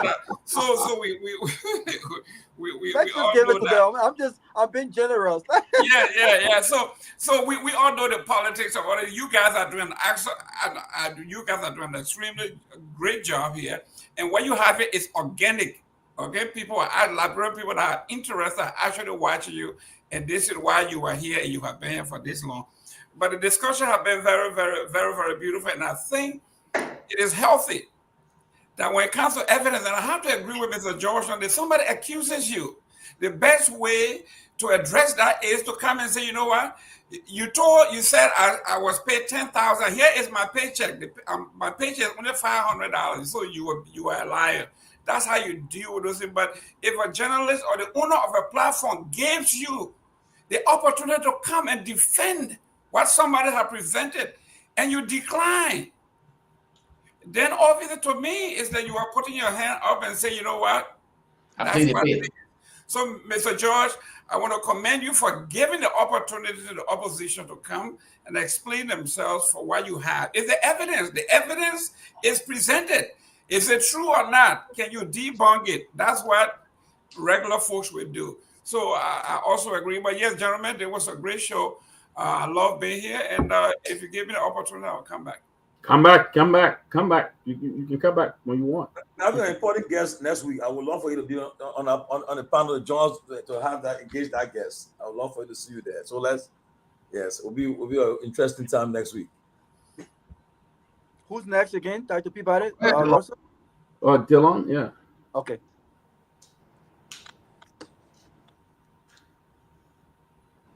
Dylan, just hit your phone one time. All right.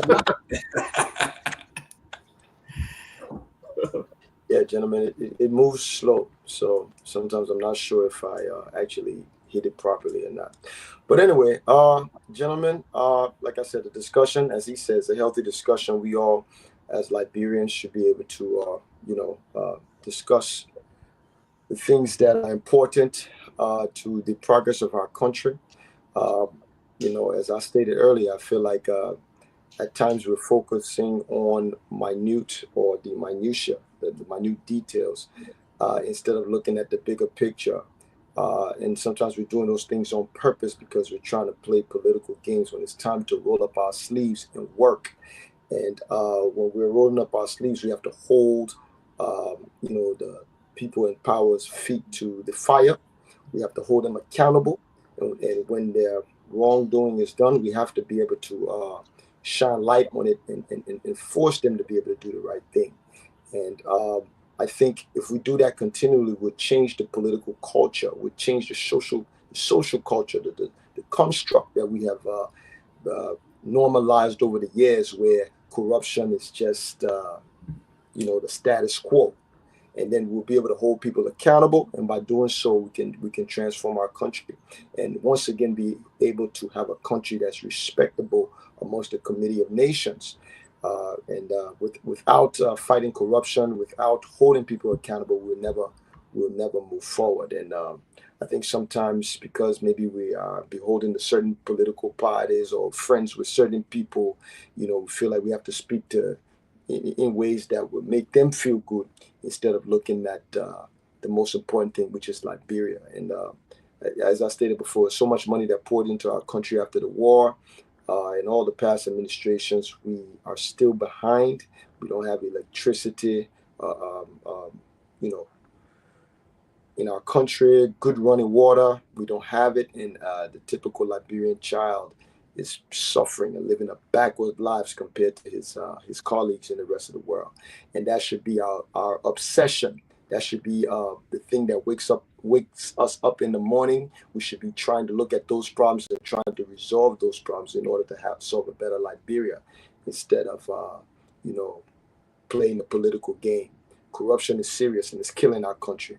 So all I'm saying is I'm asking everyone to let's look at this seriously, and let's hold the administration feet to the fire, irrespective of what administration it is. Let's hold them accountable and push them towards doing the right thing. Thank you. Who's next? Russell. Russell. Yeah. Thank you. I am sorry. I mean, I think a good thing would be, everyone stay on until, until we all are done with our. And I truly agree with you on that, Rob. Yeah, with our closing comments and all of that. So I'm glad Mr. Gayman came back on, but I stand by what I said earlier, and my premise was mainly about the proliferation of lies that have been going on in our country for a long time, and half-truth that have also dominated our public discourse and academic writing, for the most part. The information that I presented about the 72 chiefs, I stand corrected. If anyone brings me something that says otherwise, fine. But I talked to a prominent contemporary Liberian historian who debunked that. Okay, that's where my information comes from. So I will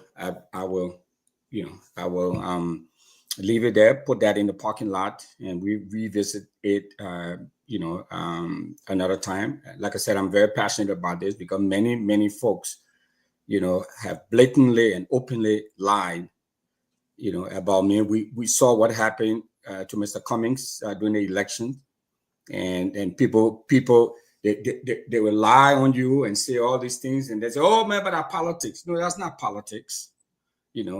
It's not politics. So they come out and manufacture these really vicious lies, And so for me, I'm very cautious about what I see. It is trust, but verify. I trust what you say, but it doesn't mean that I'm going to just believe it wholeheartedly without verification. So that's where I stand with most things.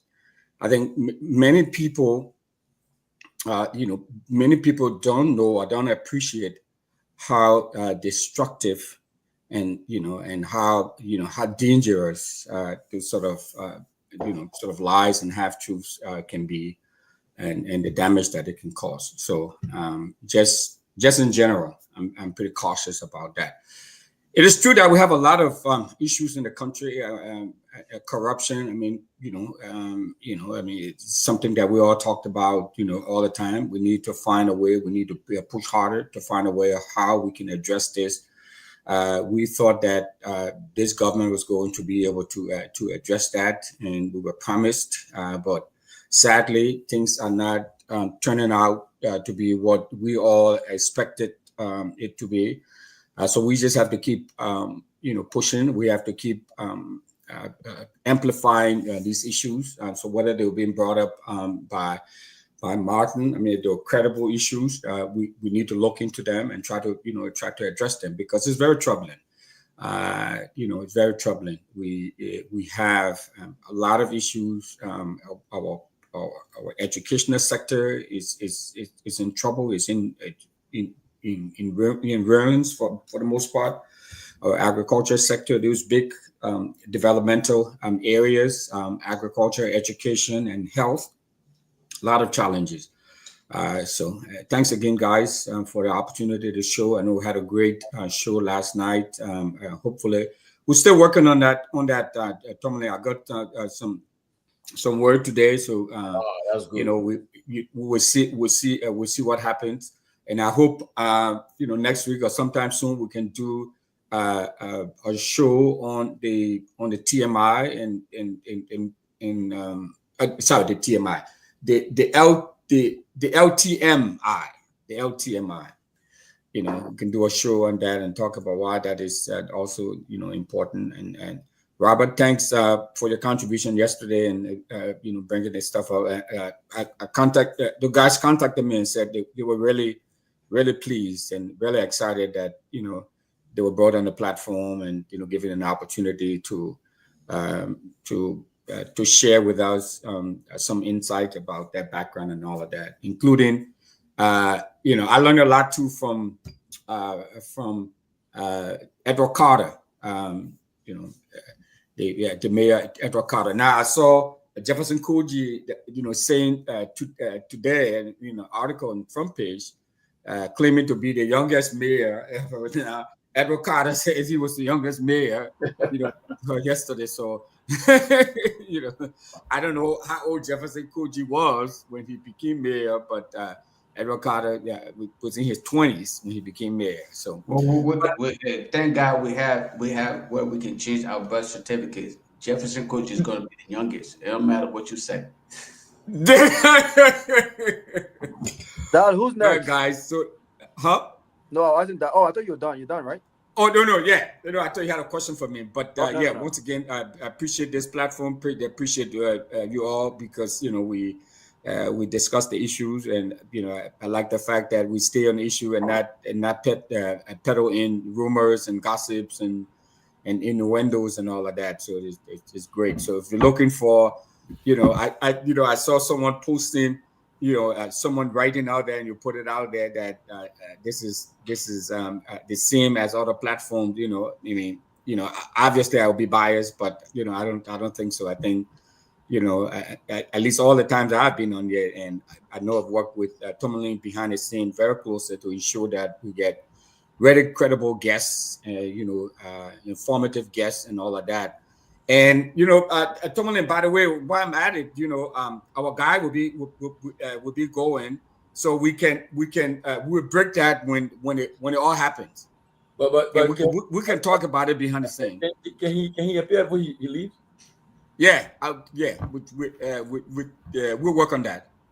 But the message here for the Rawa and Lofa, so that why he won't come.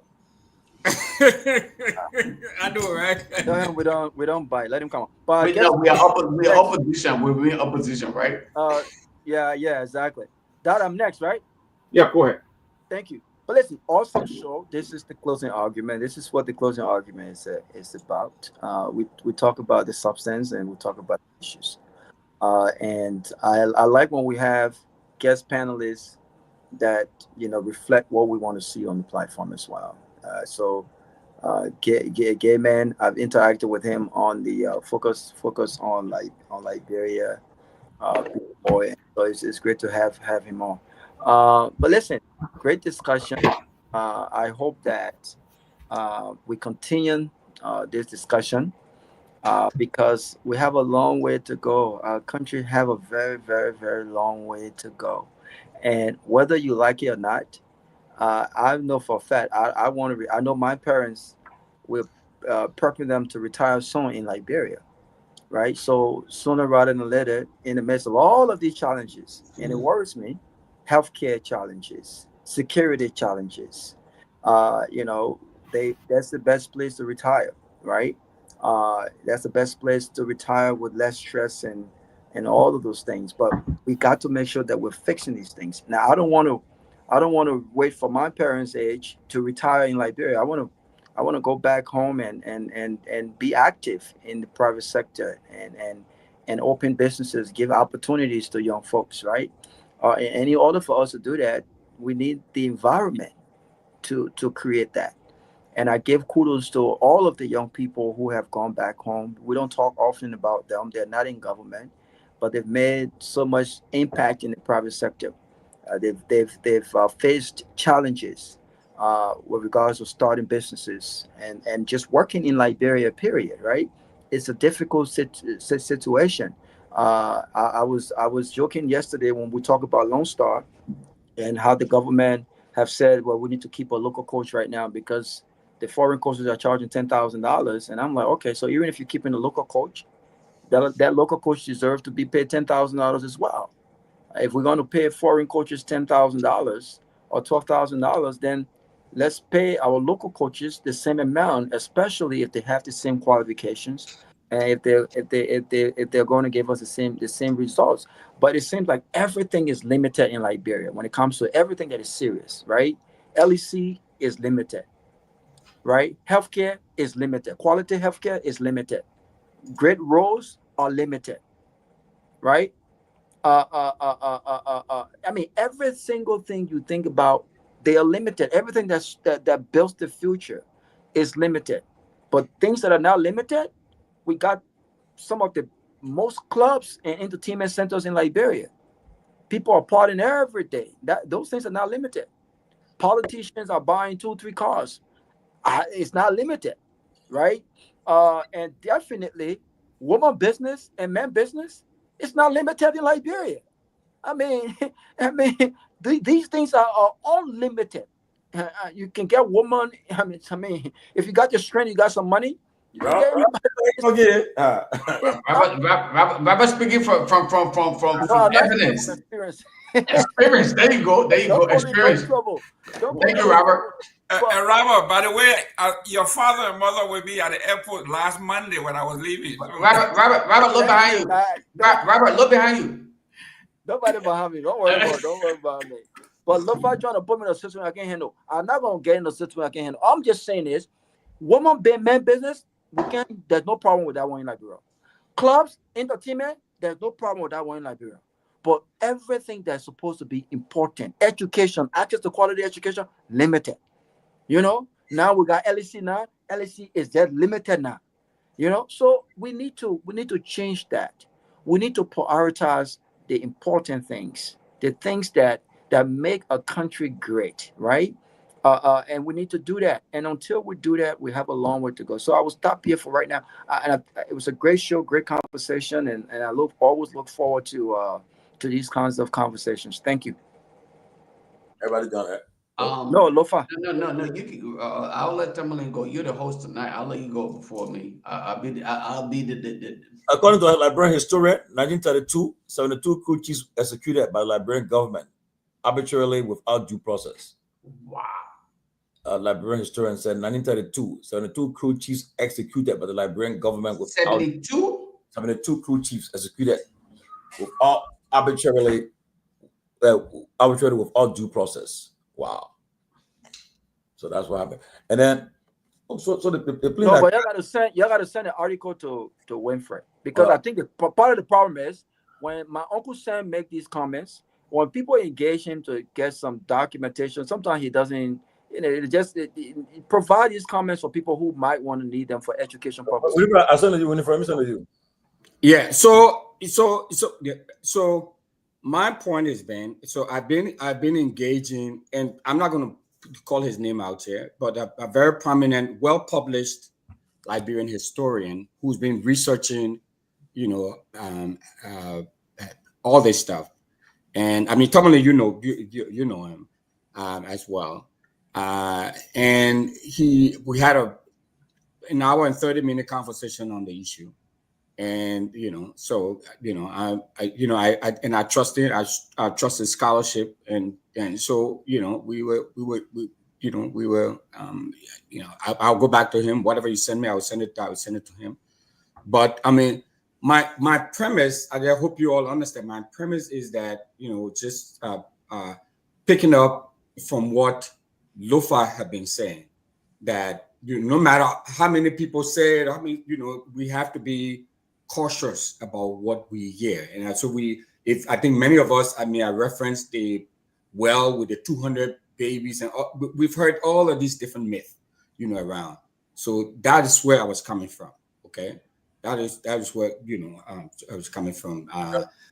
We heard it. I heard the situation. I read it in the New York Times about the pond that was at the mansion, and those used to throw people in there and eat them up.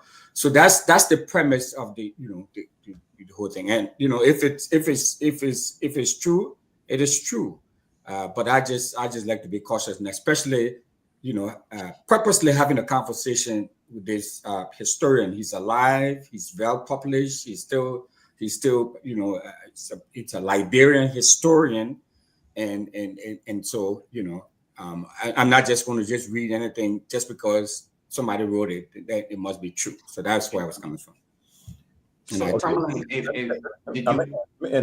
my thing is that I'm concerned about it. I got to check why the president they say he reinstated the NEC chair, and I don't know, but the ECOWAS involved. I would hope so. But we're monitoring that election in Nima. It's a serious election. We're not going to take nothing for granted. And Togar, I told him today, I said, "You're not going to win." He said, "You come here." I said, "You won't come here." Your campaign with Chakla. No, let him come, please. Let him come. The man said, "He coming." For this is bringing the mayor. Tomalin, let me say this, right? If Representative Togar show up on the show, I will give you upon his appearance, I will give $200 to you. I will cash app it to you right away. $200. That's all I can afford. I know it's nothing, but I will give it to you. The minute he appeared, show his face on camera, I will send you the $200. What you do to the man? Nothing. I have nothing to do to him. I have nothing to do to him, but it's a challenge. I'm telling you, if he appears for a little bit of $200, just nothing. What my if you go out tonight, you can waste that $200. What my Bleon did, my Bleon, the guy who appeared last week Thursday, he shook a lot of people. So the man said, "Message, my man, thank you for making me popular. You made me very popular." So he said, "The man of course I get in now. Say I left your people, watch me around in show a lot in him, and and I know that people over started to embarrass the man, but the man, the guy pushed back. So the man got and said straight, because they started with that grading the man, but what a man, come on, man, they make it run over office, but the message people want to hear, that they want to hear, what the man is this and that. Yeah, I leave the man for that. The man say he's popular now. So let's see what happens, bro. And we'll look forward to that. So the people, lastly, the people that got out that plane are crashing into Toronto. So they get 30,000 each for what? So that's no money. I won't take it. Right? And so nobody got left threatening Israel. Nah, don't take it. 30,000. But see, Delta's been very smart. That's a $200,000 to $300,000 case right there. Wow. But they're offering folks 30,000, and some people might look at that and say, "You know what? Give me 30,000. I will sign the waiver. I will sign the waiver and just go away." But 30,000 too small. Don't take it. The psychological impact it has. Yeah, it's too small. I mean, they will get counseling for years. Guys, before I get into the plane crash and everything else, I'm gonna end on this note. My brother Russell spoke of something specific that is very, sensitive to me as a person when it comes to deception. I think Liberia is where she is today, not because we are incompetent, not because we lack the ability to implement, but it's because of some extent of deception, the lies that we have been a part of consistently. And so I don't want to be a part of that. If I am a part of that unknowingly, I'm a human. I would accept that responsibility. And I will, do due diligence. But we must accept the reality that we cannot continue to peddle our lies.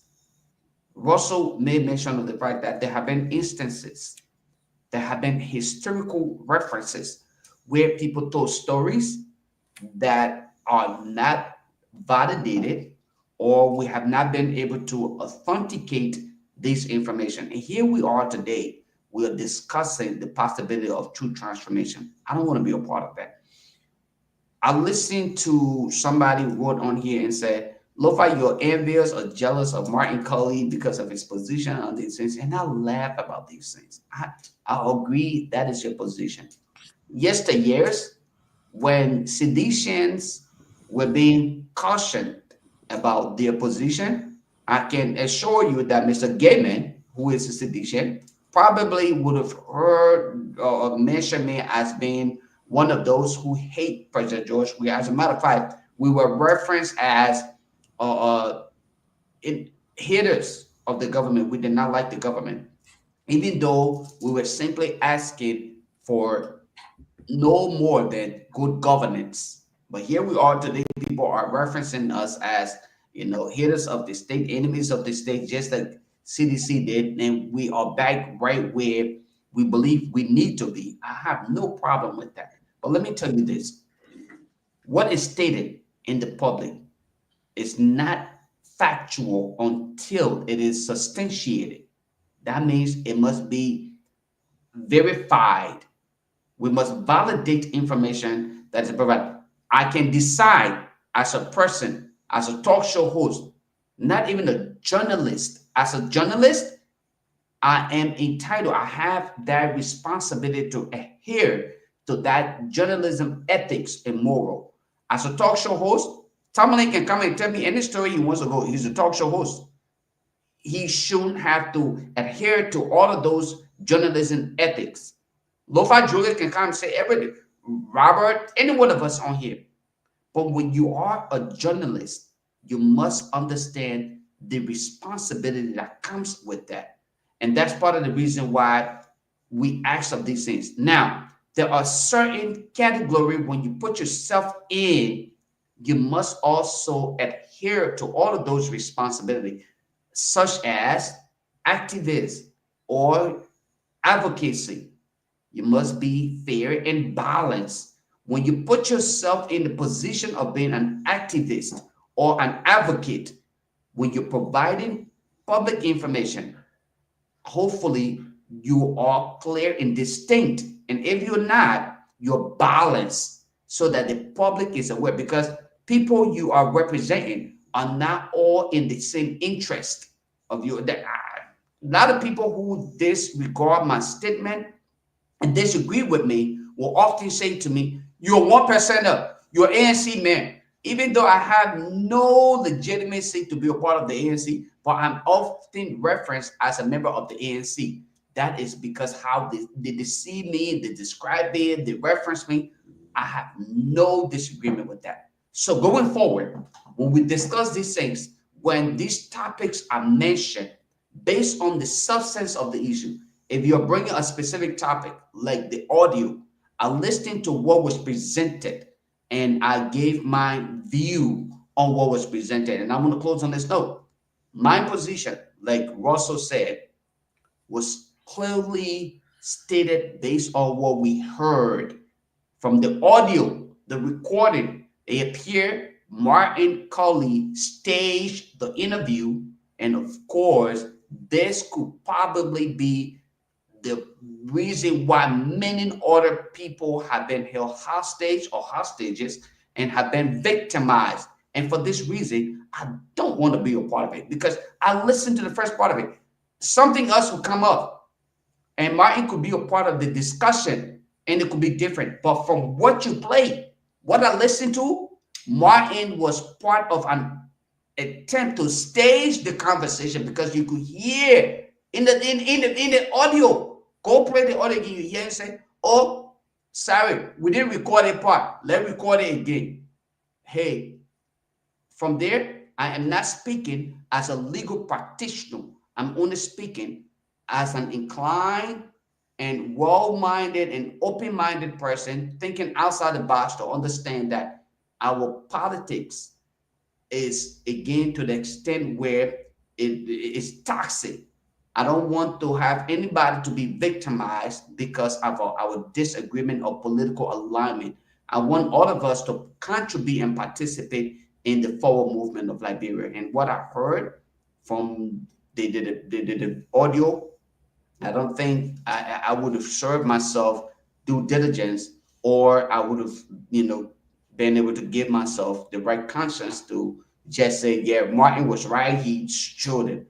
The documentation may prove otherwise. Until then, I want to say it was a great show. I learned a lot from those who may have been a part of the forward and part of Liberia movement, and hopefully we can all continue to move Liberia forward. Other than that, I don't have anything else to say, but I remain consistent and committed to my view that audio, if I were opportune to sit in the court of competent jurisdiction, I would dismiss and throw that nonsense in the trash, and I would not listen to anything further than what Martin said from the genesis of the conversation to the end of it. I wouldn't even listen to the end of it. I would throw it away because I know it was compromised, and Martin's statement made it appear as though it was compromised. It is not personal. It is my view, and that is the same view of Martin.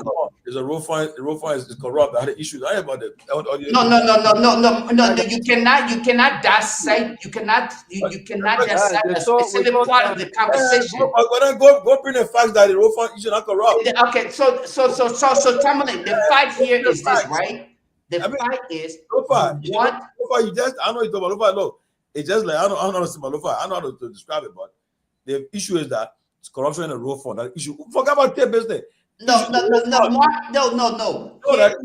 Tomalin, here's where you continue to make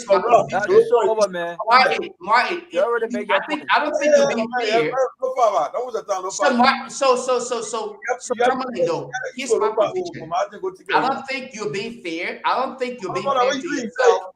Tomalin, I don't think you're being fair to yourself. Who did the contract? The man interviewed the consultant. The man were on. But I don't. But what we were discussing. You're only at the start. Tomalin. There's the road issues, corruption involved. Tomalin, we were not discussing. Tomalin, what you introduced as a topic for discussion was the recording that was done by Martin Cullen. The issue about the corruption involved in the road fund. I would say and you introduce and you utilize that recording as a position for your friend. Corruption and the road fund that we're discussing today. No, but okay. So what was the purpose of introducing the recording? All right, guys, listen. All I want to say is Delta is playing smart game. And that $30,000, don't take it, yeah? If you're on that flat, don't take that $30,000. I mean, that's small money. They're gonna get more than that. Okay. I can tell you that the passengers. Yeah, because they're trying to preempt. They will sue.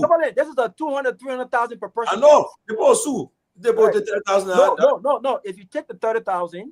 You can sue them. You are signing a waiver with that $30,000 that you accept this as your whatever. So what Delta is doing right now is they're being very, very smart because most companies won't do that. They're getting ahead of the game. Some people might just look at this and say, you know what? I don't have time for the 1 year process, the 8 month process, the 2 year process. Give me my $30K. Oh, you're not. Are you guaranteed anything more than that, though? What's the possibility of being guaranteed anything more than that? Oh, you will get. Oh, what? Robert, hear me understand. Robert, hear me understand though. What? Because again, there must and will be investigation done as to decipher whose problem it may have been or whose responsibility it is. Are you guaranteed that $30,000 when and if the investigation is concluded? Yes. So here's the thing, right?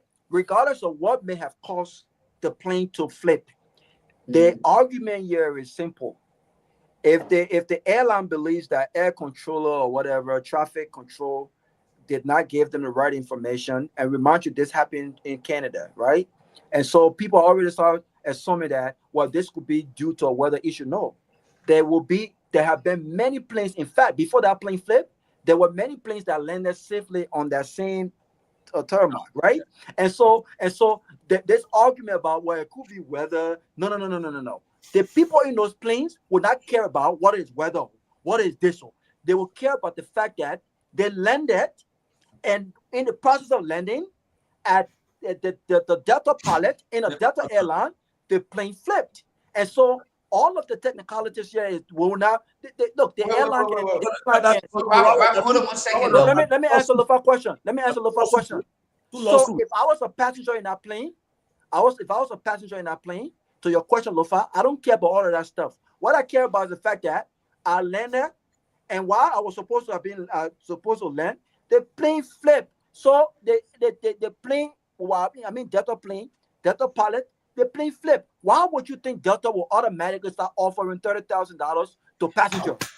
Yeah, because they're trying to preempt a lawsuit. Can I say something real quick? Robert, can I say something real quick? Yeah, it's a guarantee. I got a lawyer. Let me say something real quick, right? Look, big 1 minute. A lawyer is telling me, say, Delta has insurance policy to cover this very kind of low probability accident. And mine, it's from a lawyer now. Yes. Right now. And number two, I know this. From what I'm getting to, there will be 2 lawsuits. You will sue Delta, you sue the federal government, because like Robert said, that thing that Trump doing the air traffic controller, all kinds of play. So you suing the federal government and you suing Delta. Well, I don't know, but I don't know about the federal government. I'm not a lawyer. But I don't know about the federal government, because this plane, they'll probably sue the Canadian government. Thank you. It's happening in another country. Yeah.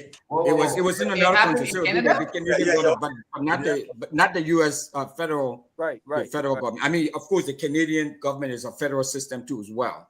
But yeah, Robert. But 30K is a lot of money, but this is small money compared to what this accident is. I would not take it. I mean, emotional stress.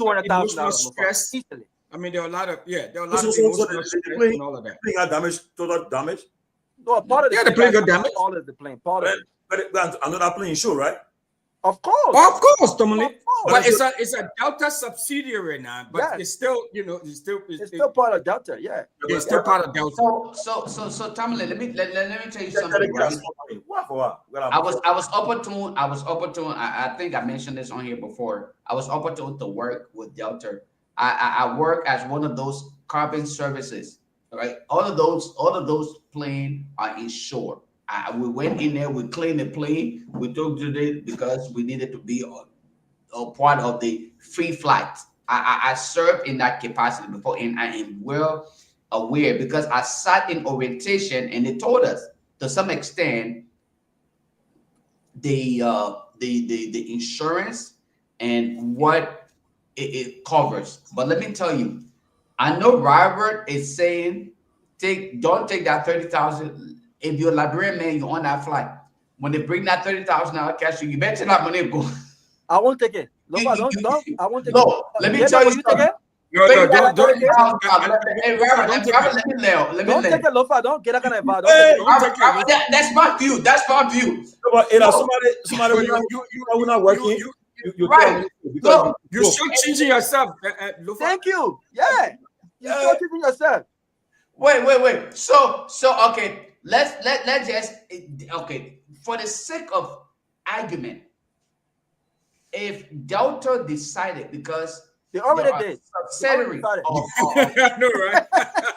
What? They already decided to offer the $30,000. No, they decided to offer the $30,000. Yeah, they already did. Yeah, considering that they view to some extent that, hey, we may end up as the victim anyway. We are wrong, so we want to offer people anything. And then a lawyer, very smart lawyer like Mr. Gayman, who probably is well informed of Liberian politics, come in and understand, like, look, I can beat this nonsense down to the very minimum of it, and trust me, we can get away with, instead of 30,000, we can give you 15. These are lawyers. Like, you know what lawyer said, Lofa? You know what lawyer said on CNN? Wait. Hold on 1 second. I want to add this there. You know what one lawyer said on CNN? I can easily give you $300,000. Don't take the 30K. That's what one lawyer said. Okay. So this lawyer who is guaranteed or he's trying to guarantee you $300,000. Are you telling me he is probably smarter than Mr. Gibbon, who is telling you that, look, I have investigated and done due diligence. I'm telling you, no, take this $30,000 or don't give them even $30,000 because it's not your fault. This is hypothetical. Delta. It's hypothetical. That's my friend. That's my friend. Delta have already offered 30K, and Yeah. my point is they know that they know what's coming legally. Of So course, they're getting of ahead course. the curve because Garguah. they take this money. Of course. But Robert, just the fact that they offer 30,000, I mean, that's a sign of guilt. They know they're guilty. You get somebody, you know what I mean? They fight here, they don't not fight. Just take this thing. You sound like a crewman beating your chest. No, you can't fight. You know, So Mr. Gibbon, you are in other words agreeing with me that they think the agreement, whatever disbursement should be made, they take it and walk away with it instead of trying to stay and fight for more than what is being awarded. Is that what you're saying? Listen, nope. Guess what? The lawyers telling you that they will take your case free of charge. You're not paying anything. They get paid because of what they get. And they will want to maximize you're not a lawyer. So I would say, listen, we all been in car accident here, okay? We all have always been in car accident. Your lawyer wants to maximize. Want to know, first of all, let me get a policy. Let me see how much the other person gets. Let me see how much you get. Based on that, I'm going to go for the maximum. That's how it goes. I was saying that you guys said there was another plane crash today, right, in Arizona. Yes, two more. Yeah, two person died. Yeah. There's one with big plane Yeah, crash. 2 persons died. Yeah, 2 persons died. But Lofa, the fact that you guys are already offering 30K, they already know what's coming. I'm not taking 30K. Sounds. No, I agree with you though. I agree with you. I'm not, I agree with you on that part. From a $300 flight to a 30K, and I'm looking at myself right now. Okay, I don't got no bruise, but don't look at that right now. Look at the fact that wait a minute, this could have ended up being dead. Internal bleeding. How about that? And so they're looking at pain and suffering, trauma. I mean, these guys will milk this anxiety, stuff. all kinds of stuff coming Your up. mental health to get on the next plane. There you go. Can you imagine getting on the next plane? They will have to tie me. I'm driving from Canada to New York. I'm driving. I'm not getting on no plane. Thank you. And then if you're from Liberia, your case even got worse. I gotta go to Liberia now. Man, how can I even sell this? Listen, people will milk this stuff. You are re-traumatized as a result of the war. Don't all of this stuff is coming back now. Instead of. But they're smart though. I like the fact that they got ahead of it, offering 30K, because there will be some people to take the 30K. Some people there'll be a few people, but people already. There are these lawyers who are out there fishing and putting ambulance chasers. Yes. So the people that die in the Potomac River. No, that's a different case. A different case. That's a different one. That's a different case. That could be. They're not even going to offer anything. That one, that family now. That different case. The accident I happened recently where the two planes collided. Next of families, where the two planes collided, with the helicopter, families will sue because something fishy happened there, right? So families will sue and they will get a lot of money. But that one they will get money from potentially get money from American Airlines, the American and then from the federal government, because you remember it was a military helicopter, right? And I mean the preliminary information is that the helicopter is supposed to fly at about 200 feet, and they were lower. And this helicopter was flying above 200 feet. That's right. Exactly. So they will get money from it. But Delta ain't stupid. They know what's happening here. The pilot probably did not land properly. They're not a lot of things. 30K sounds good, but that's small money. That's small money. No. In less than a week, that money. That what Tomalin was spending every weekend. Do they the election? Well, hopefully.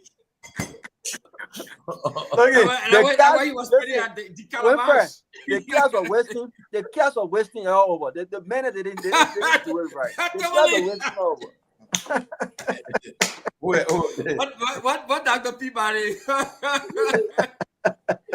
right, guys. Well, see you later. They want people laugh. They said it's not night. They said, no. In brand new suit. In brand new suit, you know. I also our vocal coach. I said, my man, I said everybody had a brand new suit on, my man. That's it. Tony, what do you think will happen in Sano? No, honest, right? Honest, no. I'll be honest with you guys. I still cannot comprehend what happened because look, I can't because I remember. Yeah, because you guys were just too overconfident. No, you know? Come on, listen now. But everybody thought Joey already won. The man won the first round. But listen now. That night, that night we went there.